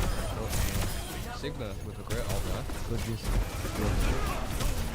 Good knock of Sombra. Sombra's almost dead. Sombra just disappears. Spy check for now. Reaper looking for a flank. Hanzo killed Sombra. Venture got stuck against a wall there and was killed by Reaper. That's unlucky for Venture. I mean, Juno, sorry. Juno got almost got ult and Junker Queen just used hers. Be interesting to see. Not much support though by a team, so a bit of a waste. BTP needs a reboot and just do what they do best. Yeah. Because they have been really good. Just this round, I don't know what's happened. The thing is that they change characters a bit too much. Yeah.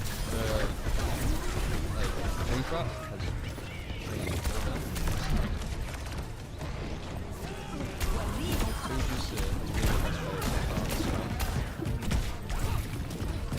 Outside of Sigma has been done pretty good. I think Sigma's doing really well, but I believe Reaper's doing really well here. Yeah, Reaper as well.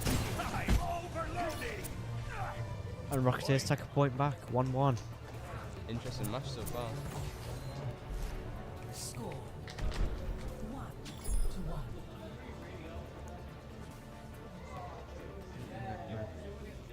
1-1. Ready. Alright. This should be it. Let's see how they do.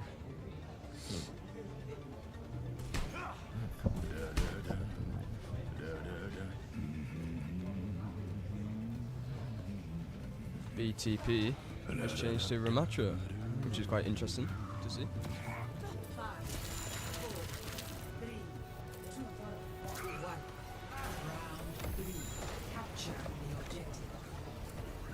This is the end. We must give it our all.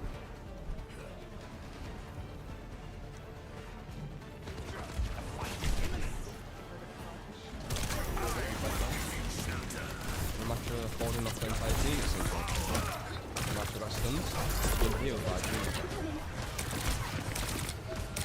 Juno's struggling to keep Ramatra alive, but she's doing it.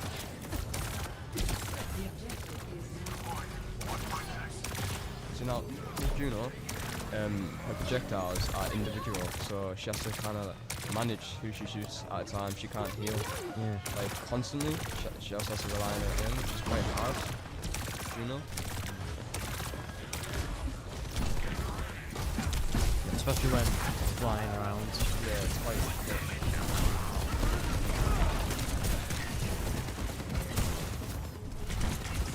Ramatra going after squishies.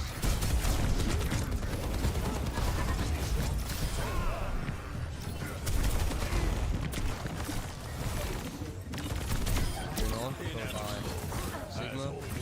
Reaper in the back. Ooh, good use of right form to get out of trouble.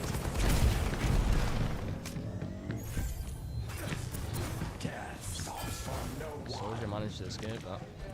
And he's back for more.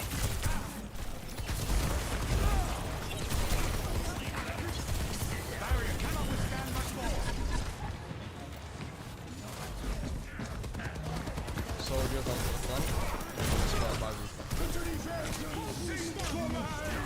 Hanzo doing good damage on that. Oh, Macho pulls out the ropes. Good work. Ult there. Great ult by Ramacho. Really good ult by Ramacho. Ramacho could just really good gameplay from Ramacho. How do you get that magic? Oh, Reaper pulls out the arrows. Oh, Reaper. Unlucky.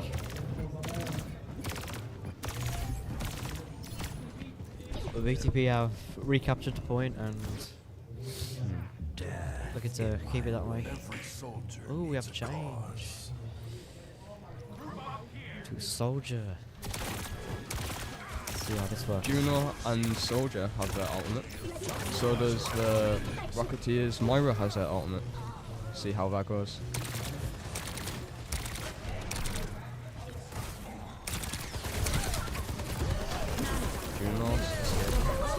Juno with the ultimate. See if it does any good. Moira with the ultimate too.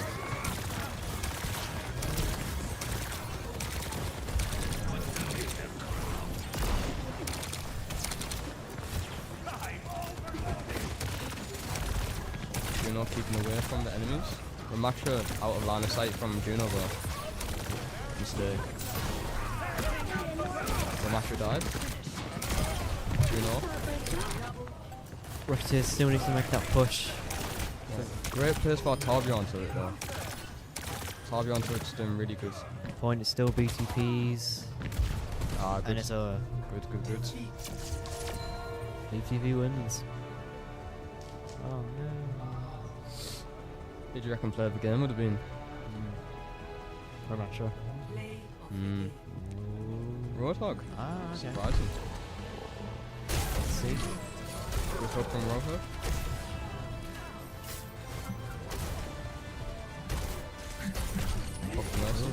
Ah, fair enough. Roadhog did pretty good And there. the Genji. Nice. Alright, let's move on to the second match. Best of 3. Do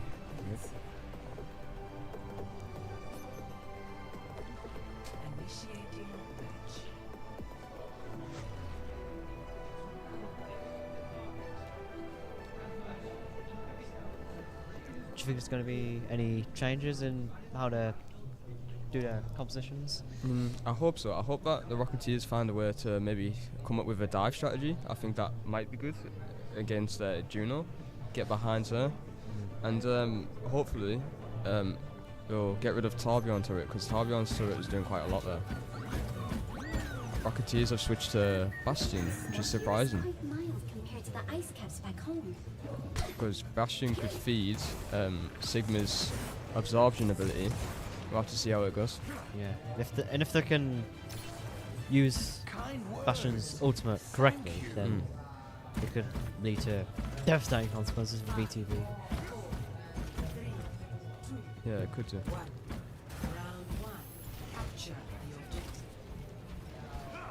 If it must be done.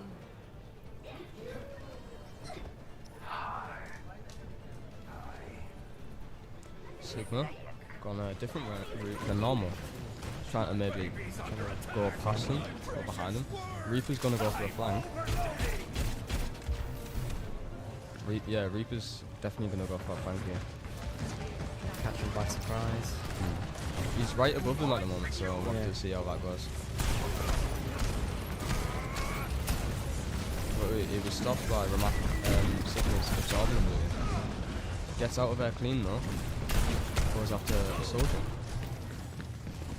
Teleports back up. And go for another flank. Kills soldier, that's good. Good damage against Sigma though. Sigma's really low. Going after. It'd be a great place to have his ultimate. Oh, he didn't get his ability off though.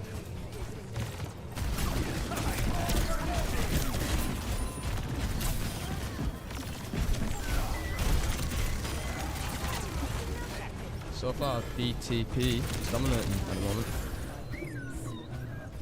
And that might all change since the Rocketeers have captured the point for themselves. Moira has almost got her ultimate, so does Bastion, and Mercy's quite close too. The BTP Sigma almost has his ultimate, but is really low health. Don't believe he'll make it out of this one. Nope, Bastion killed him. Bastion was killed by Anna. BTP Reaper almost has his ultimate. Sigma has his ultimate on the Rocketeer side, and so does Bastion. That'd be quite interesting to see. On BTP, Sigma and Reaper now have their ultimate, and so does almost Torbjorn. Rocketeers have 3 out of 5 with another a 4th well on the way to having their ultimates. We'll see how it works out. It'll be interesting to see how they combined the ultimates. See if Sigma and Bastion can pull something off. Bastion's going for the ultimate now. Gets Torbjorn and his turret. That was a good ultimate. Mercy's by herself though.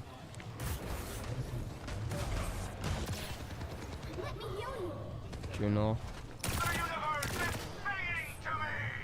If I was BTP, I'd wait to regroup. Try and get them all together, then push. Torbjorn joined it, so we'll see how it turns out. Ooh, Sigma using his ultimate. Sigma, good ultimate by Sigma.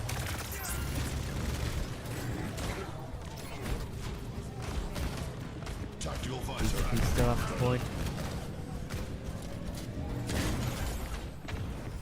Oh. Rocketeers take Bastion didn't see Reaper coming back up, so shut down by Sigma, bro. If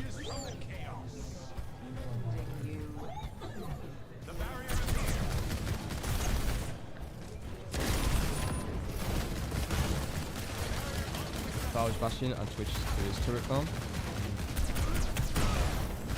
Great block by Sigma.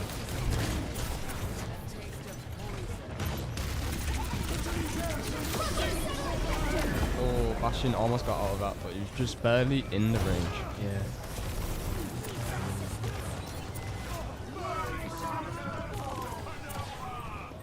Both teams getting close to fully capturing the point. We'll see. Juno. Oh. Rookie mistake, waiting out there.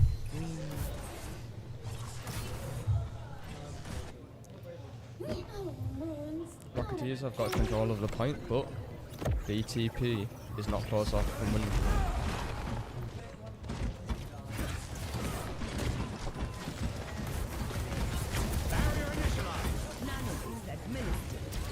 BTP just need that last push to really work, otherwise it's all over. Oh, Bastion's ultimate was shut down. Sigma's ultimate. Sigma killed the Sigma. Good ult by Sigma there. That's what was needed at that point. Point still contested. Still contested. Yeah. And that's that. Good rounds, good rounds. 2-0 Rocketeers. They're gonna stand an ovation here. Wow.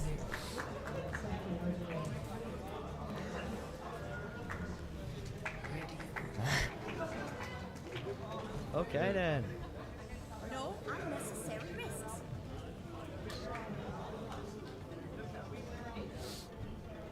Right. BTP really need to change something up, otherwise Rocketeers have won this one. I hate to say it, but I don't think they can. I think Rocketeers have this one in the bag.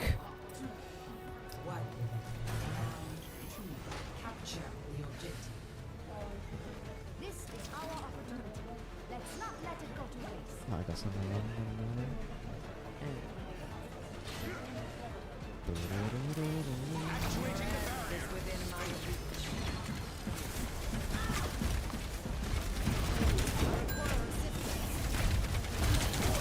It's an intense battle between Rocketeers and BTP. Moira just sent away, so no longer healing. Tank.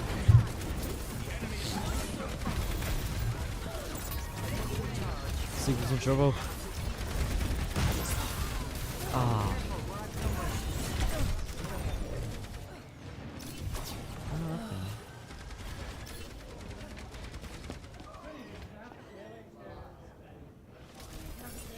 Symmetra deploying some turrets could be helpful when they're trying to come in and capture.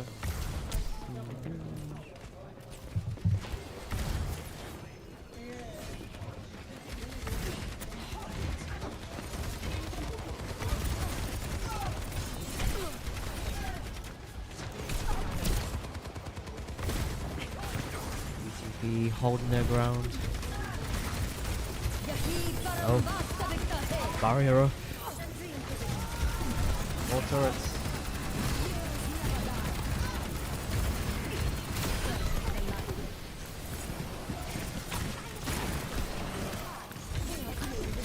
More turrets. You can never have too little turrets, alright?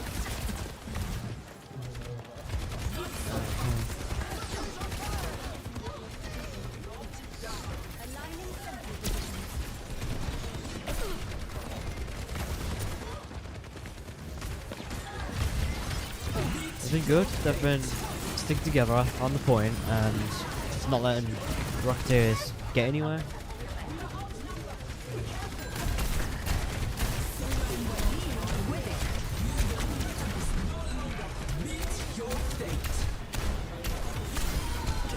Yeah.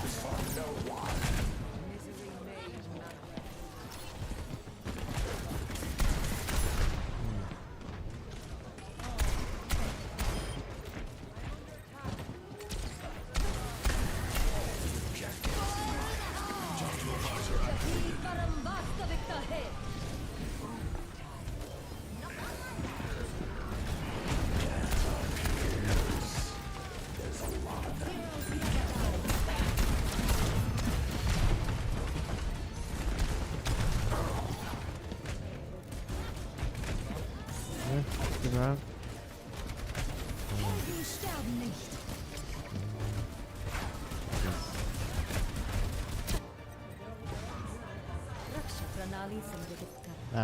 There we go. Good rounds. They get a point.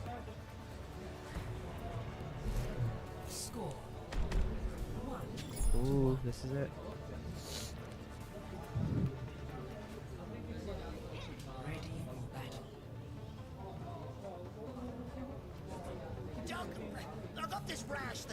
Yeah, I'm surprised Rocketeers have went with our Hammonds of our characters. Yeah. I wouldn't be sure that he'd be too good in this map, but we'll have to see. Yeah, because especially considering there's not really that much places to swing from, so Yeah, that part of his kit might be useless. useless. Yeah, I'm trying to be nice, but yeah, useless. A couple switches from the Rocketeer. They've gone for Tracer, Tracer, Anna, and Sojourn. I wonder how this will change their gameplay. Sigma trying to find where the turret went, but he's found him now. So having as much damage as possible. There's the rocket Orisa. Shield has been destroyed.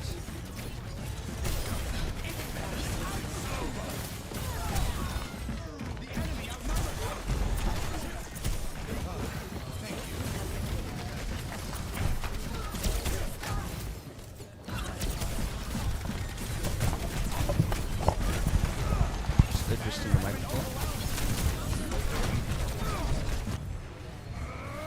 BTP still holding down on the point. They seem more confident than they were before. More aggressive. A lot more aggressive.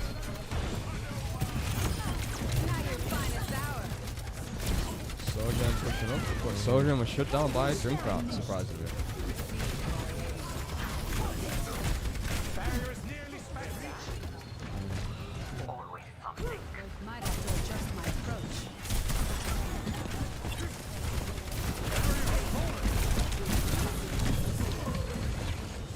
Again, it's Sigma just keeps going down.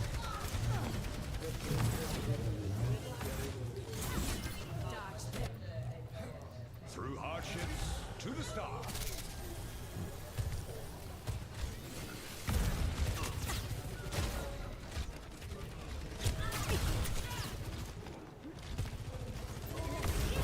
Right, here we go. BTP still holding their ground. Rocketeers just trying to do anything they can, really, but just can't seem to get through this wall that BTP have built. Capturing the point. Be nourished.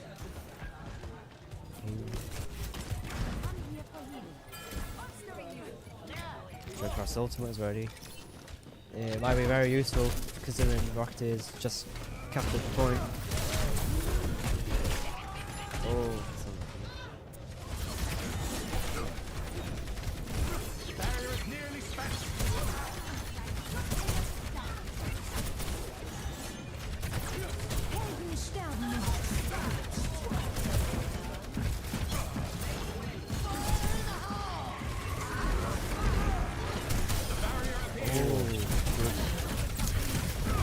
good awareness from Sigma there. Saved his honor. I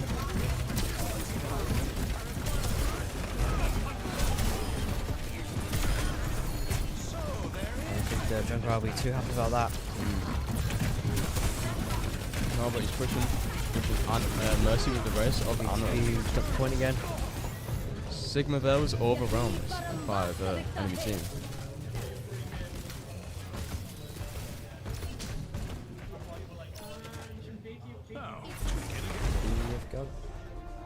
They already got the point. BTB wins.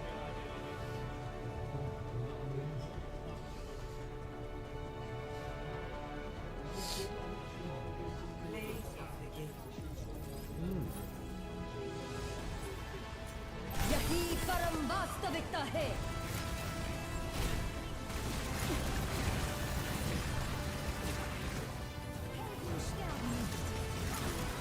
Perhaps you should think. That's good. A good game from BTB. And the updated scores. BTB now have 6 points. Rocketeers still have none. I hate to admit it, but it might be over for them. However, BTP are definitely at least guaranteed place in at least the semi-final. The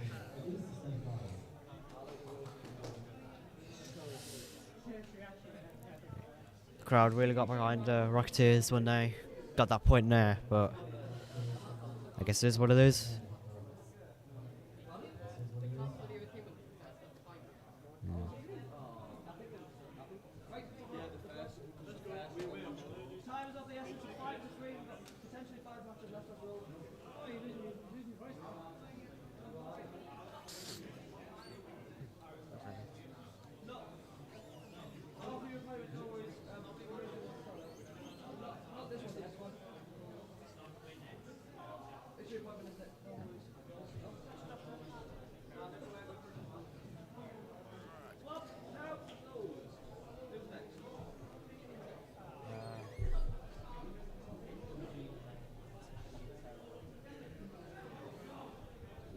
I'm not doing this. I'm just here now. Right. Don't blame you.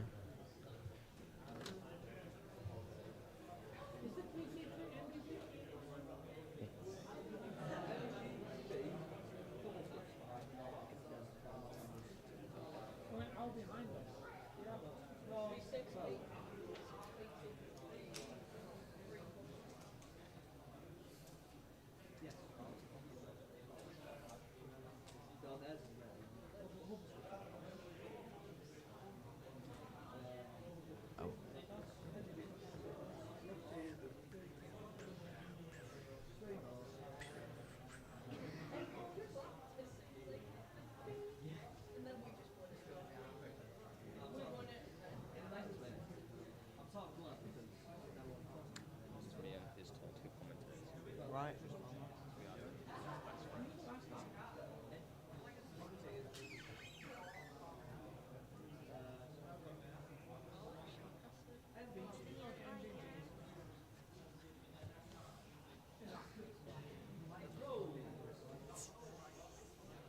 Hello, Jacob.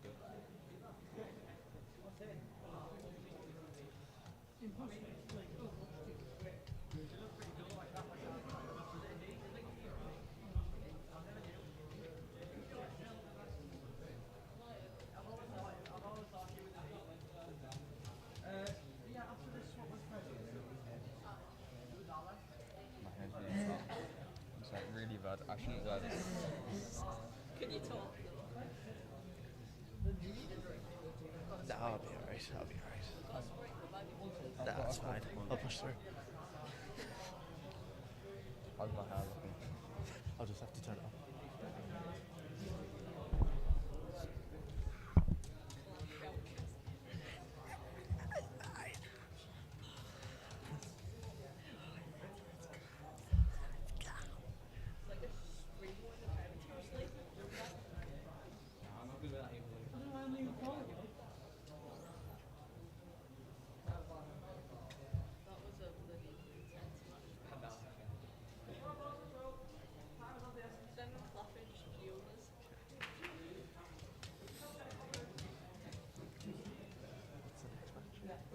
I don't know.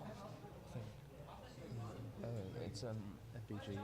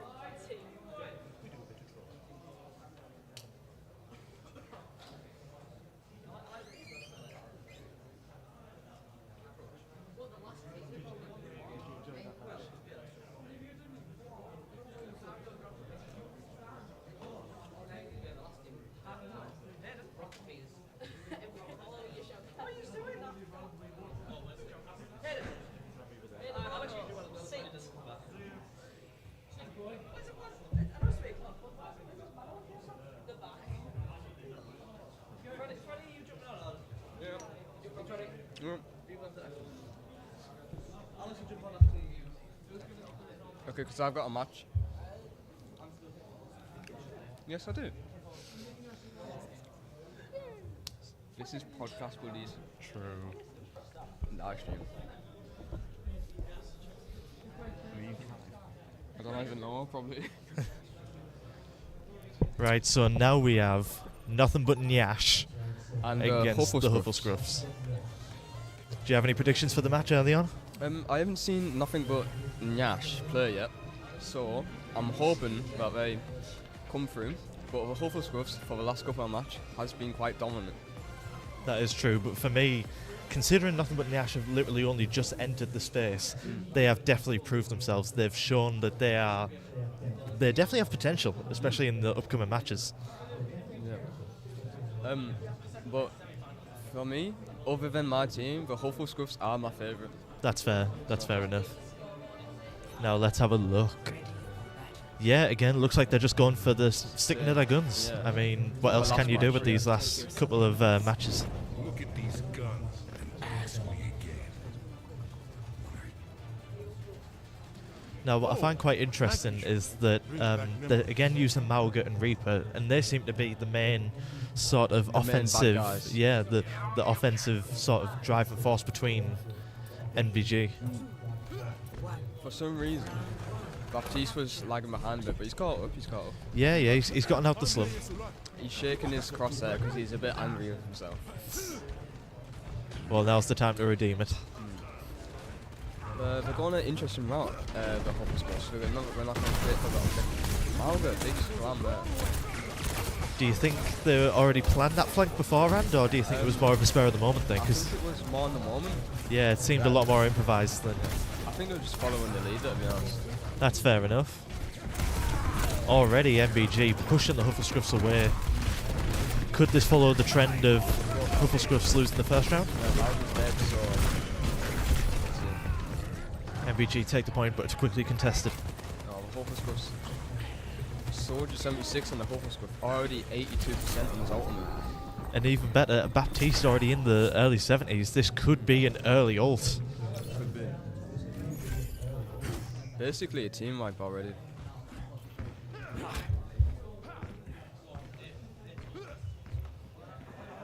Reaper staying on objective so no one flanks. Yeah, very good spatial awareness from both teams. The Nothing But Nash are going the same way as the Huffle Scruffs did at the start of the map. Very strange, because every time I've played this map, whether it be in college or at home, we've always gone down the middle route, so I'm wondering what the thought process is behind this. Then again, with Reaper in your side, there's always chance for an extra flank. Yeah. Soldier 76 popped his ultimate, but Mauga stopped him from using it. Bit of a waste, but it was a nice try. Mauga charging that Reaper. Could the Huffle Scruffs hold on? We have an anti-nade. Plus Anna with her ultimate. Overwhelming force in the form of the Huffle Scruffs. I've got to say, from what I've seen, the Huffle Scruffs are the best team so far. Yeah, I couldn't agree more. I mean, just the way they're able to communicate throughout the different stages of the match just really reflects how good they actually are. Nothing But Nash. The team's healers are pushing forward. It's an interesting comp. Mario at the front lines, I'm not sure how I feel about that. Mario going for the front. Again, like you just said, that these supports are trying to rush in compared to sticking with their squad, which is perhaps maybe a bit of communication error, maybe? To be fair, they are new games, so yeah. And they've done well to get as far as they have. Reaper wiping. Mauga wasted his ult there though. No one was in it. I know. He might have overcompensated. Perhaps. 4 people were in there, but you gotta do what you gotta do. And both Maugas back into but either single or double digits. And Huffle Scruffs take the first point. Yeah. Great. Very strong show of force from the Huffle Scruffs, showing that they will not make the same mistake as last time.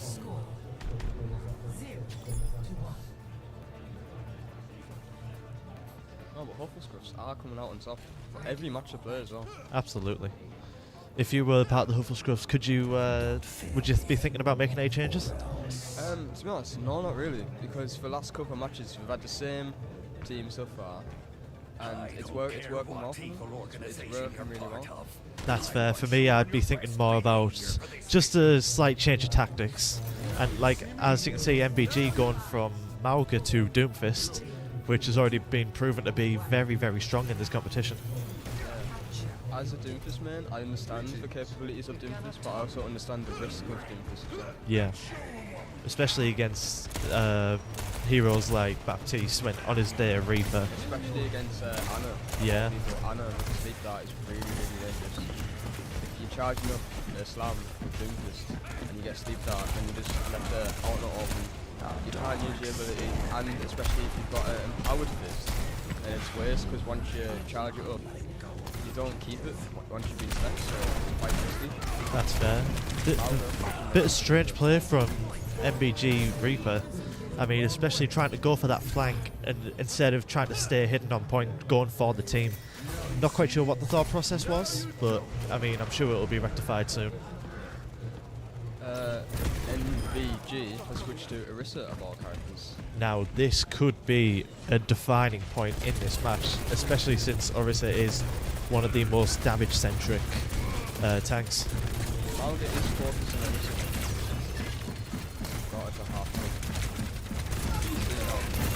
Team's not helping Malga out of charge. Just like so, but then the team's got more aware there. very well done for the Huffle Scruffs. Immortality Field helping fuel the offense. Reaper with a quick melee against Kineko. Then again, NBG have snuck in behind, bit of a C9. Huffle Scruffs now have the objective again. NBG struggling to decide which way to go at the moment. But that reflects on how... Oh. Well, that was a bit of a poor movement. That was quite poor movement. But that's the thing with Moira, is that, I mean, that was a really silly mistake from there. It was. You know, they're new to the game. They can't do shit together. And already the Huffle Scruffs using that wall from Bath. Extremely strong. Death Blossom as well. I've noticed that their Reaper is really good with timing her ultimates. Oh, absolutely. Every time there's been about 2 or 3 kills per Blossom. It's incredible. I mean, there's another mistake. The healers are in the front lines, but not near the team. Moira and Kineko are now behind them. That's obviously a communication. Here we go, Malga. Oh, never mind. Very good ultimate, trapping them in point. Follow them out. Orisa trying their hardest, but just got unlucky. Not enough time. Close. And will the Huffle Scruffs close it out? It seems like it. And so they take the first round. Good match, but in total, it was just one-sided bombardment in my opinion. Yeah, I agree, but then again, Nothing But Nash have been one of the most adaptable teams in the tournament, so I wouldn't be very surprised if they came back. Well for the amount of experience they have on the game. Absolutely. I mean, I half expected the Phantoms to be where they are now, but I did not expect Nothing But Nash to be above them. As a Phantoms player, I take great offence to that. And as a BTP player, I do not take any of it. I refuse to apologise.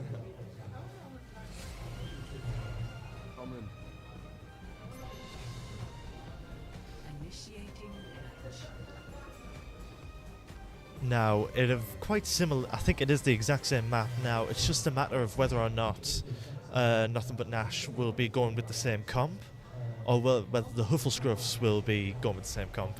Because, especially since they've both recognised each other's tactics, I'm sure there'll be at least some degree of change throughout this match. And now, here come the lineups. Yes, already some changes. We have Anna coming in for NBG, plus a Genji for the Huffle Scruffs. How do you think this is going to affect the gameplay? I believe that they switched back to Soldier, which is good. They're really strong with Soldier. But I believe that Nothing But Nash is doing the right choice with Doomfist, in my opinion. They were doing okay with Doomfist at the start, but then they switched back to Orisa. So we'll have to see how it plays out. Round 1. Capture the objective. Doomfist pushing ahead. If I was their Doomfist, I would try and get like... Oh, that was poor movements. And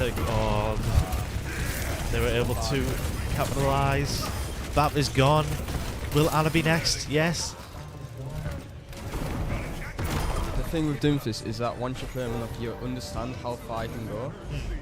But if I was there doing this, I would cancel my slam with a block to go really high, punch, get into the back lines, and then slam again, and then take it from there. Because Doomfist is really, really good once you can know how to cancel out his abilities to get the highest momentum and go like max height.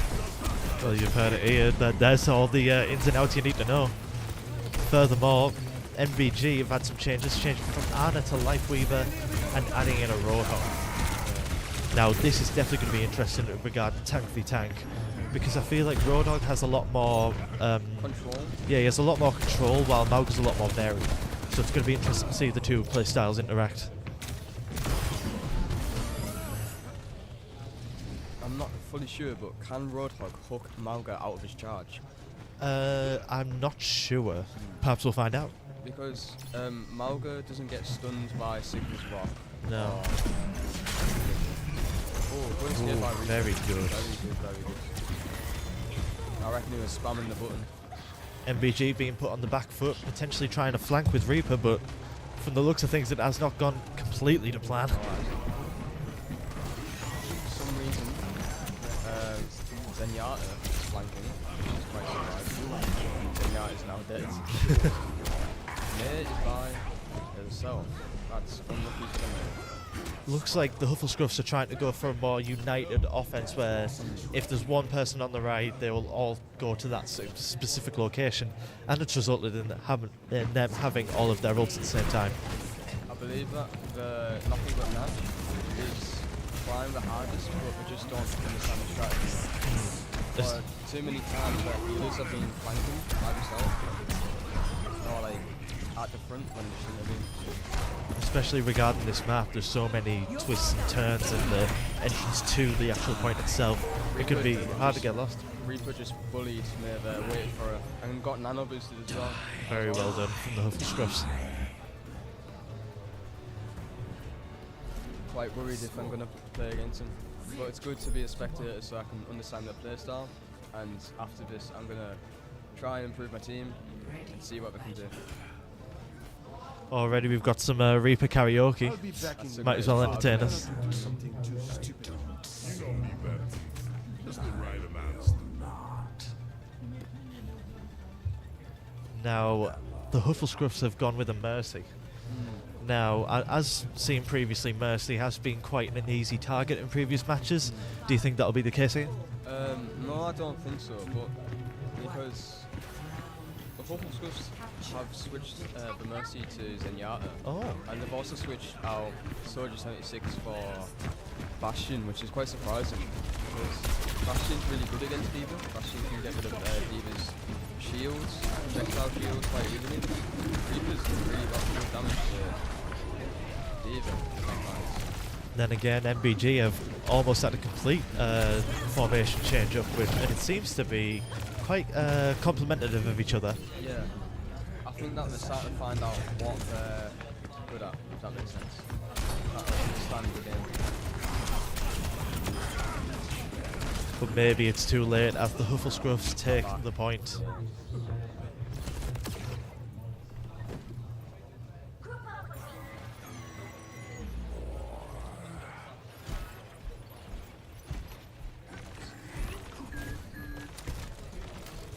Now the Hufflescruffs trying to create some degree of a choke point in between themselves and the opposition. Now, a choke point is quite common in a lot of these Overwatch maps. However, if the teams involved are able to break through individually, depending on the hero that does eventually break through, this could change. Baby D.Va was fighting for her life there. A very short life, but I mean, do what you can. Yeah. Genji trying to escape, but Reaper was on his tail. We have another change in MBG in the form of Zarya. Zarya is a pretty interesting character. Her kit I don't think would be quite useful compared to Mauga at this time. It could be good if they manage to pull off a Genji out and she can bubble Genji. But or perhaps they're trying to go for more of a crowd control type comp where they're trying to gather in Mauga, Bastion, Zen, and all those different in a tight space and just wipe them all out and get to the point. But for me, Zarya is quite a hard character to use. I haven't particularly enjoyed using her in the past, and I don't plan to use her. Entire team, right? Well, I think that's a statement if ever I've seen one. I reckon that Reaper is going to hide and Death Blossom above him, which is a good strategy. I believe that he's going to do it. Yeah, especially knowing the success rate of all these Death Blossoms in the past. Or not. Helps to provide some relief. Yeah, that's the thing. This team is really adaptable. Now that was a surprisingly wasteful ultimate, but then again, they've found the win. Yeah, they've found the win. GG's. So, while it may have been wasteful, it wasn't entirely unsuccessful. It wasn't needed at the time. Like, but even if he didn't activate it, then nothing would have changed because. Great game. Great game. Yeah, focus groups are really adaptable and will understand what they need to do to win. And they've got great team communication. Now, moving on, do you think that the Hufflescruffs could eventually win? I believe that one of the top contestants to win the tournament. I believe that Nothing But Nash needs to work on communication skills, and they just need to learn the base mechanics of the game more. For example, this is when Moira and Kiniko were 1v1ing a Reaper. That's the thing. Yeah, that's understandable, but nevertheless, it was a great match. Great performances from both sides, and I'd say that was one of the more enjoyable ones. It was. I'm going to have to go now, guys, because my team is playing. I will be playing Lucio on Phantoms. Wish me luck, guys. Good luck, Freddie. And I would also like to invite a former, well, still currently playing BTP player. I'd like to welcome Alex. Come on in. So as we've been playing together, has there been any particular tactics that you've been wanting to implement? Just really the dive comp that seems most successful in this tournament. Yeah, that's fair enough, especially considering the amount of different tactics that have been going around the different teams, like the Hufflescruffs trying to be more offensive and the Rocketeers trying to be more defensive. Is there any in particular heroes that you'd be wanting to look forward to in the upcoming match? I feel like Symmetra could be a dangerous one if played right alongside Zarya. I've not really seen successful use of Zarya's bubble yet, which could turn the game on its side if done correctly. Yeah, that's fair enough, but to me it would probably be... I'd be wanting to see more Genji because, while we have seen little glimpses every now and then, they've not been particularly the greatest glimpses, if that makes sense, especially considering these close, tight-knit maps, which could absolutely appeal to his more high mobility range. Yeah. Now, again, as I mentioned previously, we do play together in BTP. Are there any players that you've been looking towards, or any teams you've been looking towards as your main rivals? I feel like Hufflescruffs could be the most danger towards our team.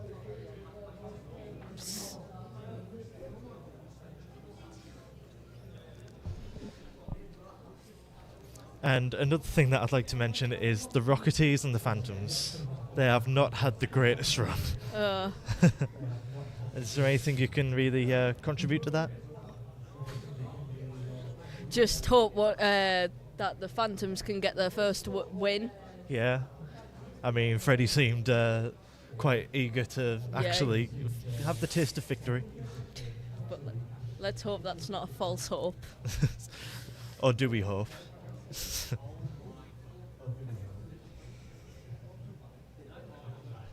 Now, according to the leaderboard, BTP are still flawless with 6 points, Hufflescruffs with 5, MBG with 4, and the Phantoms and the Rocketeers both with 0. Now, that is a shock. However, now that this is going to be Phantoms v Rocketeers, we might actually see some positive points on the board for one of them.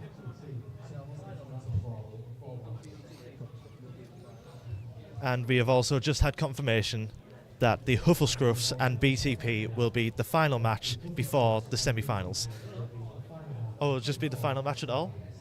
Just in general? Match. Oh, it's going to be the final match in general. So, do you have any predictions on this on these two upcoming fixtures? I think we've seen more promise from the Rocketeers currently, but Phantoms could surprise us with something depending on their comp. That makes sense, especially considering the Rocketeers try to be more defensive, using more like Moiras and Yatta as the supports. Meanwhile, I'm not sure how I quite feel about the Phantoms yet, because they have quite the mixed bag, which, I mean, is both a positive and a negative. Meanwhile, for Hufflescruffs and BTP, I hate to say it, but I think Hufflescruffs might steal a win. Yeah, we can't let that happen. But then again, their Mauga and Reaper link-up is just absolutely incredible. One of the best I've seen in person anyway. Yeah. And it's going to be hard to contain. And it looks like the Phantoms and the Rocketeers will be playing at Lijiang Tower. Why do you think they've chosen this map? Lots of choke points, and if you lose point, it's quite hard to get back unless you've got those characters like Farah or Doomfist with increased mobility. Yeah, that's fair. I mean, it has quite a lot of entry points, exit points, plenty of opportunity for DPS like Ashe or Hanzo and Genji, plenty for tank like Sigma and Mauga.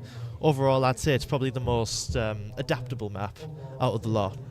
And it's going to be very interesting to see how these type of defensive-minded players try to implement this into quite an open space.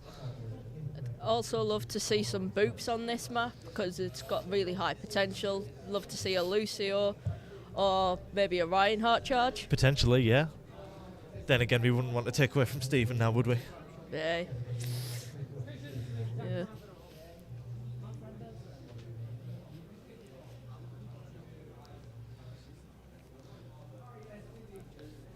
Is there any particular strategies that you'd want to see any of these players trying to imitate or implement? It can surprise you on this map. You never know what's going to come. You never know if it's going to be a dive. You never know if, like, anything. That's fair, I mean. You're just guaranteed to see a Lucio or someone who's going to chuck you off the map. Yeah. For me, if I was on one of these teams, I'd try and lean more into Tracer gameplay, especially high speed, high mobility, trying to focus more around confusing the enemy, especially in this expansive map. And generally, would I say that the Phantoms or the Rocketeers were better? I'd say Rocketeers are better at that kind of style. But then again, the Phantoms are very, very surprising in their adaptability. And I think this is either going to be one of the most entertaining or one of the most one-sided. Let's hope for a fight. Especially if we can get a good Orisa or Tracer or Genji in there.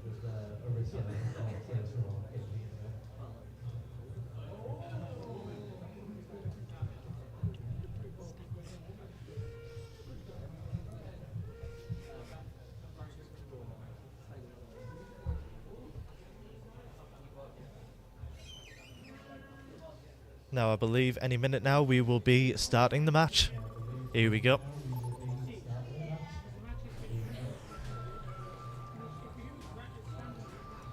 Now, like we said previously, this map is quite expansive, especially for this point in particular. It has plenty of exit and entryways and plenty of space for squishies like Tracer to bob and weave. So it's going to be quite good to see if any of these strategies will be implemented. It'll also be quite interesting because this match determines who's going to be in the semi-finals. There's not going to be any semi-finals. Is there not? No, it's just finals. Shocking. I mean, just these last two matches. Well, who will take fourth place? Right, here we go. Now this, I don't think we've seen this comp before. Or at least with slight variations. Good to see Hanzo and Junkrat being in the same comp. But will it work? I'm not too sure. There's certainly going to be some rivalry amongst the DPSs. Because from what I've seen, both of them have gone for more long-range attackers and more close-range supports, which is a bit strange. But I mean, we'll see how it goes. Already Roko trying to pull. Ash has just been eliminated immediately by Junkrat. And the control point hasn't even been unlocked. Will we have a revive? Will it last very long? And the Phantoms reclaim the point.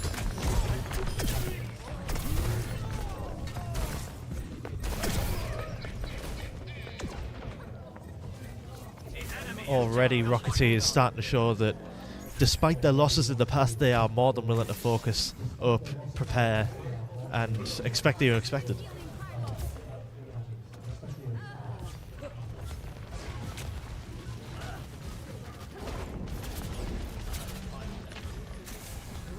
Now the Phantoms trying to rally up, trying to find some degree of a flank.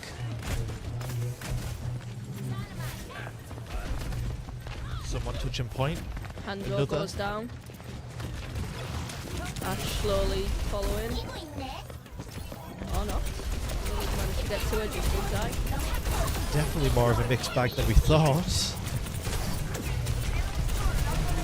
It's a fight on who can get to point first at the minute.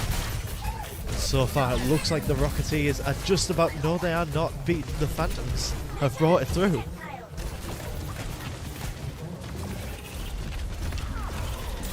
Very well done regarding the Phantoms' manoeuvrability, being able to force the Rocketeers off of their point, and potentially a D.Va bot the claims for some casualties, and it has.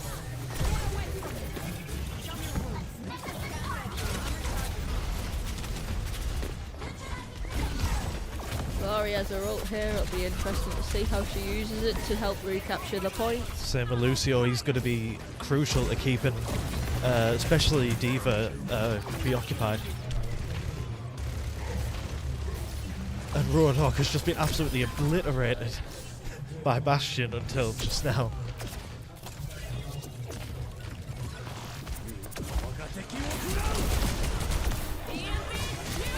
D.Va being heavily... Oh, beautiful ultimate from Lucio, but it did not save the D.Va's mech. But will it save the D.Va?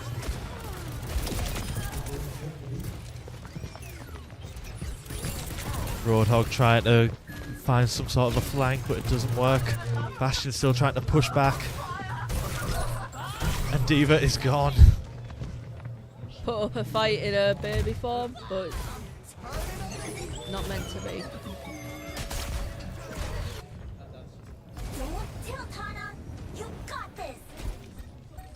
Now, I did not expect the Phantoms to come back with this much ferocity.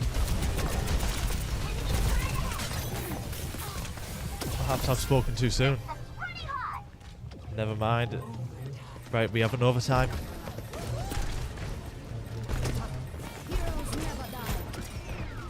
Rocketeer is desperately trying to at least get some sort of touch on point, but they're unable to, and the Phantoms take the first round. Now, what did you think of that performance so far? Very unexpected. A lot of ult versus ult situations that led to the recaptures of points. But very promising from both sides, and this is going to be very dependent on strategies and what the teams do from here. Already we've got a change for the Rocketeers going into a Roadhog. I thought they were going to stick with Wrecking Ball, but maybe not. And it looks like the rest of the teams are sticking with their guns. Do you think that's a good move?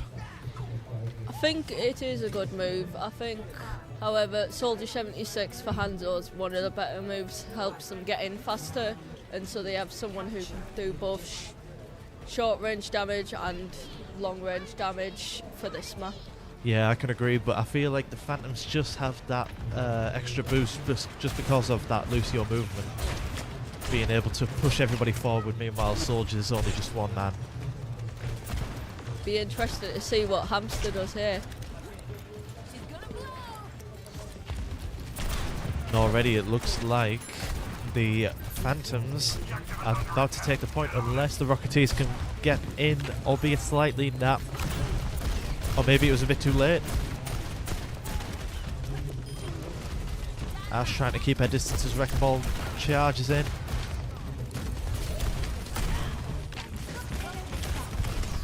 somehow the hamster gets away, but I don't think Ash will.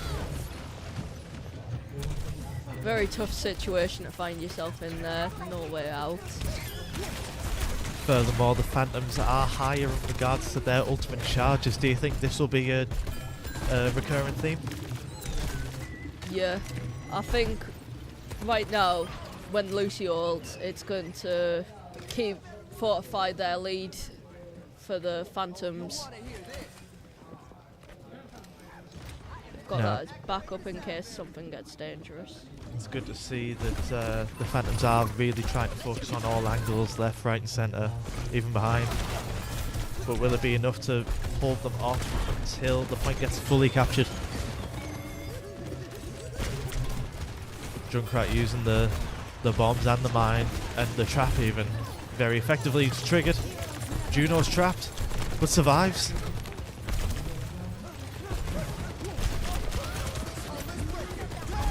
And Lucio ult just to hopefully hold on a tad bit longer as Junkrat nearly gets the ult.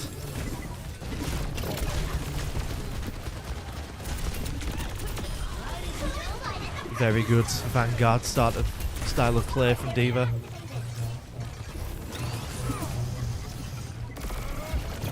Then again, this Sigma is relentless.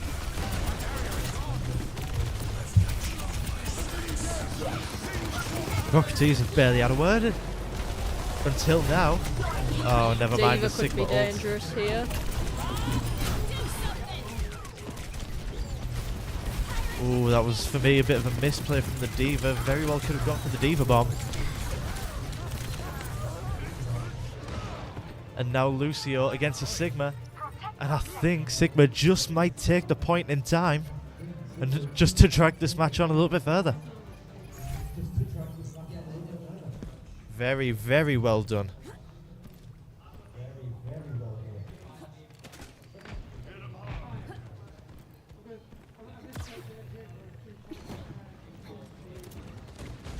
Now the Phantom's trying to come back with a vengeance with 2 ults on the hand. D.Va with a D.Va bomb. Absolutely cleared out the point. Extremely well placed D.Va bomb. Juno might be getting lost here. And just the Astra Another touch. herself and she's gone. I think Lucio's just been able to solidify the lead and the Phantoms take it. Rocketeers with no chance.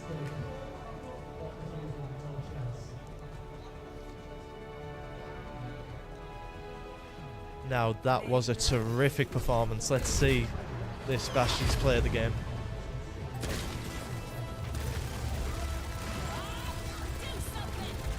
Really good turret play.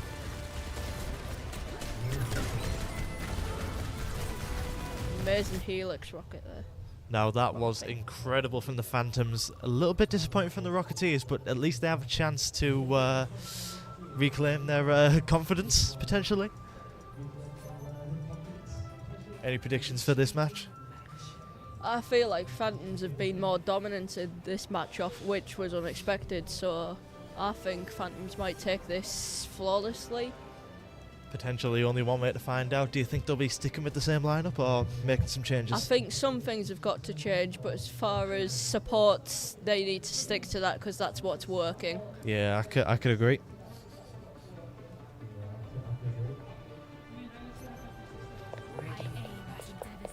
Ooh, some very interesting changes from the Rocketeers and the Phantoms, with the Phantoms introducing a Widowmaker and the Rocketeers introducing an Ana and a Ram. Why do you think they've gone for this? I'm not too sure, actually. It's quite unpredictable for this map. But hopefully we see some Genji gameplay here. That's Yeah. standard. They're going to also have to watch their heads. Absolutely, especially considering Widows. Considering Ramatra's and Ana are more crowd control based, and Widowmaker's more of a backline sniper. It's okay. Dirty. Already incredible accuracy. Ramatra being forced back.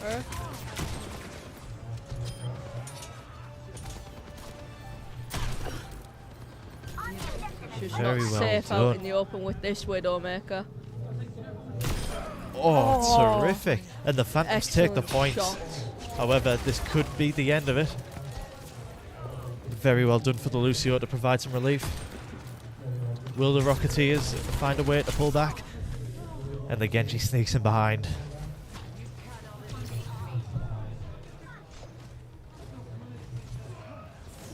This Genji is really going on a bit of a kill streak. Very enjoyable to see.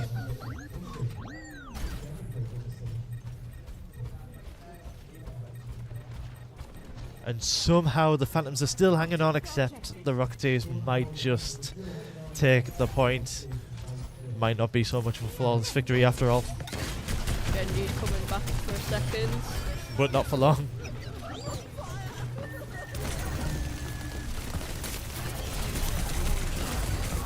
Phantom's trying to begin a charge. And the Mercy just unable to revive. And the Ramatra takes 4 people. Terrific.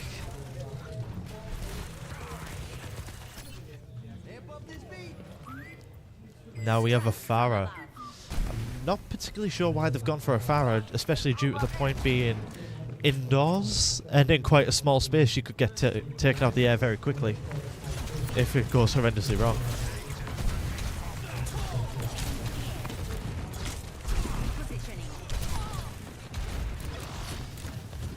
Ana ready with the nano if needed. Same with Genji with the blade.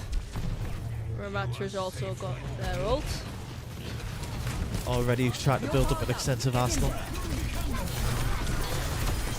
And already this has been in the making. And oh, we could have a little sneak. Never mind. Insane team combination there. Keep them well away from the point. But now that that's happened, the Phantoms might just have their turn with a couple of ultimates in store.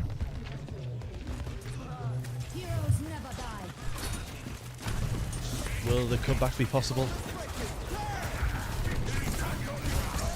So Lucio gets it. Oh, this has not been very successful at all. Left his team behind and suffered the consequences. Mercy brings back the Ramatra, the Reinhardt even. This was absolutely not gone to plan for the first round, and I believe the Rocketeers have taken it, unless something extravagant can happen. A Riptire coming in. Successfully used. Will it be enough? But And the team can't Rocketeers get there take in it. time.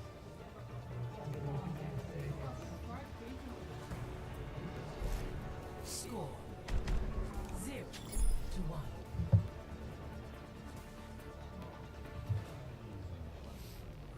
So what did you think of that performance? Insane comeback for the Rocketeers. The comp was just amazing. Ult combination. Team must be communicating really well to pull all of that off. Absolutely. I feel like the communication's definitely improved over the past matches.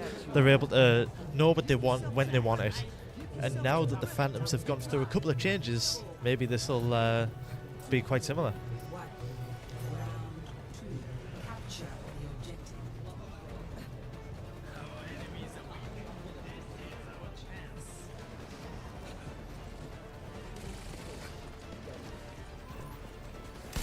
Now we have a Reinhardt trying to push through against the Ramatra. Will it be done? I'm not sure. Ryan gets antied. He gets absolutely left behind. Can the Tracer escape in time? Unfortunately not. Followed swiftly by the Junkrat. And the Rocketeers take the point. Team kill as well. Cheeky move from Genji there.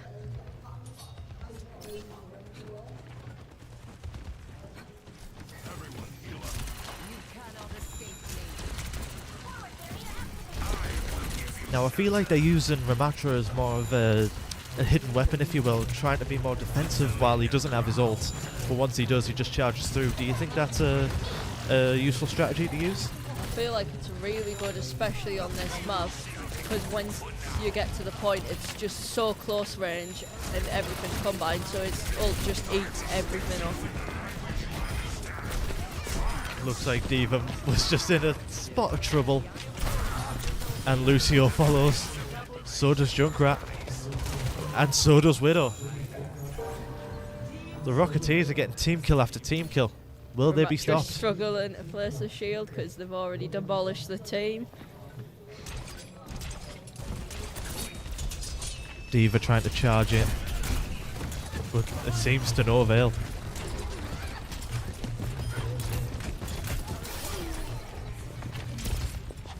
Be interesting to see how Genji uses his blade here.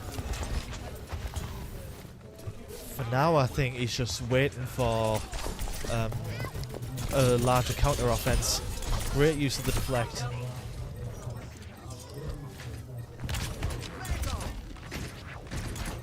Now Lucio trying his best. Oh, that was just clean. Junkrat trying to hide, but he's no safe from Genji. I tell you what, Ramatra and Genji have been the real driving forces of this offense. Yeah, they're an amazing duo to have, especially up front when they both combine their ults. They're just dangerous. Now can Diva hold on long enough? It's been antied. I'm not sure it's been slept as well. Can the baby run away? No, they no cannot. escape for Diva. And that is the end. Now I believe it is 1-1. Yep. Looks like we're going to a tiebreak. Another extremely close match. Did you foresee this? Did not expect that at all from the Rocketeers. Now let's have a look at this. See, that is why I want to see more Genji. That high mobility, that high damage output with that ult. Exactly what we wanted to see. Overall, this is a comeback that will probably go down in the history books for the Rocketeers. Now time for the decider. Do you think there'll be any changes? I don't think Rocketeers have to change anything, but I think Phantoms need to find that fuel that kept them going in the first game and grab it back. For me, I'd say if I was one of the Phantoms, I'd try and focus more on a support-based type of offense, just because every time they tried to charge in, they just got absolutely cut off, and that needs to change. They were missing quite a bit of synchronization towards the end. They were just trying to get in, and that's what broke the team and fed the Rocketeers more kills. Yeah, I agree, and it's evident that they have indeed changed with the Phantoms adding Ashe and Orisa. Do you think that'll... For some reason they've gone more offensive. Do you think they're just going to try and blitz through the front line? Yeah, I think so. I think they're going to take it slow and see, just damage slowly, use up all the resources and then charge in. But whether the Rocketeers will have that, I'm not too sure.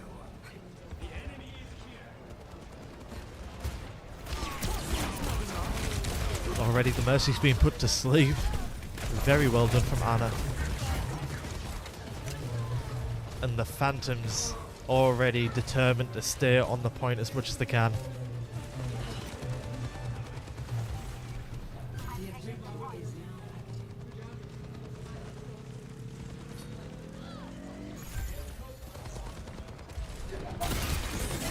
Someone booped off the map there by Lucio. It was the Ramatra as well. Oh, big a driving take. force. Looks like Orisa may or may not have been the right choice. Despite the anti, they just can't get a finger on. Demolishing the health, but she has to back off before her health burns too much. Luckily, she has both Lucio and Mercy getting ready to ult whenever.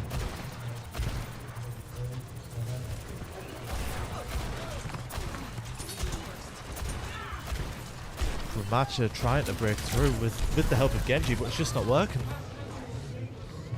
Lucio may be up to something here. And an ult, potentially trying to drive away. And the Orisa gets rezzed. I know one thing. Someone's gonna pay. Now, I'm not sure about the total efficiency of that Lucio ult, but I mean, nevertheless, Mercy is still prepared, as is Orisa.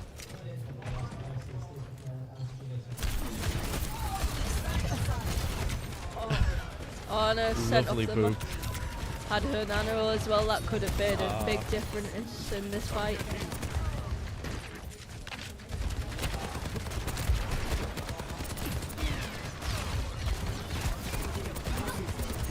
Diva's starting to get low. Genji desperately trying to break through.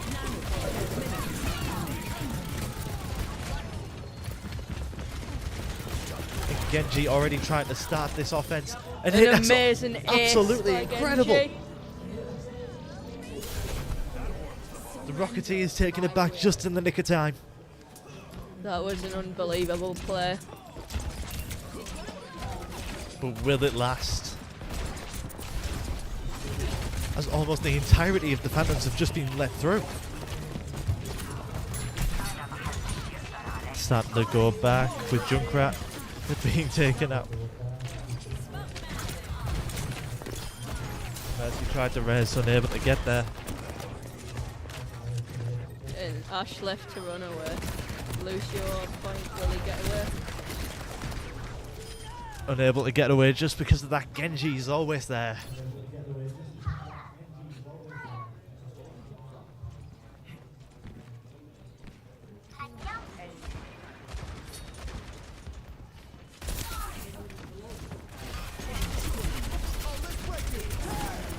And an ultimate from Lucio. Will this promote a charge through? Orisa forces Soldier into a corner. Soldier's gone. As is Diva. Will But Ana she follow? uses a bomb. Or Diva bomb, potentially to stop it. Only takes out Junkrat.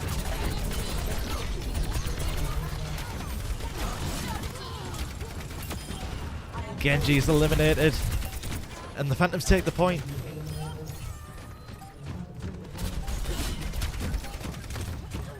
Lucio and Orisa just trying to maintain this offense on Diva.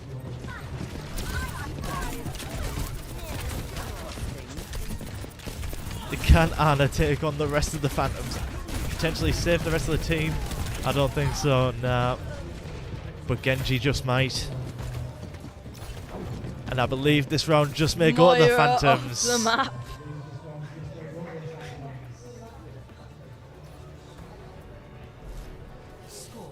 It's the Phantoms to lose. Will they continue a lucky streak, or is it skill?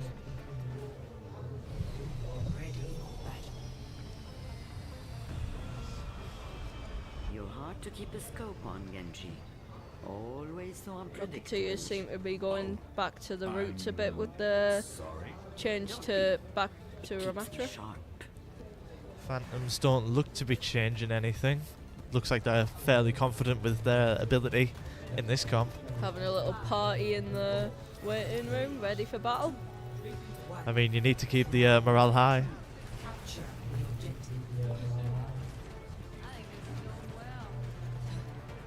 Treatment ongoing.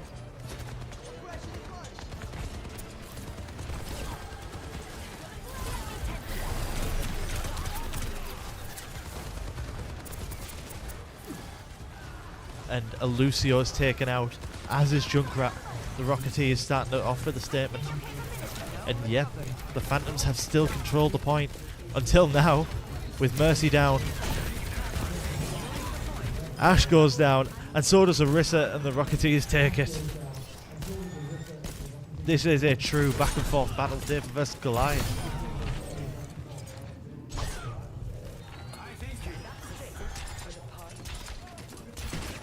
Pushing forward, but will they push too far?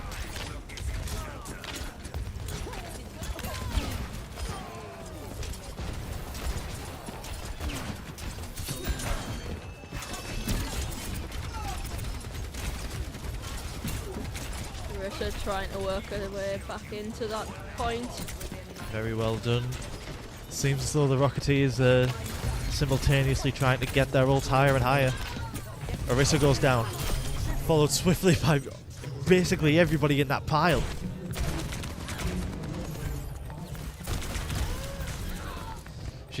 Ash tries to get away, but Genji's too fast.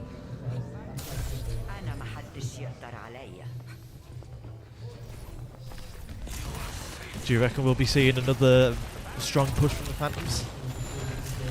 I think we will, but I think it'll be shot down by the upcoming Genji ult. That's happening now. Looks like you may very well be right. Sigma being put on the back foot, forced into a corner, taken out. And yet the Phantoms have to restart again. This Genji's lethal. They need more people on him ready for when he ults and spread out. Because he can just weave in, weave out how they've got it so far.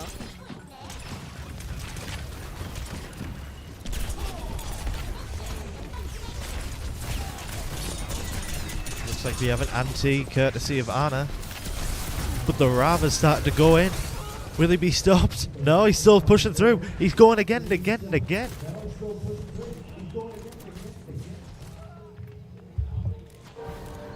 Phantoms be able to make it to point? I don't highly think so. doubt it. And the Rocketeers take it to another tie, which will be resolved now. Now this is the best back and forth we've had in this tournament. I'm glad we saved it till near the end. Insane match off.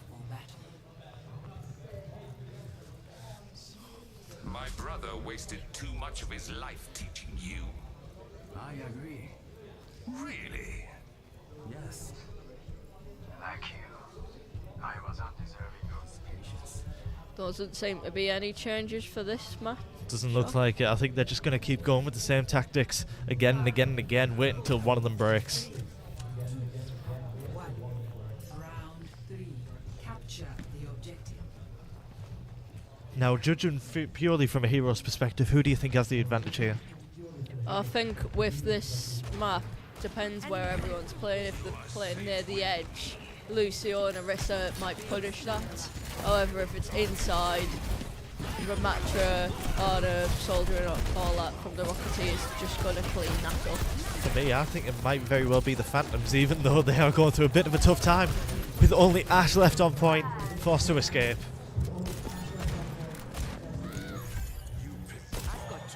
Looks like I've just been proven wrong as the Rocketeers take the point.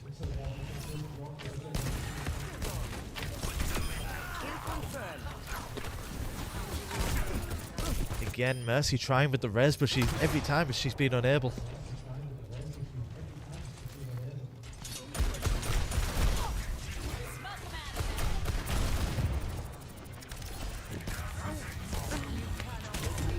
Ram trying to break through, in a way trying to distract the Phantoms, but it doesn't seem to work as offense begins to mount.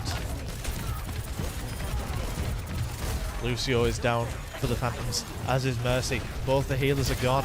What can they do? Looks like they've just kept trying to exchange casualties. Will Lucio fall? Lucio falls. As will Junkrat.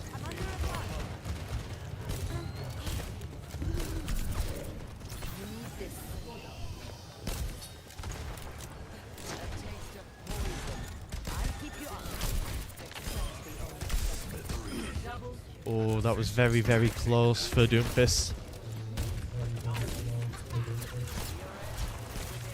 Again, it just seems that the Rocketeers are determined to keep these points locked down. Both teams quite close to the ropes. It'll be whoever gets them first will capture point, most likely. Looks like I might have to change my opinions. I think the Rocketeers just might hold on. I mean, there's 4 casualties taken. Will Junkrat follow? Looks like it. And I believe, unless an absolute miracle happens, Blade right to the spawn door. it will be the Rocketeers taking the win from the Phantoms. An amazing few games there. Absolutely incredible. One of the closest matches we've had. I would say the closest. And being able to just utilise these types of comms really showed the difference between the two.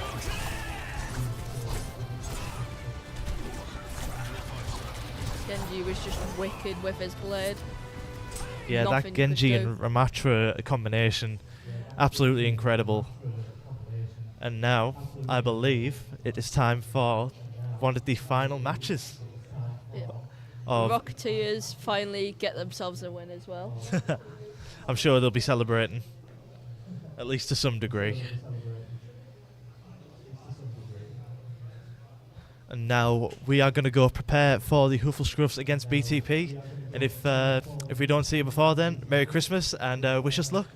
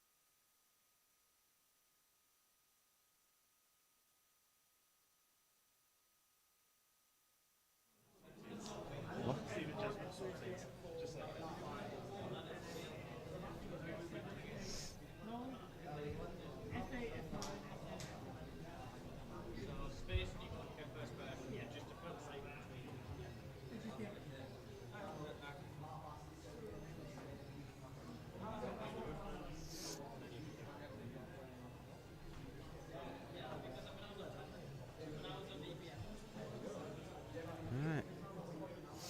Hello everyone. Is this mic working still? Yeah, it is. Right. Due to an executive decision, because of we don't have much time, BTP versus Huffle Scruffs will be the last match. It will be 5 out of 5 in a match, 3 matches. Best of 3 matches, best of 5 in a match. Just because we don't have enough time for a semi-final, so this is the last match anyway, so yeah, it's the final because they're the 2 highest scoring teams. Yeah. Right, so this is a very exciting match. Best teams in the tournament so far. I'm excited. I know. This is a very, very interesting match. Curious to see who'll come out on top for the victory of the whole tournament. So, we're just getting it ready now. Yeah, this is kind of awkward. Right. Right. Match will start very soon. Just.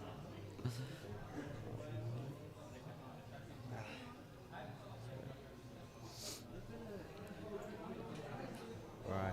Let's go look.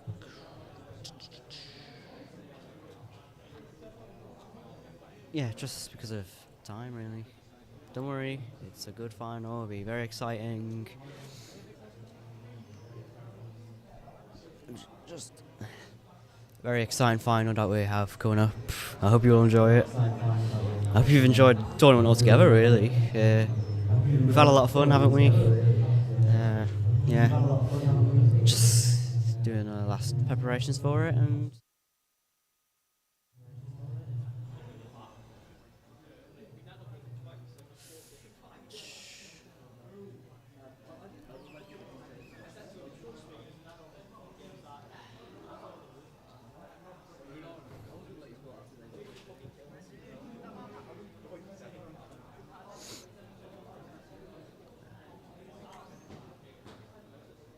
Sorry.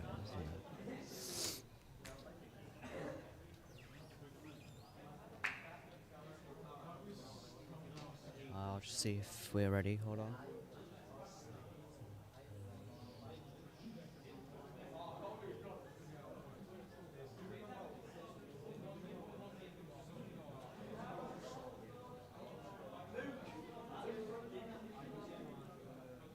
We're still preparing.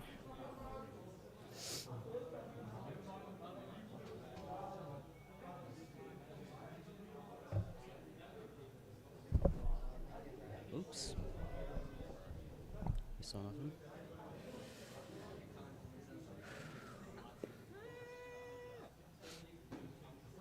We have a little bit of an issue going on.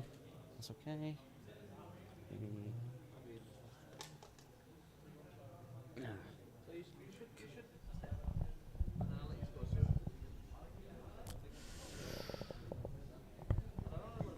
Should be good. Nope. Okay, BTB Hufflecruffs. This is it.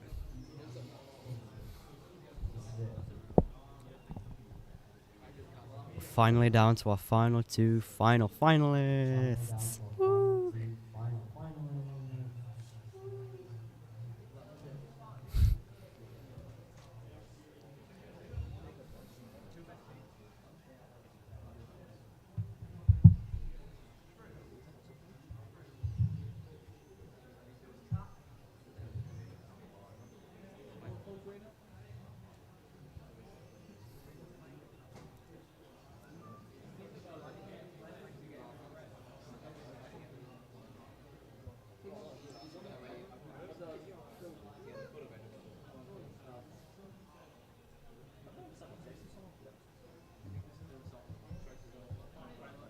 Oh, been joined. Jake, you better give me some chicken nuggets, please. Yes. Hi guys, it's me again, Freddy. It's ready.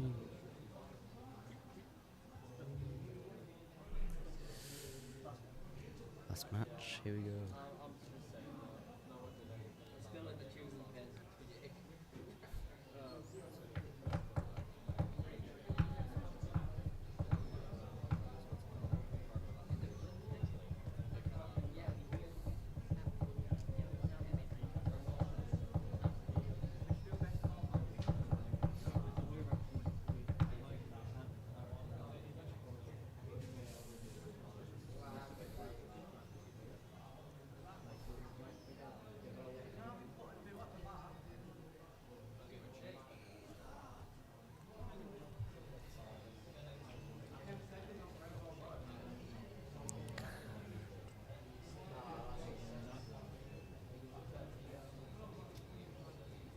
I will.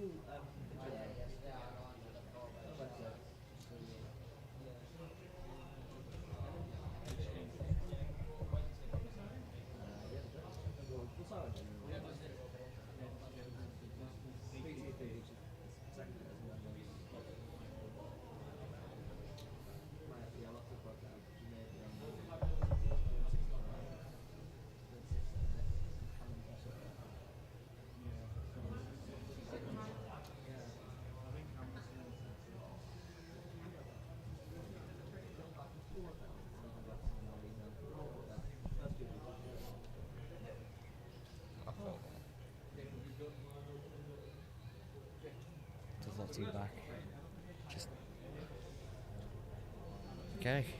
Just about ready. The map is Elios, which will be an interesting place to play. Right.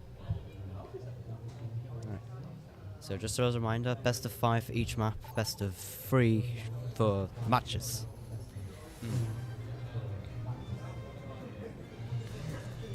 Grand final. Let's see how it plays out.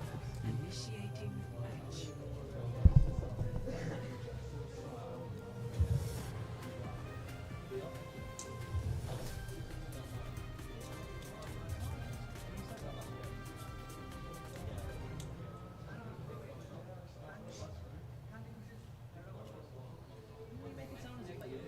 Everyone's just selecting their heroes. Should be good. Right. Oh, heroes are locked in, I guess. Is that the right term? Who cares? The Hufflecruffs are going as the same players we did last time, same characters, but they've switched out Reaper for McCree, which is interesting. That's not the word I would choose.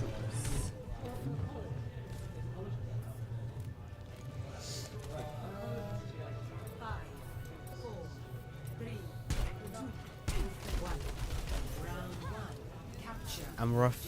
We're off. It's the final. Clash of the Titans. Unstoppable force against the immovable object, whatever you want to call it. No, he's trying to see what other players are. Good strategy. Yeah.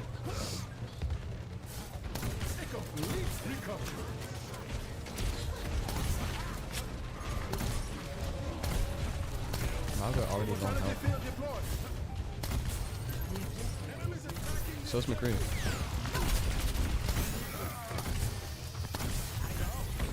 Sombra in the back line. Sneaking in. Oh, Sombra. Oh, Sombra's back. Off back. Just at the right time. Good job, Sombra.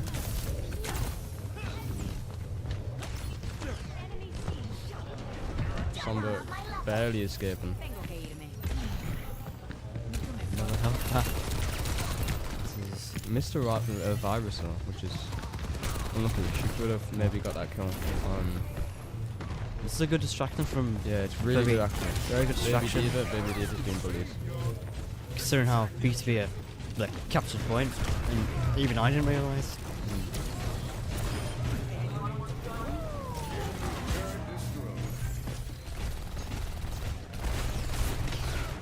Who is that up there?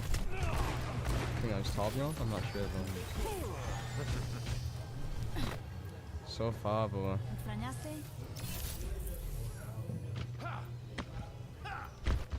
so a lot of Baptiste was raging. These Sombra just cutting off their supports. Yeah, just bullying. Baby Diva in trouble. Diva has her ultimate though. So does Sombra. Hopeful Scruff's Soldier 76 almost has his ultimate as well. Just interesting. Sombra got rest and Torbjorn got McCree with his ultimate. Molten Core. Got Malga as well with his ultimate. Really good ultimate by Torbjorn.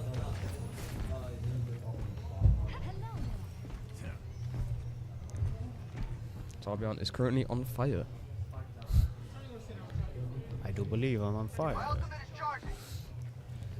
Torbjorn looking for a place for his turret, I believe.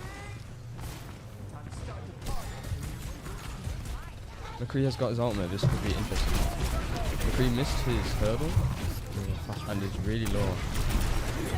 Oh, Diva. McCree barely escapes, but shut down by Lucio.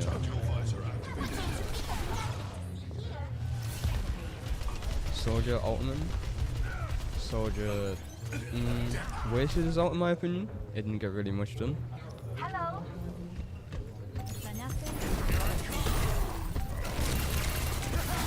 Sombra's doing really well. In my opinion. Sneaking around the back line.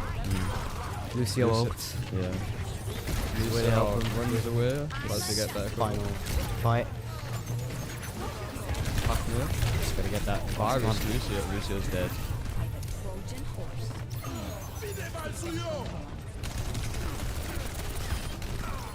Baptiste wasted his ultimate. BTP point still being dominated. contested. Hammond. Struts not letting them get this. If I was them, I'd just ultimate right now. That's it. Yeah, good round, good round. 1 point to BTP.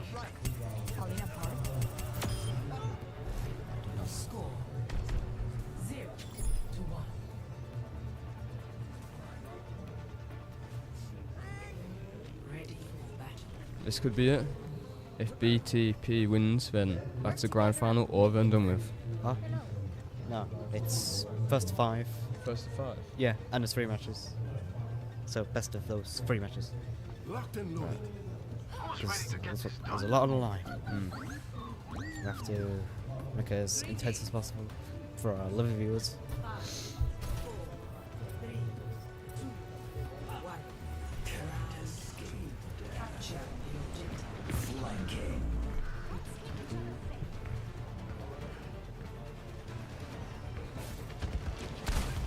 Hopeful scripts have changed from Malga to Roadhog.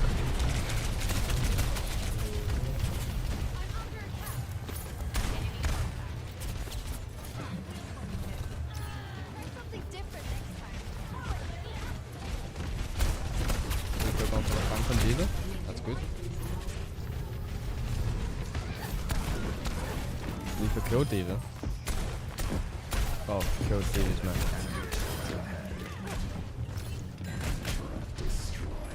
So who do you think's the best player so far? I'm not sure really, because I've never seen much. I've only seen one round. I think that Reaper and D.Va is shown a lot of resilience and carrying the team kind of. Give it more time, then we'll be able to make a clear decision.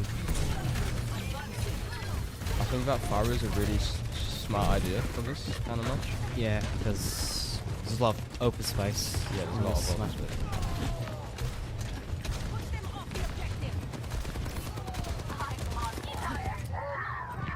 I would like to see a Pharah boot someone off the map.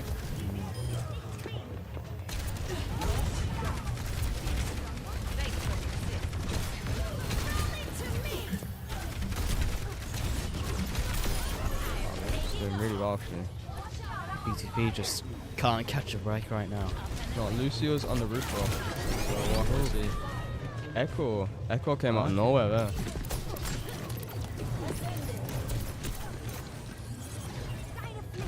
Getting Echo now. Careful Echo. Pharah contesting Echo. Right, Junkrat shut that down.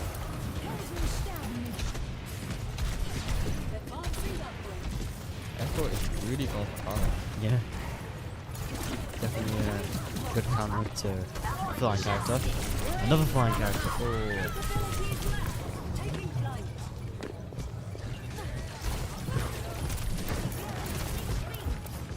BTP really have to put the pressure on now. Yeah, focus swaps are doing really well right now. They just went out there. Oh, missed the hook. Oh, that's not good. That's not nice. Good beat though. Doing some good damage. Smacking everyone. Nah, very good round from the that focus 1-1. Ooh. Yeah, like I said, this is going to be a very intense match. We've seen that so far.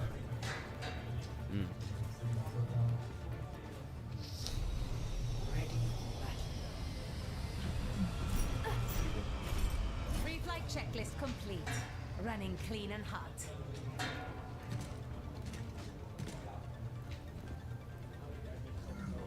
So if you were on their team, what would you change and what strategy would you try and come up with? Well, for Huffstress, maybe switch out Roadhog for like someone with longer range or like a shield or something, like Sigma could work. Sigma could work? Yeah, since his projectiles bounce off walls, can like sort of guide it towards, move out being in their sight. Reaper is looking for a flank or to try and disperse.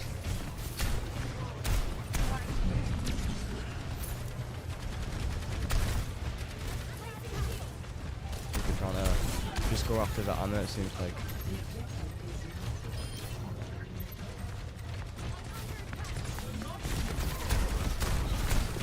Reaper's doing good damage against Orisa.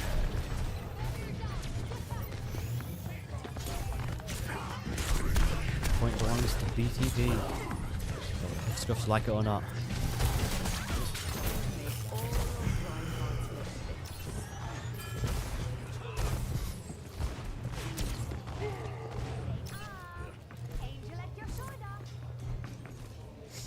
And they're just waiting for them to. BTP has come back though. Roadhog is back in the game. We'll see how that plays out.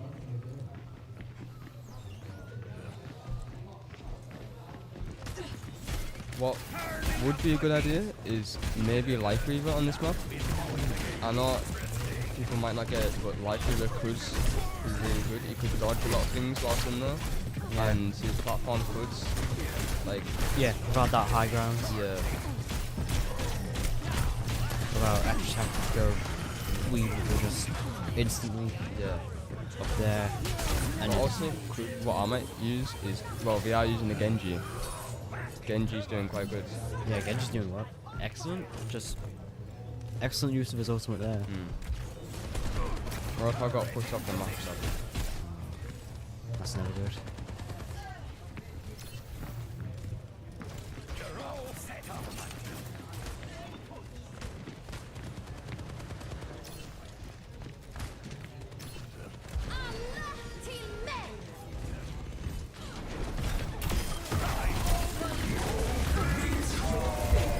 Good use of the ultimate from Great Torbjorn. ultimate combo there. That was good use from team wide. Orso That as was well. really good. Yeah. Yeah, our save have definitely won this round. Lucio trying to get there. get one last Trying to push get in. there. But nah, too risky. Shut down.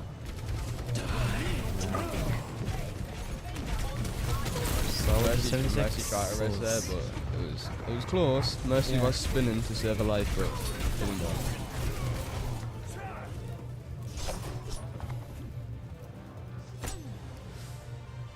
That's that 2-1. That was great game.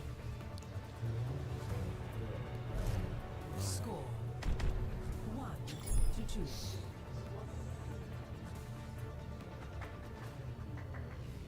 Ready for battle. Find your strength. We are soon to need it.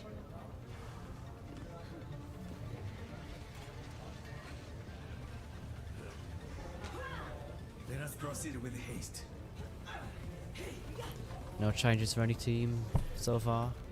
Oh, no, except there's Baptiste instead of Lucio on Nov Scruffs. See if that can help out. So is it just this map until best of 5 points? Yeah. Alright, okay. So if BTP win this point, yeah.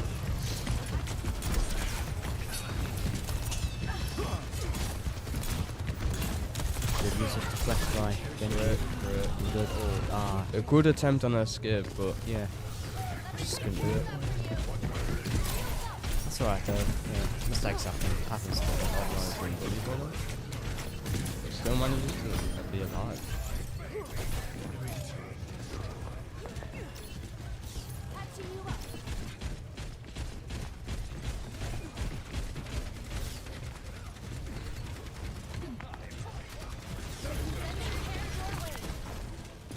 Genji's going for high grounds. Enemy turret destroyed. Could have sent like the Vita to get the Genji wave, but it's really internet. Just too far away. Yeah, too far away. Great anti-heal grenade by Hannah. That was really good. Mago's low. Genji's yeah, Genji's one of the more dangerous players in my opinion. Yeah. Genji's definitely been doing well in these. He knows when to like go in and when to retreat. Yeah. Good awareness. Yeah, really good spatial awareness. Yeah. That's really all you need from playing anyone. But especially Genji, because considering it's like not that. Genji's almost got his ultimate. This might change the tide.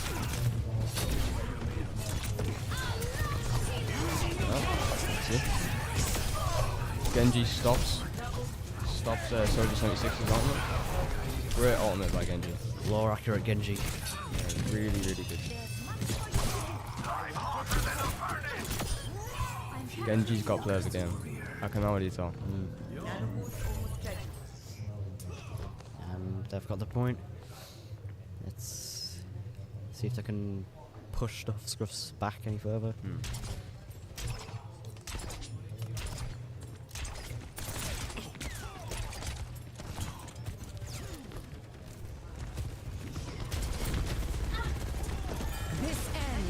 Genji's going for the soldier. They're going to try to sneak around, but You can see the team raging.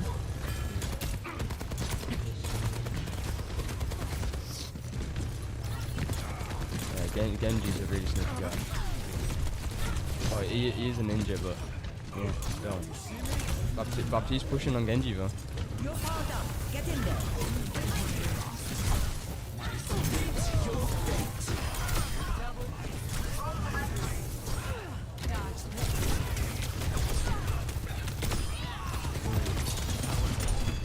Good use of deflect. Great use of the Just couldn't. Mag was one. Oh, Mag was really low.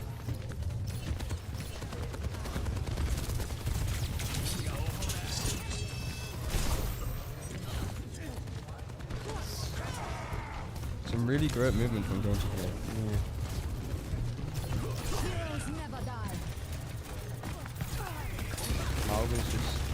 Mauga's trying to pick up Mauga's best. Genji escapes and gets speared by Arista. Another Genji ult. Fully capturing the point. See if Mauga can do anything with his ultimate for you. Baptiste uses his ultimate.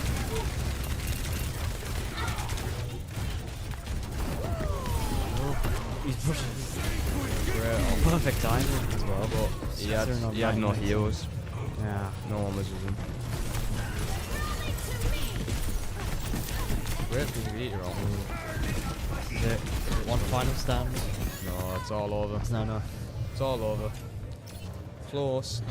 Good attempt. But really good. That's that. B2B gets their first point of this final.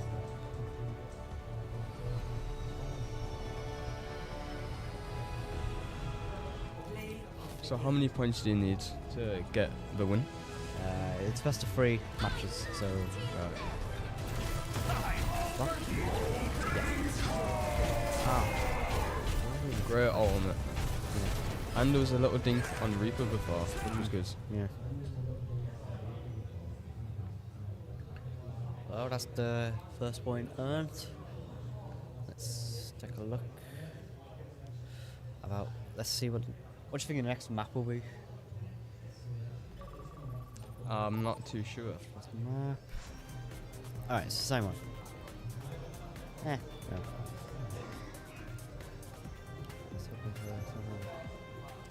Initiating match.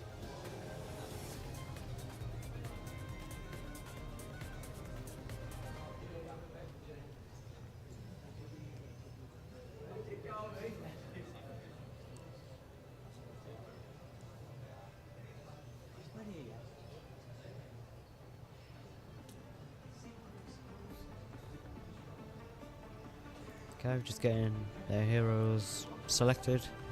This is interesting. It's not my job to get you back alive. B2B now has Stay a close to Bastion me, and we might on their manage side. it anyway. How do you think this, and Zarya, how do you think this will affect their gameplay? I think that Zarya is not really the way to go, but we'll have to see how it goes.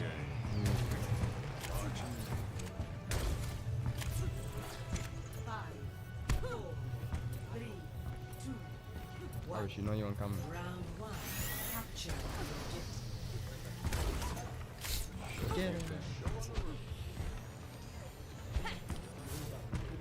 That was some support from fellow esports. Oh, but both on Zarya. That's interesting. Some Zarya competition. Yeah. Didn't expect that. Definitely, quote unquote, counter each other. Yeah. Just depends on their teammates, really.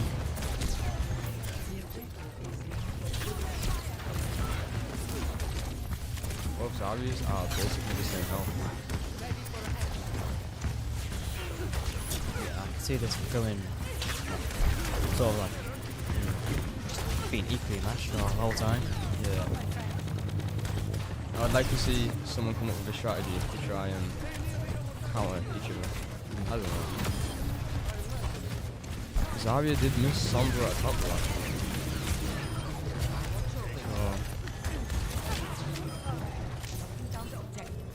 Both Scruffs captured the point, and it's theirs now.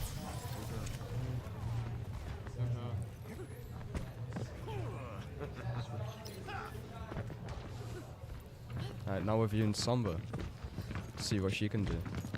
hiding up top. I think Soldier seen him. Yeah, Yeah. Soldier did see it. That party was boring. Sombra is the most annoying character to deal with. Yeah. Quick melee? Oh, could have got a quick melee in there.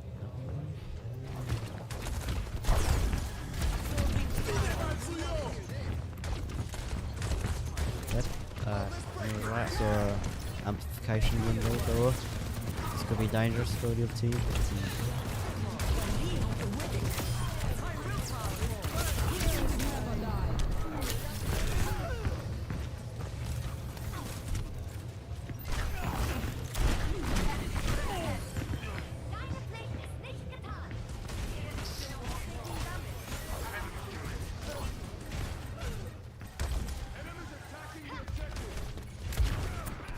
I've got you in my sights.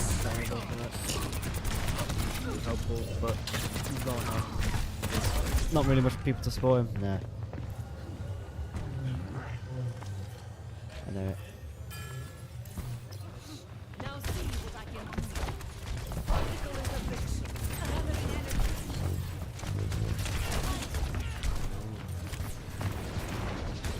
BTP just really need to stand their ground right now.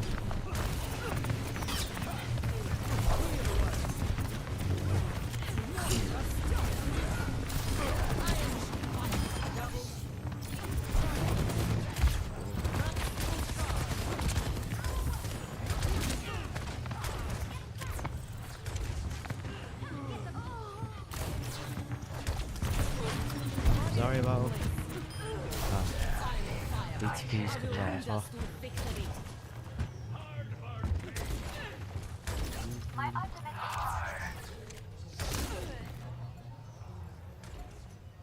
I'm here to support.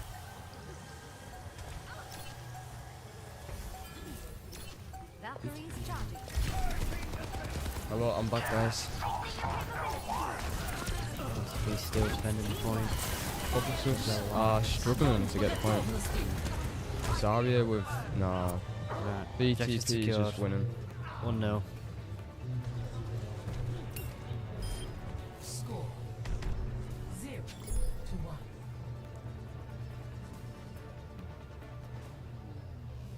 Ready for battle. Feeling more powerful? Safety's off. It's a cruel world out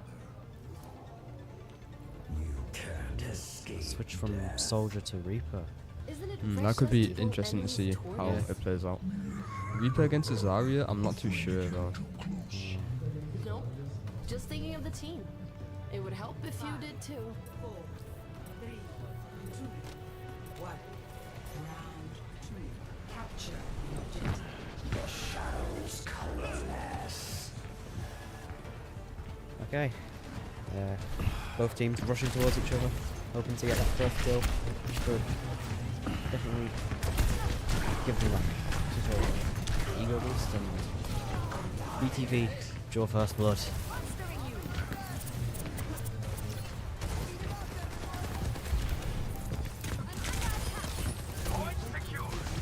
Good awareness, destroying the immortality field there.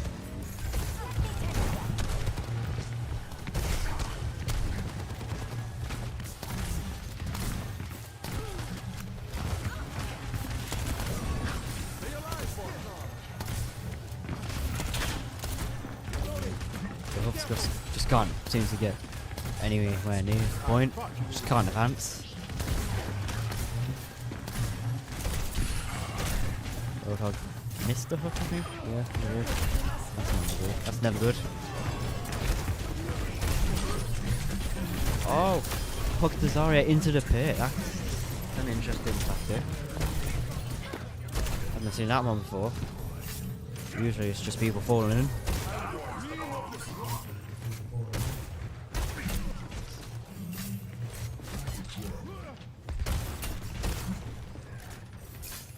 Times have definitely turned with Puffer Scruffs not letting BTP advance.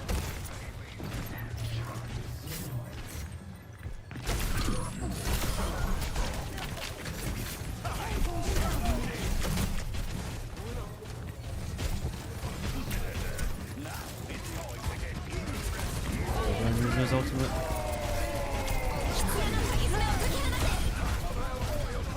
Any help. Lucy also used his. That's very helpful. Cold about to die.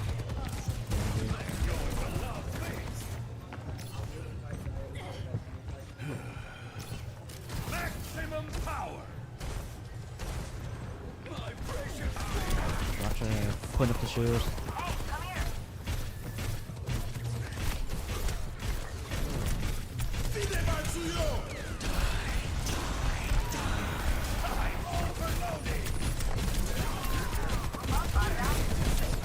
Roadhog just advancing onto Torbjorn and easy kill.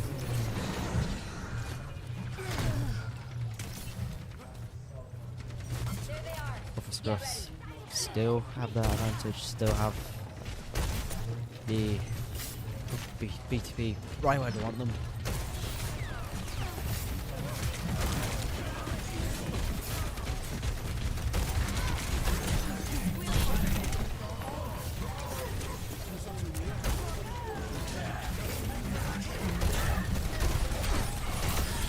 The rest is down. Ooh, Somber got out there just in time.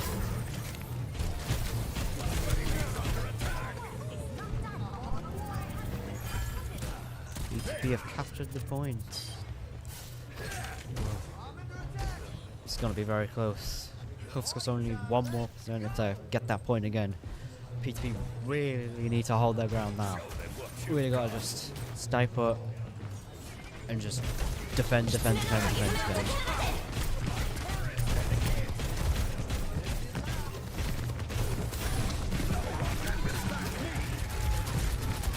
Ultimate's being charged up. People are just charging in, and Torbjorn fell off the map.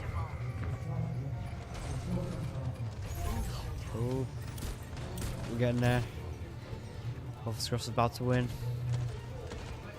and that's that. 1-1. Lincoln never gives up. Meet your fate.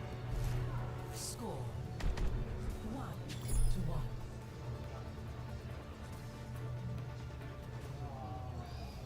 Ready for battle.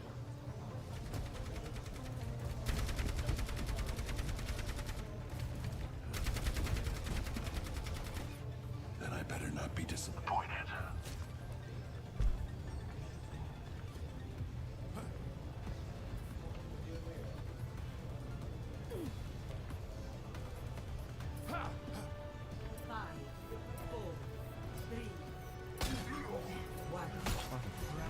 Here we go. Capture the objective.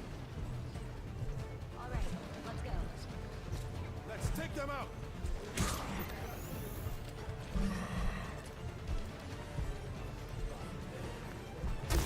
Both teams getting ready to meet the other. Just 3 down.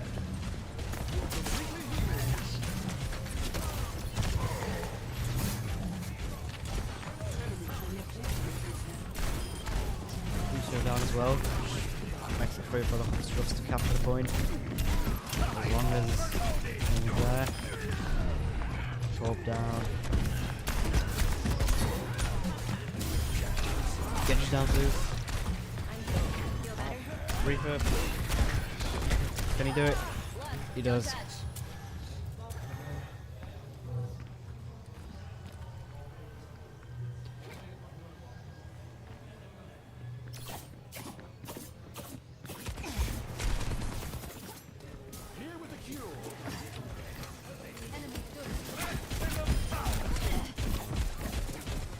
Like a gentle rain.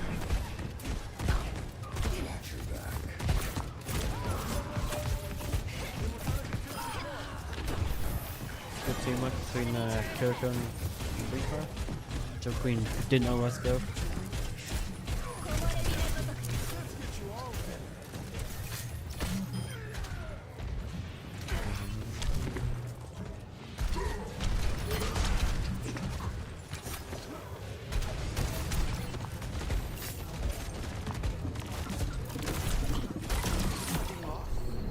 Roadhog's been put to sleep. didn't really have much of an impact.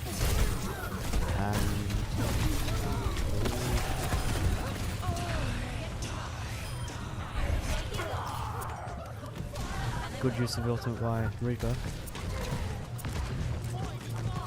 BTB still trying to find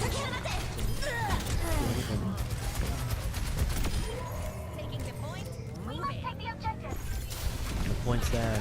BTP have the points. Can they keep it? That's the question.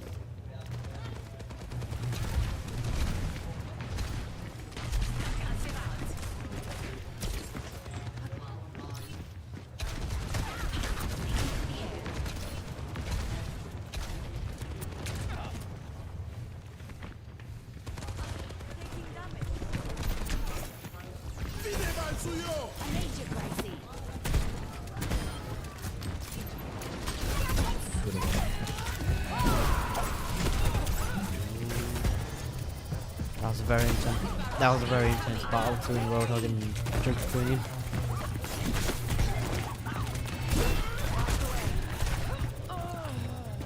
Couldn't do much against multiple opponents. It happens.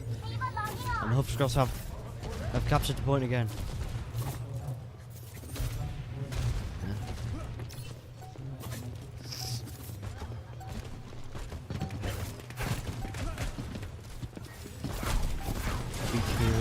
Find something to rise, so not end well. For enough time, and points still being contested.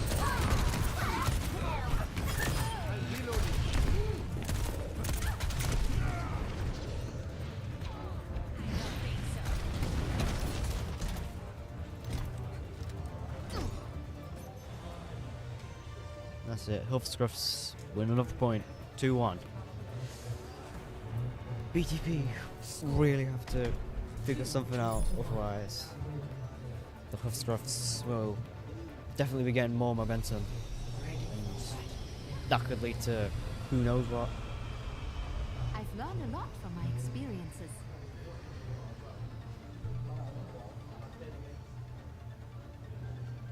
Ooh, I live for this. The barrier appears.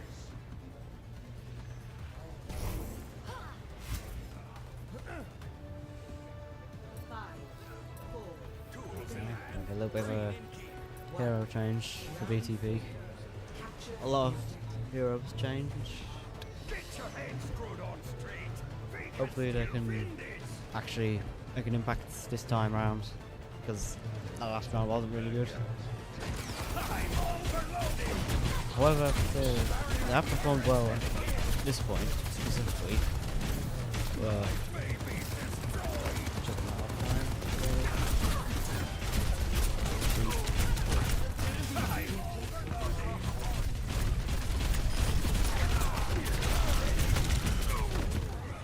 Fully operational. Enemy turret down.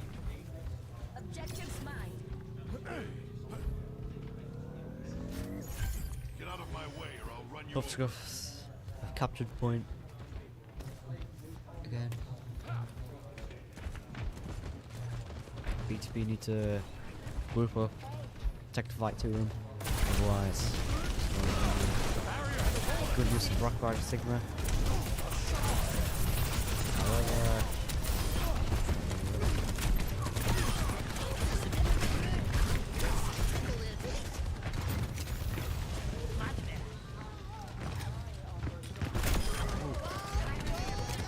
good kill by Junkrat.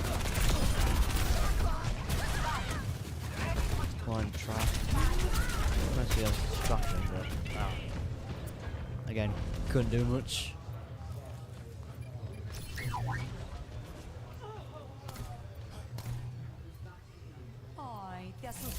Ooh, we have switched to Sombra.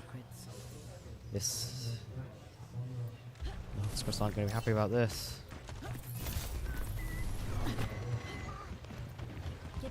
Absolutely terrible to play against Sombra players.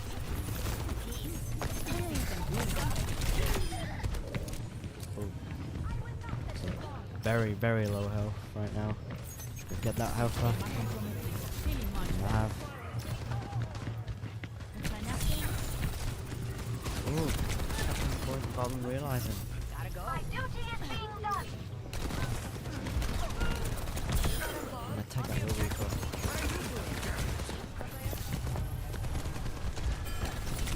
Still trying to do whatever they can to get that point.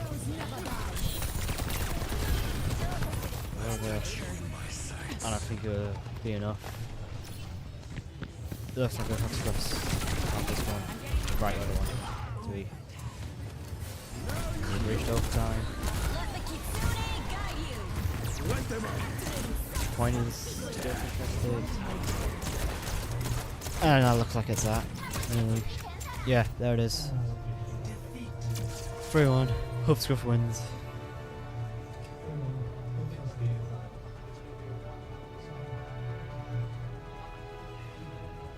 Alright, I've just been told the next game will be a 1-round cider. Very dramatic, because we're currently 1-1. This is going to be very, very tense.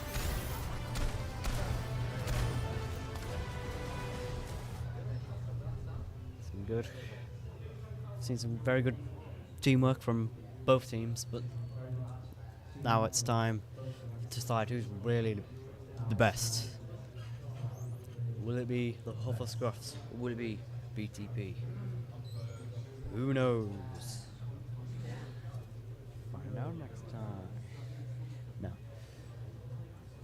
Just getting the game ready now. Oh, so much pressure. God. Ooh.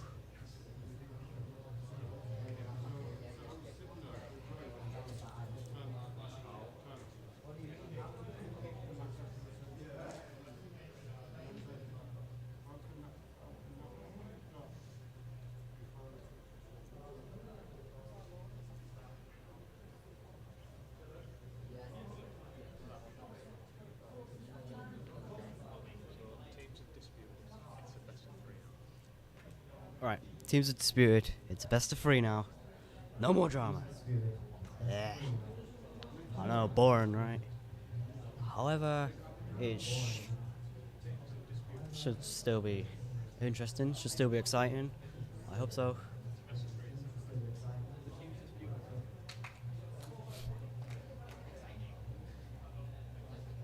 Okay, best of 3. Let's do it. Eventually, you know.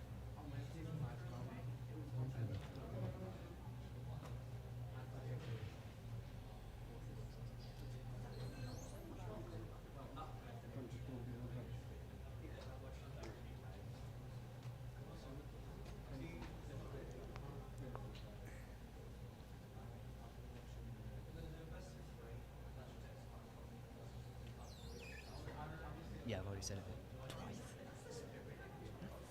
Very best.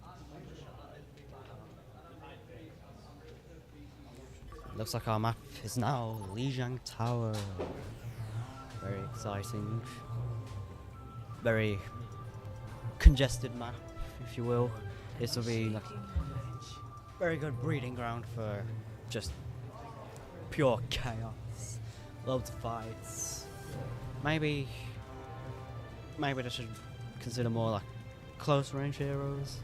I'm not sure. I'm not much of an Overwatch pro myself, but I'm just here to enjoy the show. Hopefully we can enjoy it, and yeah, I'm just blabbering. Right, let's take a look at the heroes I've selected. Hey, Reaper, don't sneak up on me like that. Just a reminder. Okay, I can see that the. you'll I can never see. see me I can see coming. For BTP, Lucio definitely helped them get to the point quickly, and Junkrat can help do damage over longer distances, more of a laid back sort of hero. As for the Huffle Scruffs, Reaper's very good in close range, which definitely suits this map. And Malga as well. Where do we begin?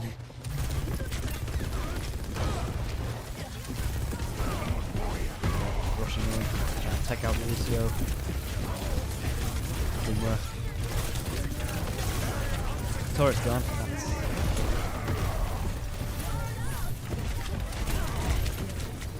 just trying to charging in.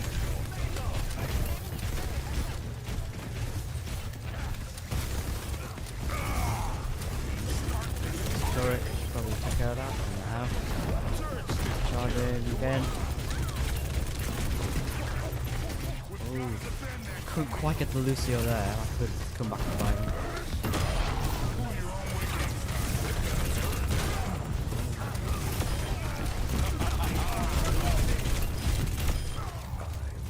Malga's just absolutely destroying them.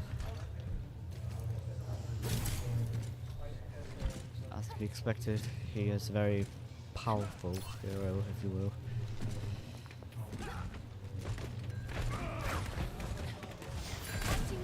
BTP still not had a chance to really contest the capture point. Hopefully that can change for him.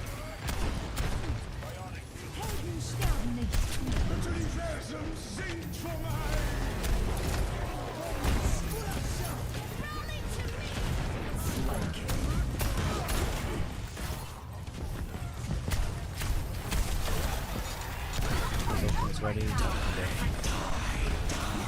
I wouldn't say that was the right time to use it. Definitely a waste. Cool. Probably misinput. Be careful, really.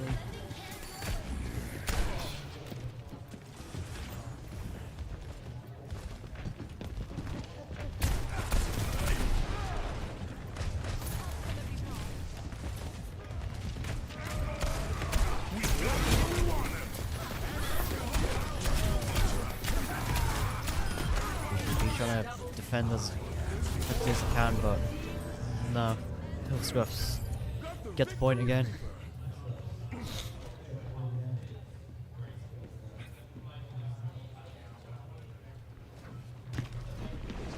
Teleporting up to the high ground. Ooh, I see what he's doing here. He's trying to catch him by surprise. I respect that.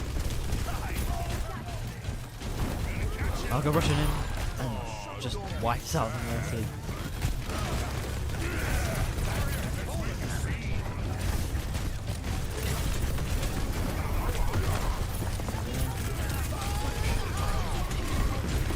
Because on a 10-player kill streak, this is a force to be reckoned with.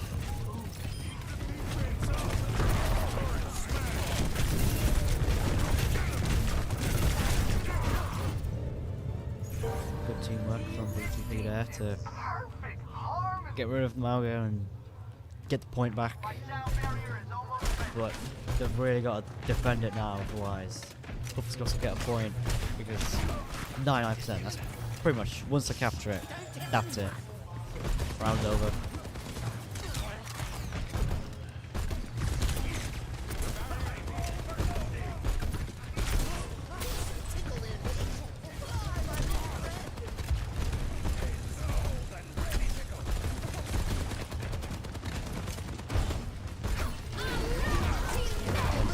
Malcolm pushes in, launches the Junkrat out of there.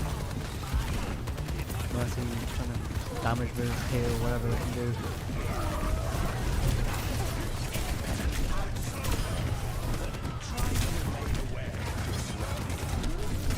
Singles down. This could be it. Yeah, it's nearly over. Couple scruffs. Just need to wait out for a bit longer. And that's that.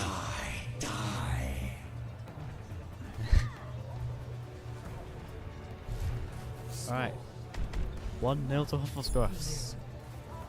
BTP really need to step up their game now, otherwise it's all over.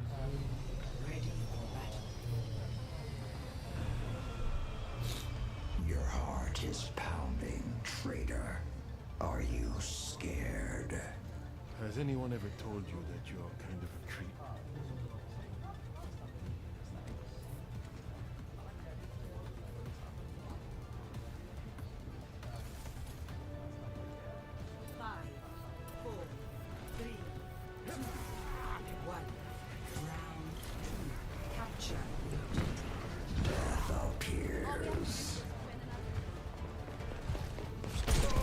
Together, and they've already fight with BTP.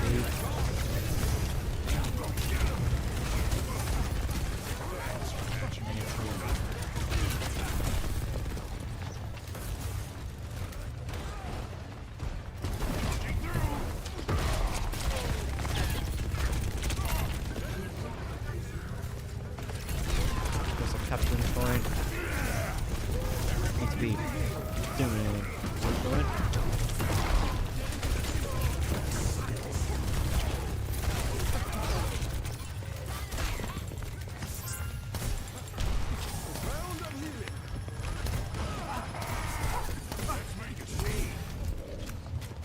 BTP still having no luck trying to push the whole scrums back so that they can get the point and just do it. Pretty much what the Scrubs are already doing. It's just let's try that. They've done it, they're capturing.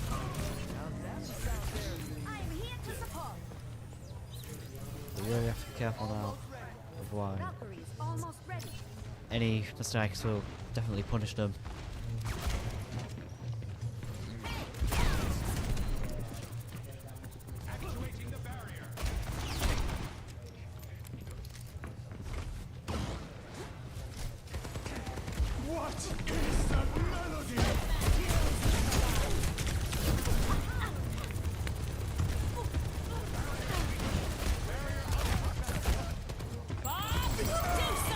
Sending out Bob, hopefully that can have an impact. Yep, BTP using their ultimates well, using them wisely.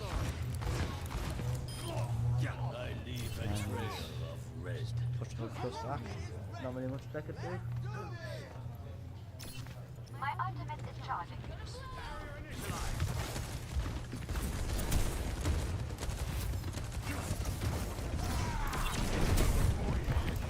Charging into the point. They're all targeting Sigma. They're pushing them back. They're getting pushed back into their spawn. That's never good. Oh no, they're retreating back to the control point. If I was them, I would have stayed there. Just trap them in their spawn. There's not much they can do. But anyways. Battle will come out on top. I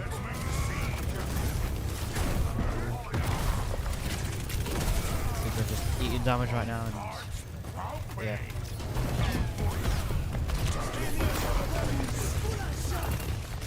Oh, Lucio with his ultimate. Point being captured by Hook Scruffs. BTP have to realise this. No, they don't.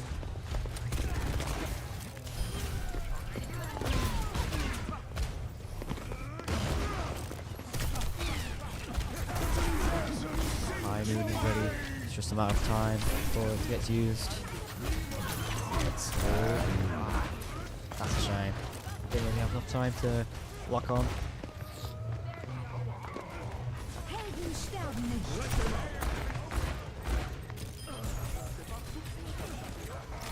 Points being tested still.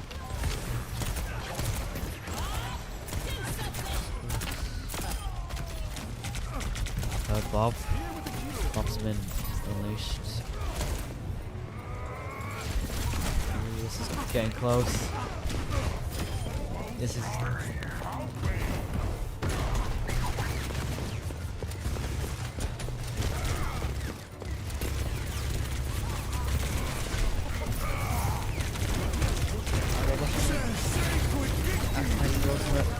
this could be it.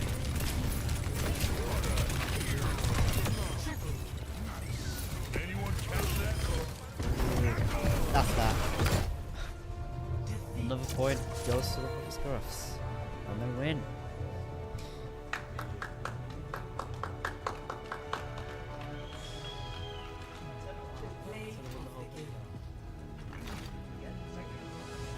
And for the second year in a row, the Puffer Scruffs have won the tournament. Absolutely incredible. Really a shame for BTP. They tried the hardest, gave it all they got, but in the end, Huff Scruffs just, I don't know, outplayed them. Well, that was a very good tournament. I hope you all enjoyed it. I know I have. That was a very intense final. Hufflecross would definitely be celebrating. B2B definitely won't. But yeah, I guess all we can do is appreciate the efforts that every team made in this whole thing. So thank you all for joining us for this, and Merry Christmas. Hope to see you all whenever.